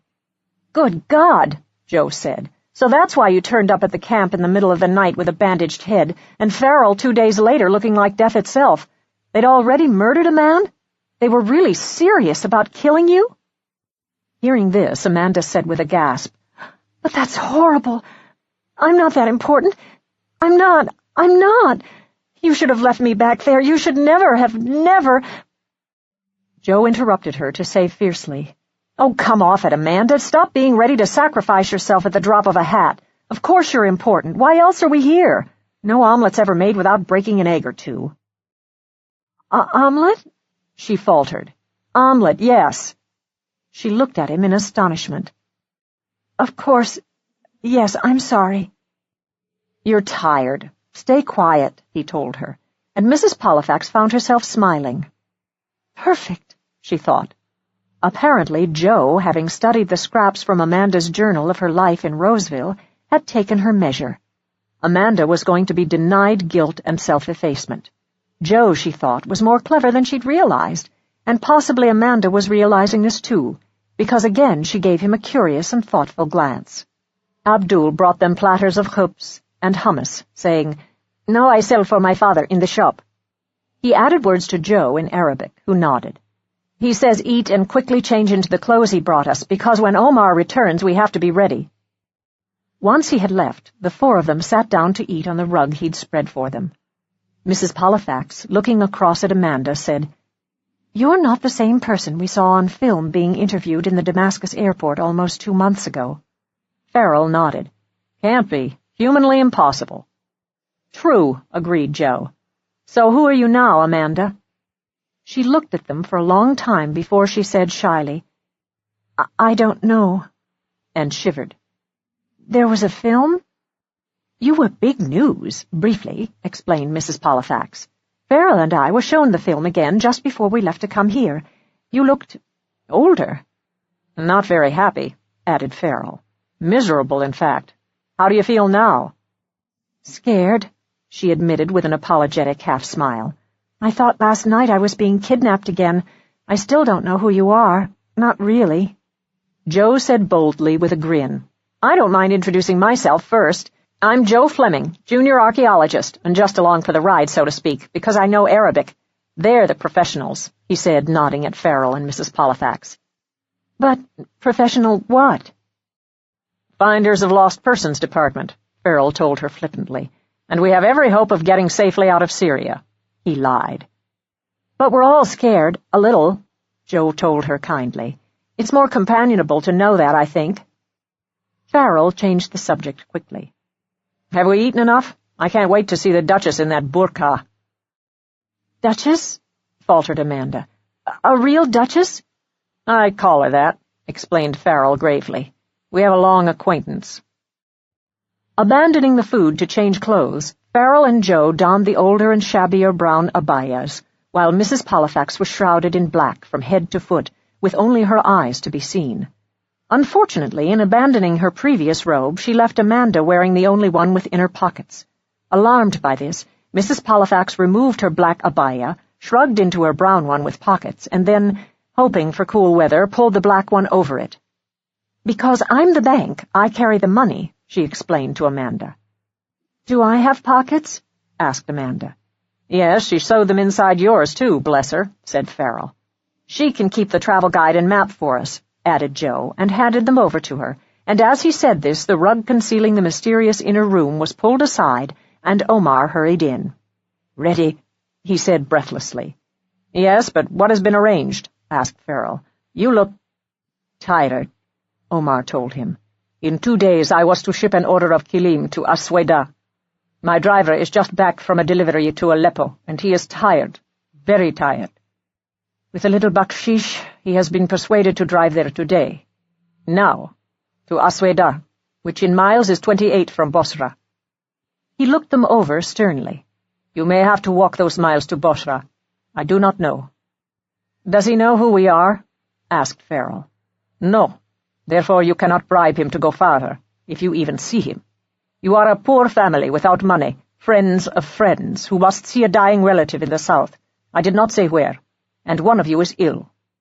To Amanda and Mrs. Pollifax he said, "And do not forget to pray, as women here do." To Joe he said, "You already know the call to prayer?" Joe nodded. "All 5, the Maghrib, Aisha, Subh, Dur, and Asr. Allahu Akbar 3 times, Ashadu Anna La Ilaha Illallah, Ashadu Anna Muhammadan Rasulallah twice, Hayya ala Salah twice, facing east to Mecca." Omar nodded. "Tayyib. I hear a small accent, thus do not speak it loud. In Bosra you must wait near the citadel, understood?" Inspecting them all, he nodded. "Come," he said, and lifting the carpet to the room behind them, he led them into it. There were huge piles of rugs everywhere, shelves lightly covered with gauze curtains, cupboards, a computer, a telephone.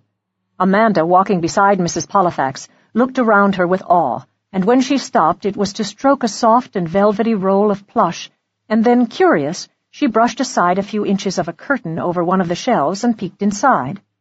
"Amanda, we must hurry," Mrs. Pollifax reminded her.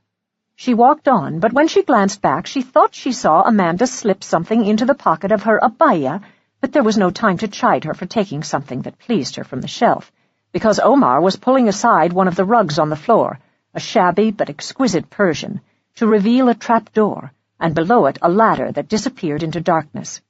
He said grimly, "The souk is thousands of years old, and many have had to flee thus for their lives, but you must never mention this. I learned of it only from studying ancient documents and maps." With a flashlight, he directed them down the ladder and then pulled the trapdoor over their heads and took the lead. There were no lights in the tunnel except for Omar's flashlight dancing ahead of them. They stumbled over uneven ground, the walls of ancient stone damp and lined with lichen. The passage turned only once, quite sharply, and after a few more minutes they reached another ladder leaning against the wall. Omar established it firmly, mounted it, lifted another trapdoor, and helped the 4 of them up and into what appeared to be a storeroom full of oil cans and cartons. For Mrs. Pollifax it was a relief to see daylight again. "You are no longer in the souk," he told them. "The truck is outside. Come." He opened the door to a large truck that had backed so closely to the entrance that it was impossible to see either the driver or the street behind it, only its open rear, crowded with upright carpets, tightly rolled and roped together. A small passage had been left for them to crawl inside. "There is space in the middle," Omar told them. "When you are inside, I will restore and secure rugs to hide you." And to Mrs. Pollifax he added, "Allah grant it be well for you." One by one they crawled in among the carpets to the space left for them in the center, and seeing Omar close up their means of entry and exit, Mrs. Pollifax hoped none of them suffered from claustrophobia. On the other hand, it was a humanely shaped area, so that Amanda and Joe, seated facing each other, left enough room for both Mrs. Pollifax and Farrell to stretch their legs without touching the younger pair. With a sigh of relief, Mrs. Pollifax slipped the burqa from her face and said, "I can breathe again." "Yes, it's good to see you," Farrell told her with a grin. The driver shifted gears, and they took off for Asweda, with each bump jarring the spine. "No shock absorbers," Farrell said with a sigh. "At least we're on our way," Mrs. Pollifax pointed out. "Somewhere, at last, And the driver can't possibly hear us talk with all these rugs around us. Nothing insulates like a rug. Are you tired?" "Of course not," snapped Farrell, and promptly fell asleep. This left Mrs. Pollifax with only her unruly thoughts and worries, until she heard Joe say to Amanda very politely, "Was this your first trip abroad?" Amanda looked alarmed at being spoken to, but replied with equal politeness, "Yes." And then, as if considering what travel abroad usually meant, she suddenly smiled. Nothing had prepared Mrs. Pollifax for a smile. She had seen Amanda grim, serious, angry, and frightened, but her smile had the radiance of a sun's rising. "But I didn't get very far, did I?" Joe laughed. "No." Regarding him curiously, she said, "How did you seem to guess I didn't care? About living, I mean." "Bring out the travel guide I gave you to carry in your pocket," he told her. "I'll show you how." From one of her inside pockets she brought out the small book and handed it to him, and he extracted 2 loose folded sheets of paper. "Because of this," he said, "you kept a journal. Your kidnappers made a fire at some distance from the camp to burn your passport and everything else belonging to you. They assumed that everything would burn up, but there was a tiny piece of your passport left. Mrs. Pollifax found that. And these charred scraps. I put them together and they made a picture of what your life had been. Or so I assumed." "Oh," she said, startled, and then, "Oh, dear. Oh, no." He handed her the 2 sheets of paper. "I'm sorry. I know journals are very private, and it was intrusive of me to read your thoughts, but we had to find out if you were inside that fenced compound, which we didn't know until we found that corner of your passport." Looking at the put-together sentences, she said, "But from such scraps and snippets, it's embarrassing." He nodded. "You're blushing, and I'm sorry. Usually my work is studying the Umayyads, who occupied Syria from AD 661 to 750. It was sort of like archaeology. I was interested in someone my own age leaving behind a script. Words. Except," he added humorously, "you weren't an Umayyad, and once I heard about the hijacking, I was also curious as to why you just walked up to the nearest hijacker and asked for his gun. I wanted to know what you were like and who you were." There was a touch of anger in her voice when she said, "So now you know."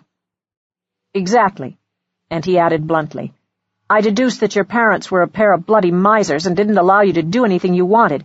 In fact, they were abusive." She looked horrified. "Abusive? Oh, no, they never hit or beat me, never." He said gently, "There's such a thing as emotional abuse, Amanda." "Emotional abuse?" she said wonderingly. "Yes, indifference, neglect, lack of warmth and loving." He had shocked Amanda, and she glanced quickly away from him. But although she didn't speak, she looked thoughtful, and Joe, wise Joe, thought Mrs. Pollifax, said no more, closed his eyes, and pretended to sleep. But Mrs. Pollifax noticed that Amanda's eyes kept straying, puzzled, to the sheet of paper in her lap with its strung-together half-sentences that described a life she'd lived in Roseville, Pennsylvania.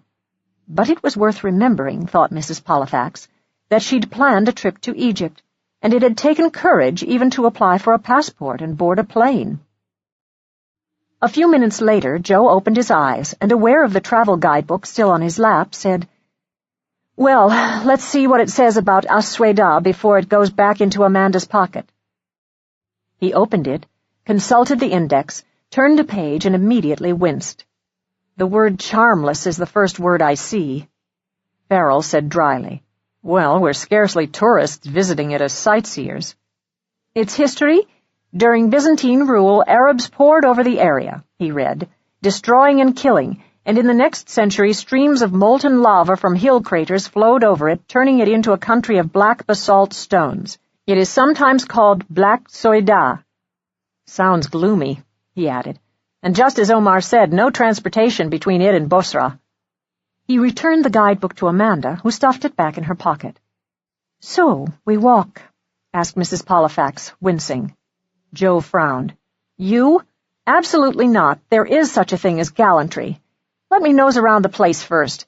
Give me some of your hoard of bills and let me see what I can find." Farrell said warningly, "Joe, you've got to be careful. My God, if you're careless, they're looking for us." Joe nodded. "But not for me. I don't think. I'll head for the oldest, poorest section of town. It's unfortunate, but the less affluent people in any town are the very last to hear about people the police want. Trust me." "No choice," growled Farrell. "What we must do is find you a wall to sit on not far from this highway and where I can find you. Sit and eat some leftover dates and don't look at anyone." Amanda suddenly giggled, and they looked at her in surprise. She said apologetically, "I'm sorry. It must be nerves. I mean, it's... Mrs. Pollifax patted her hand. "It's not Roseville." There was no more conversation. The truck bumped and rattled, the sun poured down on them, and there seemed an inordinate amount of dust raised by the truck. It felt a long journey, although Omar had said it was 80 kilometers. They stopped once, for the noon call to prayer, and an hour later the truck stopped again. This time the driver walked around to the rear, cut ropes and moved rugs to let them out, and without interest spoke only 2 words in Arabic. Hastily, Mrs. Pollifax slipped the burqa over her head again. "He means get out," whispered Joe, "and not too politely either." "Shukran," he murmured as they dismounted to find themselves at the edge of the town, but what startled Mrs. Pollifax was to see that the earth lining the highway was blood-red, and the stones really were as black as lava. The truck at once drove off in a cloud of dust to some remote part of Asweda, and they quickly crossed the highway to enter the town. After a short walk, they found a low wall of black stones near a gas station, from which hung a picture of Hafiz al-Assad and a sign stating that the garage sold diesel gas, kerosene, and NGK spark plugs. Here they established themselves, just inside the wall, while Joe left them to scout for some means of transportation. An ancient Suzuki car passed, an old DeSoto, 3 motorbikes, an old Austin car, a truck with a missing hood. A teenage boy with curly brown hair, brown skin, a pair of blue jeans, and sandals pedaled past them. "Nice," murmured Mrs. Pollifax, and ate another date. It grew boring. "We've been here almost an hour, damn it," said Farrell with a glance at his watch. "It's nearly 2 o'clock. Amanda said anxiously, "Would he have been arrested?" Neither of them answered that. It was 10 minutes later when they noticed a native riding a donkey at some distance toward them, and it was another few minutes before Mrs. Pollifax said, "Farrell, can that possibly be—" It was. Joe had purchased a mangy, sway-backed donkey for them. "Cost a small fortune, too," he said. "Only one I could buy, but I learned there's a secondary road not far down the highway on the right, through 2 small villages, that leads to Bosra. It'll get us off the highway." Farrell said, "Okay, climb on, Duchess." Mrs. Pollifax regarded the donkey doubtfully. A previous experience riding one in Albania had not proved a happy adventure, but before it was necessary for her to approach the animal, Joe said sharply, "No.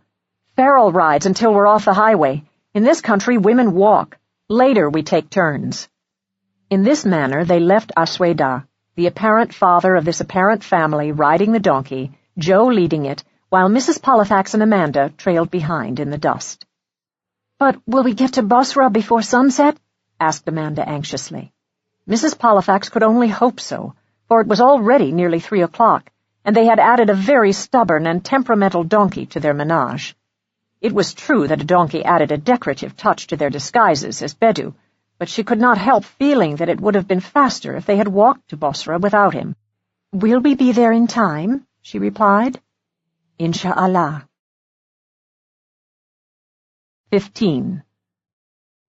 Once they left the highway for the secondary road, their walk was across a treeless plain, the fields on either side of the road cut to stubble from the summer's harvest. "Watermelons, probably," said Joe. "Long since harvested." They passed an abandoned truck on the roadside, reduced now to a skeleton, and they gave it a wistful glance. Oh, to have a truck! For the donkey was definitely proving to be a frustration, and even Joe had begun to rue the brilliance of his purchase. "He doesn't like us," he said, giving the donkey a reproachful glance. "He balks, he's stubborn." Farrell said grimly, "He doesn't realize we have a life-and-death appointment in Bosra at 6 o'clock. "But he has given us a chance to sit," pointed out Mrs. Pollifax, who guessed that blisters were already forming on her feet. "Do you think we can make it to Bosra by 6? "Prod him harder," Farrell told Joe. "What time is it?" Wearing 2 abayas, one over the other, had proven very hot, but Mrs. Pollifax had been happy to sacrifice comfort for the sake of the pockets in the one, and she brought out her wristwatch. "Oh, dear, it's after 3 o'clock already." "Leaving us a scarce 3 more hours, and I'd guess we've covered 9 miles, at most 10 miles, which leaves 18 more. He shook his head. "If we could only hitchhike." "Sorry, Joe, we've simply got to abandon the donkey. He's slowing us down. We need to walk, and walk fast, and pray." "We can do both," said Amanda abruptly. "But I notice Mrs. Pollifax's sandals are too small, and mine are so big they flap. I think we could walk faster if we trade them." It was her first contribution, and they welcomed it with surprise. The 2 pairs of sandals were exchanged, the donkey tied to a rock in hope that someone would soon rescue him. "They cost farmers real money," said Joe. "He should make someone happy." And once Mrs. Pollifax had torn off shreds of her abaya to pad the blisters on her feet, she found that she could indeed walk faster. But obviously they were not going to reach Basra by 6 o'clock, and she had no idea of what they could do, since they didn't even know the name of the man who was to guide them to the border. They must all realize this, she thought, but it was no time to consider it. At least they could talk to each other in English, and she inquired of Amanda, "Are you still frightened?" Amanda hesitated, and then, "Not with you," she said shyly, and suddenly she began to talk, tonelessly at first, as if she was unaccustomed to forming her thoughts into words and speaking them. "I was never allowed to be alone," she blurted out.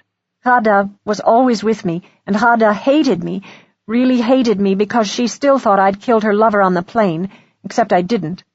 And over we were drilled, pistols, small guns, and rifles, and we had to learn how to hide and camouflage ourselves and practice noticing everything.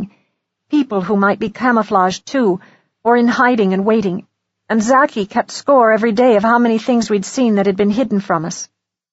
She added sadly, "I could have tried to escape.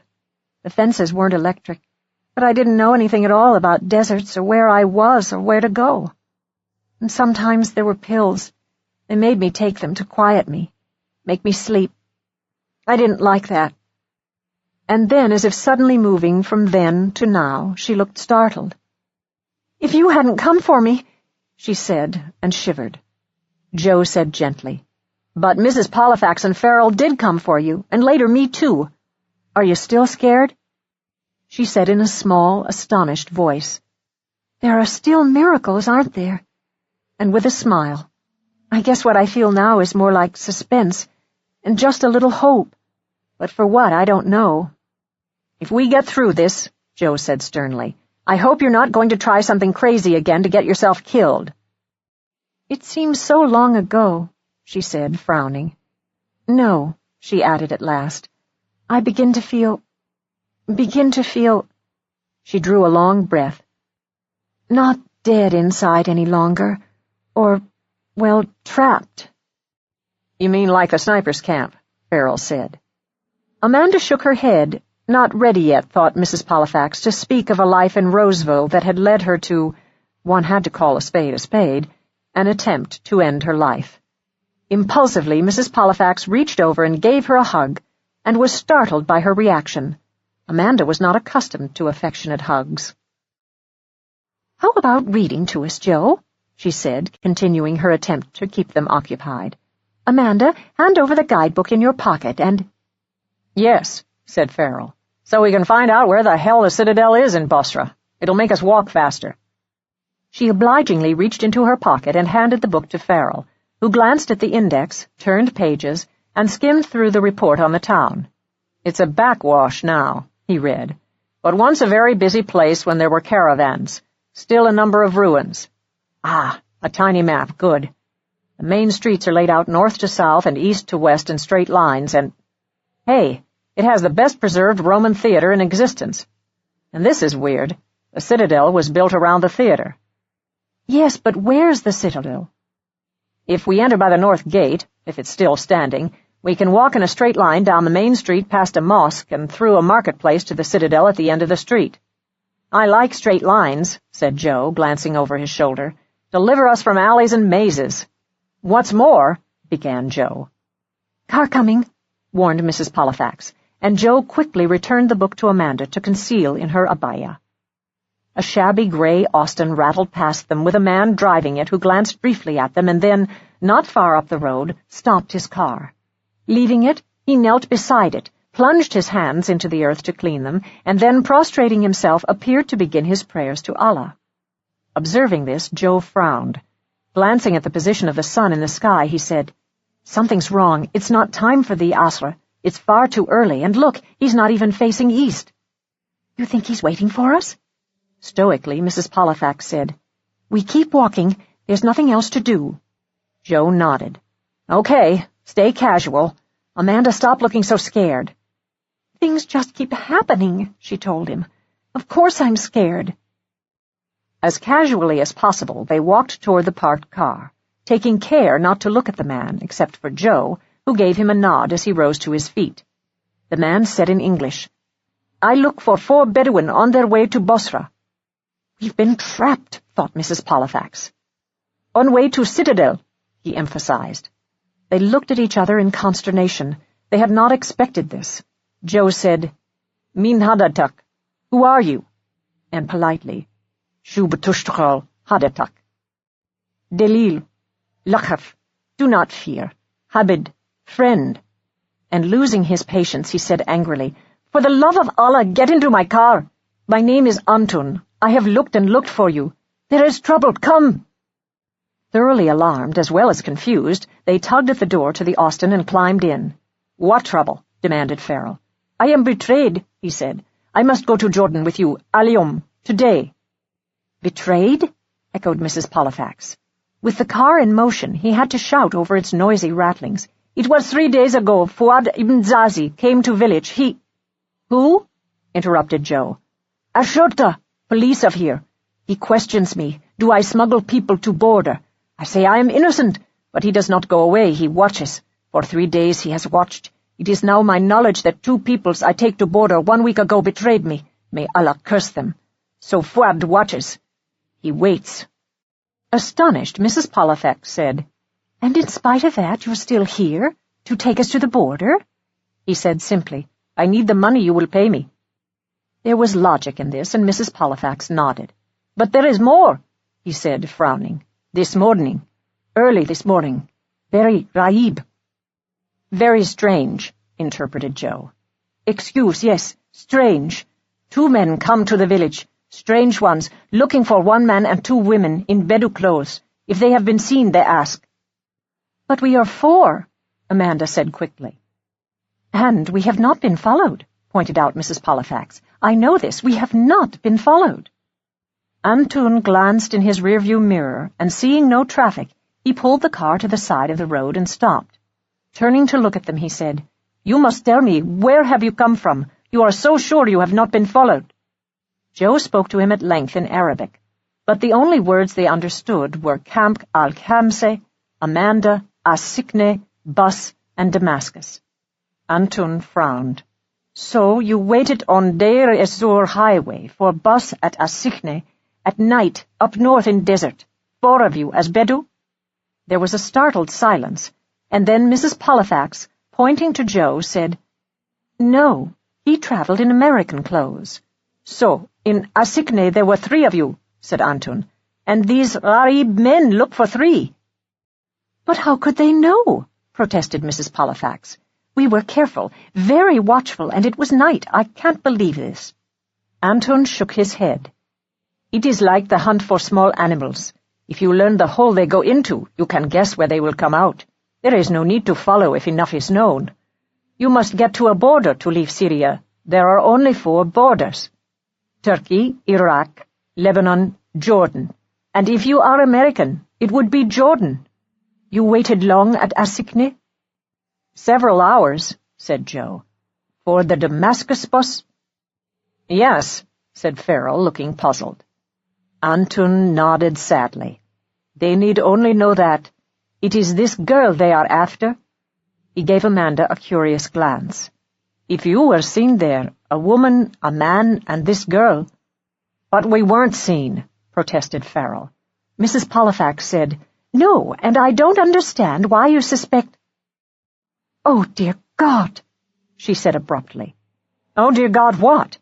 asked Farrell. "You were asleep," she told him. "Amanda, too. There was a man, the only man who really looked at each of us as he passed us, but he didn't get on the bus when it came." "You didn't tell us," said Farrell. She said helplessly, "How was I to know?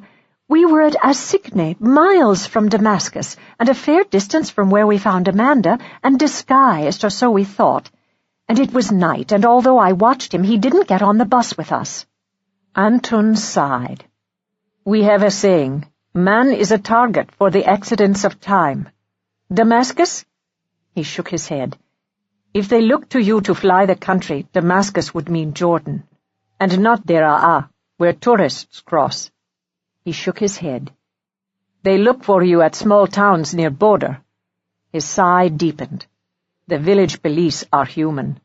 A few questions of Fuad, and he might tell them there is man in Bosra he has learned may smuggle peoples across the border. I do not know if Fuad takes bakshish, but this is always possible. The police in this country, the Mukhabarat especially, they are Alawi, as is President Assad, and that is all that matters. Some are, weak? No, corrupt. But Fuad is in Bosra, and the two men were here in the village early." What, faltered Amanda, did those two men look like?" "They were all legs. They wore shorts like tourists." He shook his head in disgust. Amanda sank back in the car in horror. "From the camp? It sounds as if they must be from the camp. I feel sick." Antun gave her an alarmed glance. No, they did not stay. They were gone when I left." "Good," said Mrs. Pollifax, and considering this no time to consider possible complications, she changed the subject by saying briskly, "Now, what are your plans for us?" "No, Citadel. In back seat you note small bag on floor, my best clothes for Jordan and photograph of my dead wife. Keep bag for me. Now, dear Balak." "Pay attention," nodded Joe. "I leave you at Bal al-Hawa, the western gate, the gate of the winds. There is a kina tree there for shade. Me, I will restore guard to Bosra, and at Maghrib—" "Sunset," supplied Joe, after call to prayer. He nodded. "I go for small walk, and meet you." "And how far is the border?" asked Farrell. He shrugged. "A rough walk, 2 wadis to cross, 10 miles. Mrs. Pollifax winced. But Amanda broke in to ask, "Is there a fence at the border? Is it electrified?" "Yes and yes," said Antun, "but we will not cross where I led the peoples who betrayed me. I have dug a new hole under the fence. Mahalesh, it is covered with earth, across from a big hajar, shaped like a bed." "Egg," translated Joe. "A big rock shaped like an egg. But the country's so flat and so rocky, and without a light to guide us?" "Me you have to guide," said Antun. "I know the stones." He pointed to the mountain in the east. "That is Jebel Druz. The border we cross is in its shadow, and that is when we light a fanus to find the stone. Only then. There are cities up on Jebel Druz. Sulkit, Daiben, Algaria. There will be lights on the mountain." "But, Fanus?" asked Mrs. Pollifax. "Lantern," explained Joe. Antun nodded. "This too lies at your feet. I leave it with you to keep safe for us." The ground ahead of them was changing now, rising out of the valley toward Bosra. They could see the shape of a town, the silhouette of a spire, a line of columns such as they had seen in Palmyra, and ahead of them a large stone arch with the detritus of what had once been a wall scattered across the earth. "The gate of the winds," said Antun, and glanced at his watch. "You would still not be here if you walked. Allah be praised I find you fast." He stopped the car beside the arch. "Go," he said. "Not quickly. I have given ride to 4 weary people, no more. Sit, be quiet, rest, and pray at sundown." Once they were out of the car, he rattled away in his dusty Austin down a cobbled street, leaving them to take shelter under the shade of the kina tree that he had promised them.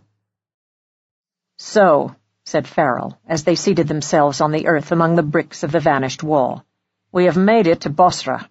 He strikes me as a reliable man."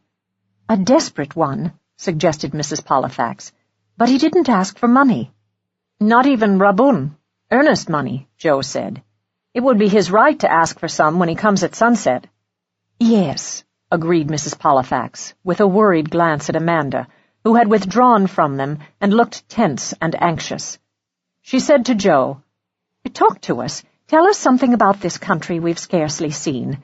At the Tel Khamse, Amy Madison told me of the lovely places we were missing." Joe smiled faintly. "Yes, you've pretty much traveled underground all the way."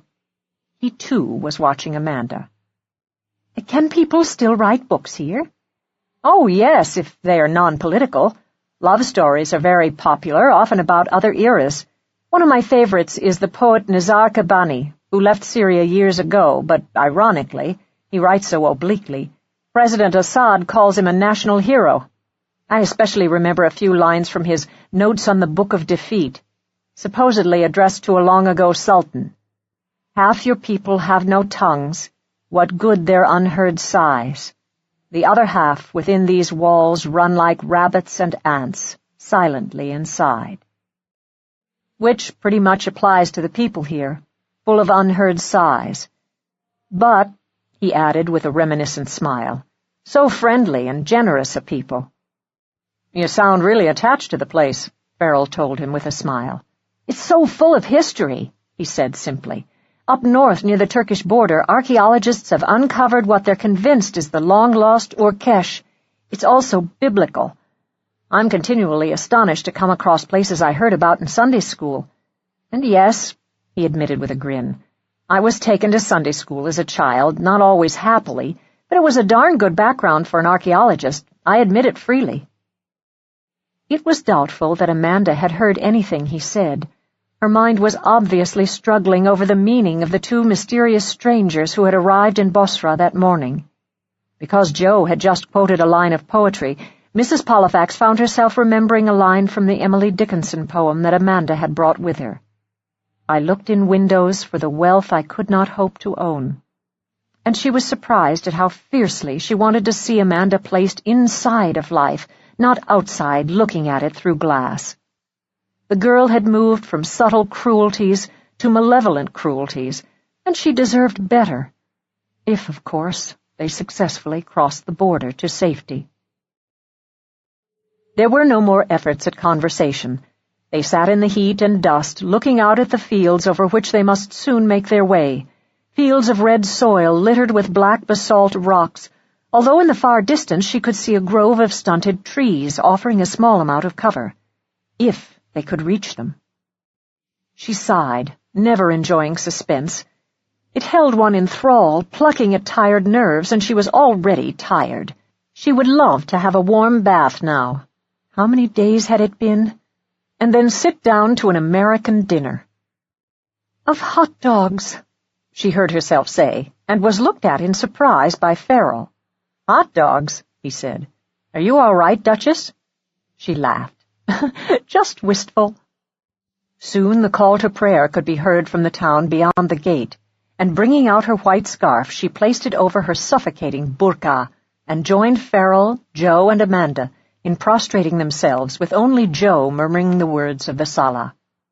When the prayer's reverberations had died away, the last rays of the sun had vanished, leaving them in a brief twilight and Jebel Druze starkly black against the darkening sky.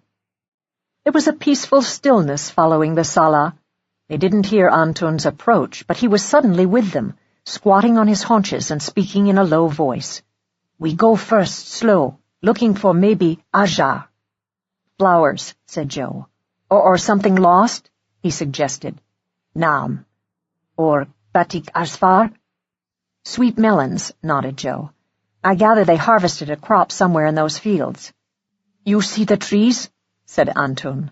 "We must go to them before the moon rises high. It will be still bright this night. They grow thick to the Tariq along the border." "Tariq?" "Road," murmured Joe. "Apparently there's a road that runs along the border, for the patrols." "How often the patrols?" asked Farrell sharply. Antun shrugged. "Ma'alesh." "He means never mind," Joe explained, and Amanda stood up and said in a strangled voice, "I feel like screaming." Joe smiled at her and grasped her hand. "But you won't." She looked at him with widened eyes. "No." She sighed and drew her hand away. "I'll be all right. Can we please go?" "Yes, but first some earnest money," Mrs. Pollifax said firmly. She was ready for this and passed to Anton half of their remaining Syrian pounds. "The rest, once we're across the border." His round face shone. "So much! I will be rich in my new country. Shukran! Oh, I'd take care of you." "You'd better," murmured Farrell. "Rich Americani," murmured Joe flippantly. Anton, excited now, said, "Yalla, let's go." Actually, thought Mrs. Pollifax, it was like theater for an unseen audience, should there be one. They walked slowly, stopping to lean over and pretend to pluck something from the earth. They stopped, they pointed, they strolled on, their pace slowly quickening as the town receded behind them. There were 3 fields to cross, each defined by low walls of black stone, and they were large fields, but the trees ahead grew slowly nearer. The moon that had been full 2 nights ago was on the wane, but as it rose out of the east it was dismayingly bright. They crossed the first dried-up riverbed, or wadi, and a mile later reached the first gnarled and stunted trees that gave them cover. "Now," said Anton, "we go fast!" But what Anton had failed to mention was that these were thorn trees, tall, overgrown, spiny shrubs with thorns as sharp as needles, rendering it impossible to hurry. There were gasps of "ouch" from Amanda, and a few well-chosen curse words from Farrell, and although Mrs. Pollifax was well wrapped in her black shroud-like abaya and burqa, her hands were soon bleeding as she pushed her way in and out of close-knit groves, with Anton pleading with them to go faster, faster.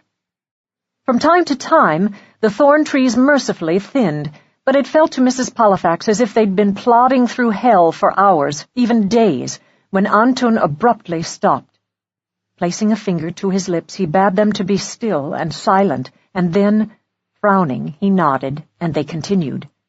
The moon was high in the sky now, and Mrs. Pollifax guessed that it must be nearing midnight. Off to their left, looking up, she could see the pinpricks of light on the Jebel Druze, as Anton had described, but it had begun to be an effort to lift her head.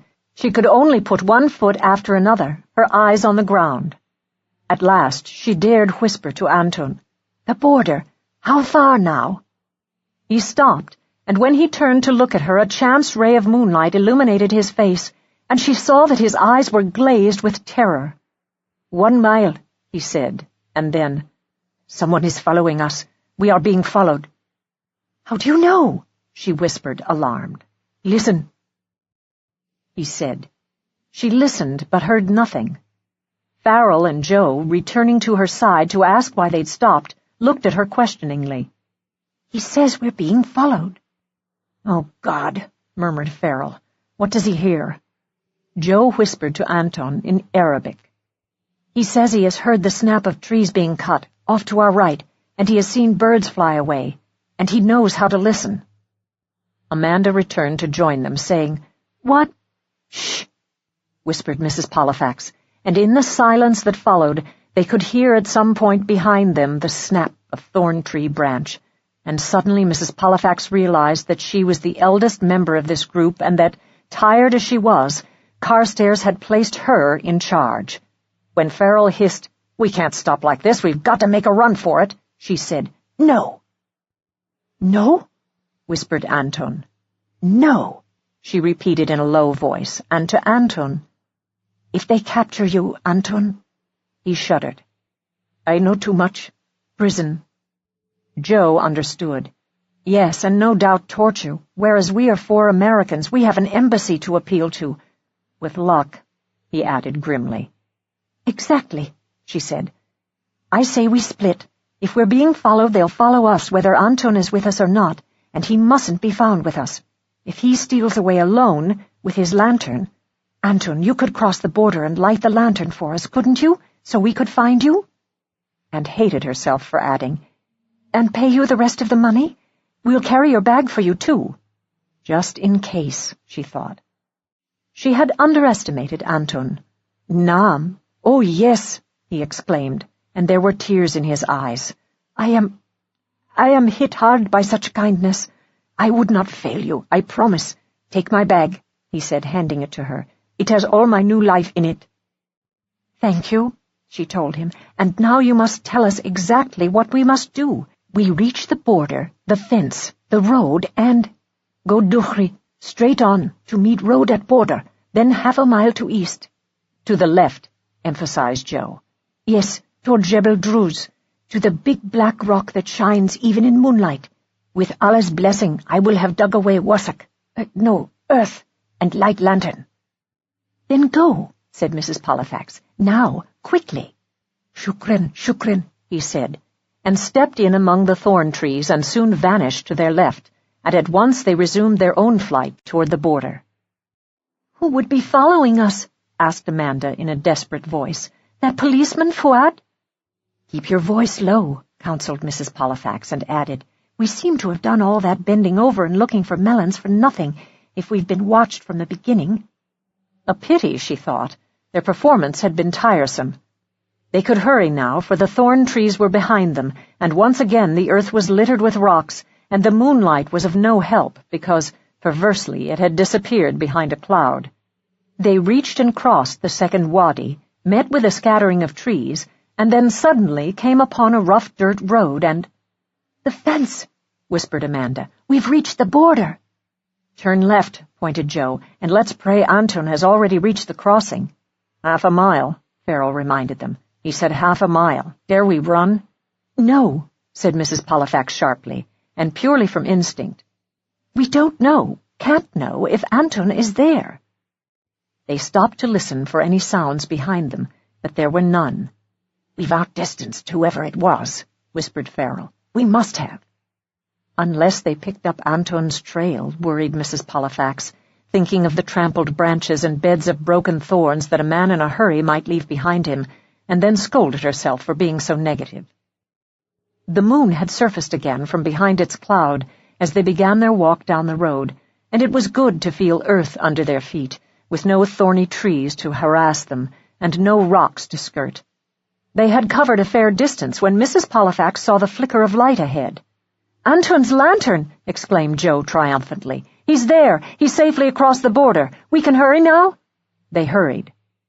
And there's the big, shiny, egg-shaped rock! Cried Amanda. Oh, thank God! They could also see Anton. He had crossed the border, and he was in Jordan. He stood waiting, dimly illumined by the lantern, but the lantern was not beside him. It had been left on the Syrian side of the fence. At sight of them he screamed, Waqif! Nas! Hadiyate! Joe gasped. He says, Stop! There are men! It's bad! But what? Began Farrell. It was too late. From behind the egg-shaped rock stepped two men, both Arabs, and dressed just as Anton had described them that morning, in shorts, T-shirts, and boots. Zaki! Gasped Amanda. And Yosef? Oh, to have come so far! The taller one stepped forward menacingly. You think we let you go, you bitch? With what you know? So this was Zaki. A very distinguished Arab, decided Mrs. Pollifax, very military in his well-trimmed mustache, but his lips were thinned now, and his eyes blazing, while the man behind him, Yosef, looked every bit the subordinate, but his eyes were like a cat, glittering with triumph. He looked a dangerous subordinate. They faced each other in the flickering light of the lantern, the moonlight streaming silver over them. Beyond, out of reach, lay the fence, and Mrs. Pollifax saw that Anton had cleared his narrow passage under it for them, but he had left the lantern too late. She turned as she heard the sound of a sharp slap and a cry from Amanda. Zaki had walked over to Amanda and had hit her hard on the cheek. She pressed her hand to it, not looking away but staring at him with narrowed eyes. You bastard, said Joe, and for a moment Mrs. Pollifax thought that Joe was going to attack him. But it was Amanda who hurled herself at Zaki with a tiger-like fury that astonished Mrs. Pollifax. I'll kill you, she shouted. You can't stop me now, you can't! Her hands had found his eyes, and she was clawing at them while Zaki, taken by surprise, unprepared for assault from a docile pupil, stepped away from her. Viciously he reached out, picked her up, and threw her to the ground. "Brute!" shouted Farrell, and at this remark Yosef headed toward Farrell, but met instead with Mrs. Pollifax, who stepped forward, seized his arm, and as he turned to confront her, she delivered a swift, efficient karate slash to his throat. He sank to the ground, gasping for air and retching, both hands clutching his neck, while Joe, rushing toward Amanda and swearing at Zaki, came to an abrupt halt as Zaki brought out a gun. Smiling maliciously at Joe, he stood over a prostrate Amanda and said, "Well?" Joe eyed him cautiously. "You really are a devil," he said. "Amanda—" Amanda lay shockingly still, but Mrs. Pollifax, staring at her with concern, saw that she was not unconscious after all, but with one hand she was fumbling inside her abaya in an effort to find something, and Mrs. Pollifax's mouth literally dropped open to see Amanda pull out from her abaya a gun. "Where on earth did she get that?" wondered Mrs. Pollifax in amazement. Too late, Zaki glanced down at his captive, arrested by her movement, but he had overlooked the pupil he had trained for almost 2 months. Amanda looked up at him, lifted the gun, and shot him twice, once in his left arm, once in his right arm. Stunned, he stared down at his helpless hands, his arms dripping blood, and Amanda, stumbling to her feet, said simply, "I stole it from Omar's cupboard." Farrell said, "For God's sake, let's get out of here." "Yes, go, all of you, out!" commanded Amanda, her back to Mrs. Pollifax, Farrell, and Joe, the flickering lantern illuminating Zaki dripping blood on the Hauran earth and Yosef on the ground unconscious. "Go! I'll come once you're under the fence and over the border." She did not look at them. Her eyes remained on Zaki. "Not me," said Joe flatly, gesturing Farrell and Mrs. Pollifax to hurry and join Antun. "I stand with her." Mrs. Pollifax tasted her share of earth as she burrowed and crawled through Anton's narrow passage into Jordan.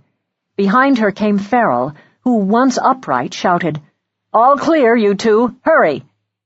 The oil in the lantern on the ground between Zaki and Amanda was perilously low.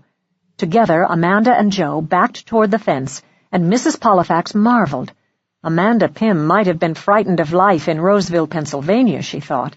But what had been overlooked, when seen on film, was the girl who had managed a household, worked stoically in a grocery store, learned budgets and repairs, tended an invalid mother, and all without emotional nourishment.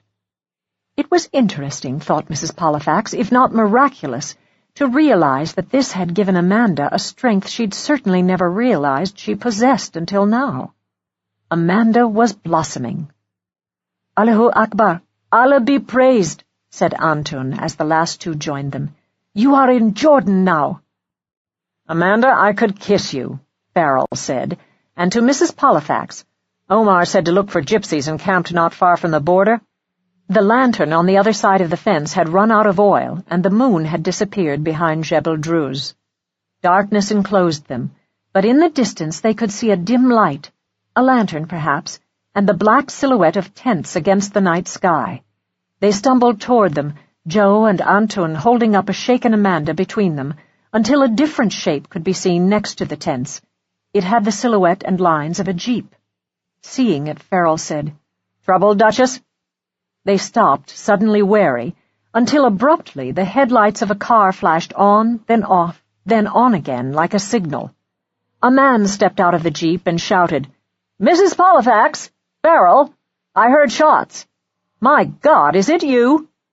And Mrs. Pollifax, recognizing that voice, gave a sob of relief and forgot her exhaustion. "It's all right," she told them. "Somehow—" Her voice broke. "Somehow it's Rawlings. Rawlings, bless him, from the CIA office in Amman." 16. There was an older man in the office with Rawlings when they met the next morning, an American with a tired face and kind eyes, who introduced himself as Mr. Smith. He ordered coffee brought to them, or perhaps Miss Pym would prefer cola. She smiled. "Oh, yes, please." "I want you to begin at the beginning," Smith emphasized to Amanda. "The very beginning. In Roseville, Pennsylvania, for instance. Why you decided on a trip to Egypt, and why you— But let us begin with the why of it all. You'd been unhappy?" Mrs. Pollifax gave him a curious glance and wondered if Carstairs and the department still cherished suspicions about Amanda. The girl nodded. "I realize now how angry and hurt I was. It was such a shock." She hesitated. "It's because I grew up thinking we were poor, you see. There were never any trips or new clothes, always hand-me-downs. It's hard to explain. Like every night after dinner, my mother and father met upstairs in his little office and wrote down every penny they'd spent that day. I learned this after he died, when I had to clear his filing cabinet. It was all there on index cards, years of it.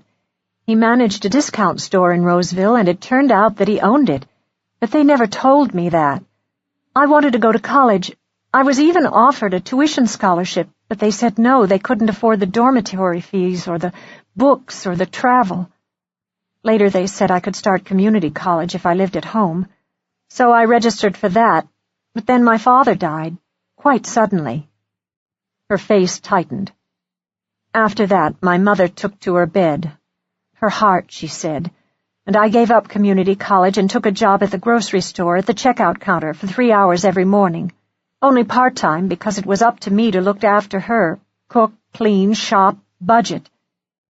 She added in a toneless voice, "And then when she died and I went with the lawyer to the safe deposit box, they pulled out stock certificate after stock certificate after stock certificate. And the estate came to nearly $1 million. It was $800,000. She looked up at last, her face sad. "My first thought was what a joyless life they'd lived. And all for that. At first I wanted to cry for them, and then—" "And then," said Mr. Smith, "you wanted to cry for yourself?" Startled, she said, "Yes, because they'd left only money, and no love, and I didn't know how to be rich. It was when I stopped trying to save baby dolphins that I realized how depressed I was." "I beg your pardon," said Smith. "Dolphins?" echoed Joe. She nodded. "Those plastic circles that hold together 6-packs of sodas and beers. You didn't know? In the ocean, the baby dolphins are attracted to them and they strangle in them, so I've always cut up the circles with my scissors. Except I stopped caring even about that." Recovering from this, Smith said, "And so, not caring, you decided to travel to Egypt." She shook her head. "It was the lawyer who suggested it. I think he felt sorry for me." There was a long silence, and then she said, "We were on that plane, on the ground in Damascus, for so long that I finally understood that going to Egypt wasn't going to change me. I had no idea at all what I'd do when I got there, and I'd still be Amanda Pym. And I realized how hopeless everything was, but most of all me." Mrs. Pollifax wanted very much to intervene, but this was Mr. Smith's interview, and she waited. "So you no longer cared," he said. "It seems a long time ago," she told him. "But no, I no longer cared." "And now?" he asked gently, with a smile. "Now I'd like another chance at living," she told him. "I think I'd like to go to college, although," she added wryly, "I don't suppose knowing how to take apart and clean rifles and pistols would sound well on a resume, would it?" "Find a college in New York City," Joe said eagerly. "That's where I'll begin teaching in February." She gave him one of her quick, startled glances, and Mrs. Pollifax thought how surprised she continued to be when she was given the acknowledgment and attention she'd never experienced. Smith said gravely, "Yes, but now we come to what is very important to us. What your abductors planned for you. Can you tell us that now?" "What they planned for me," she said in a steady voice, "was to use me, instead of one of their men, To assassinate a man who sometimes walked around the grounds of the place where he lived, heavily guarded, and once I became expert at shooting and camouflage, I would be a sniper. I was expendable, you see. I would be caught and killed, of course, but it would be Zaki's revenge. Revenge, said Smith. Revenge on what? On something called Hama, where every member of his family was killed. Smith started. Good God, he said. Are you telling us? Is it possible? Amanda, who were you being trained to assassinate? Mr. Hafiz al-Assad, the president of Syria, she said. There was a stricken silence that lay heavily on them, and then Farrell said, My God, thrown to the lions. But Joe went to Amanda and stood behind her chair. Smith said incredulously, Did they really, honestly believe that you could do that? Why not? She said bitterly. What difference did it make, they said, male or female? Once I was trained for 18 hours a day, and I'd already told them to go ahead and kill me. I didn't care. They had aerial photographs of the grounds. They'd found an old map. They seemed to know where a sniper could hide. They made it sound easy. There had to have been a few bribes, Smith said flatly. Otherwise... In a gentler voice, he explained to her, The Muslim Brotherhood, the president's most dangerous opposition for years, was rooted in Hama. Hama is a city, Miss Pym.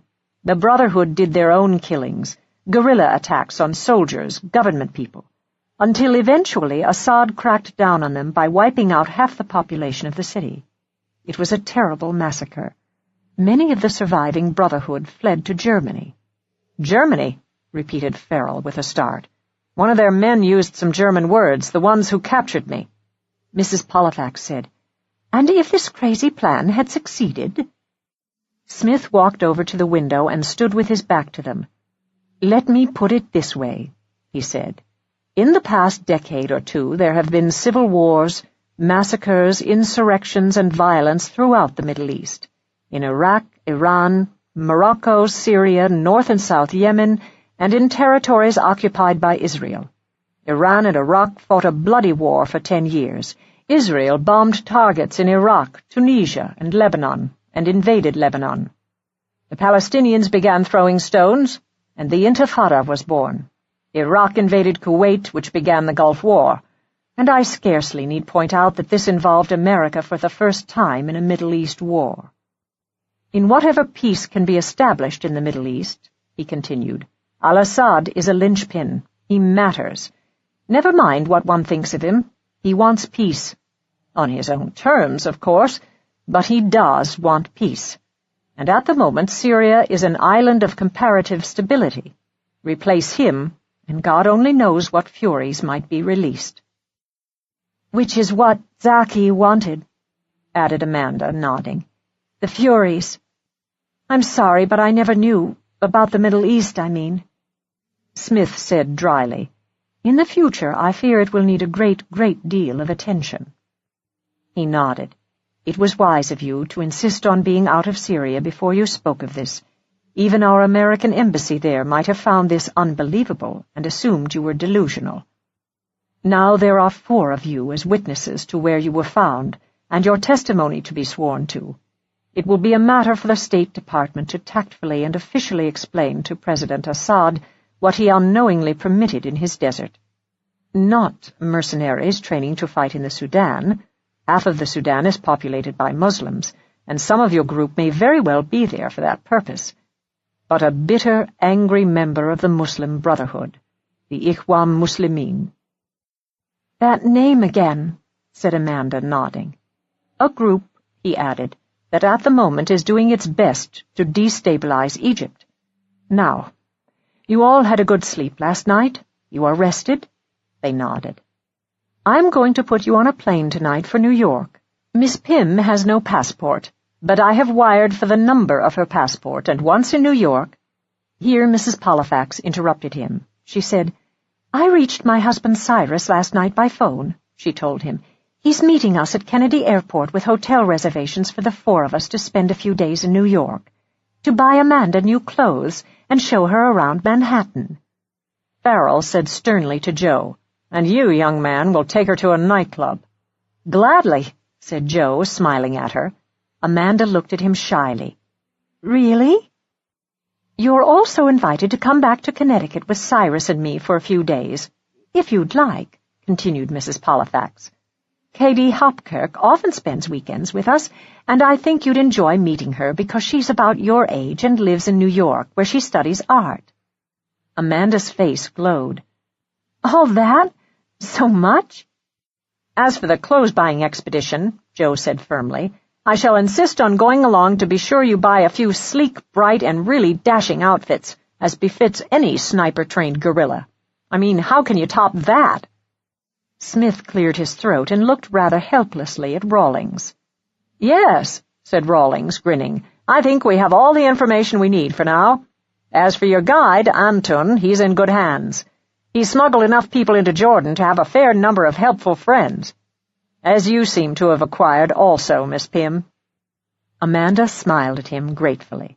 "So we'll return you now to the Jordan Intercontinental, and I'll pick you up personally at 6 o'clock for the airport." Even Farrell nodded happily at this, and as they rose to leave the office, he said in an aside to Mrs. Pollifax, "Duchess?" "Yes?" "Amanda and Joe, think they'll end up marrying?" "Well, I don't know about that," said Mrs. Pollifax thoughtfully. "But after what they've gone through, and what they know about risks and dangers, and each other, I would guarantee they'll be the best of friends for the rest of their lives."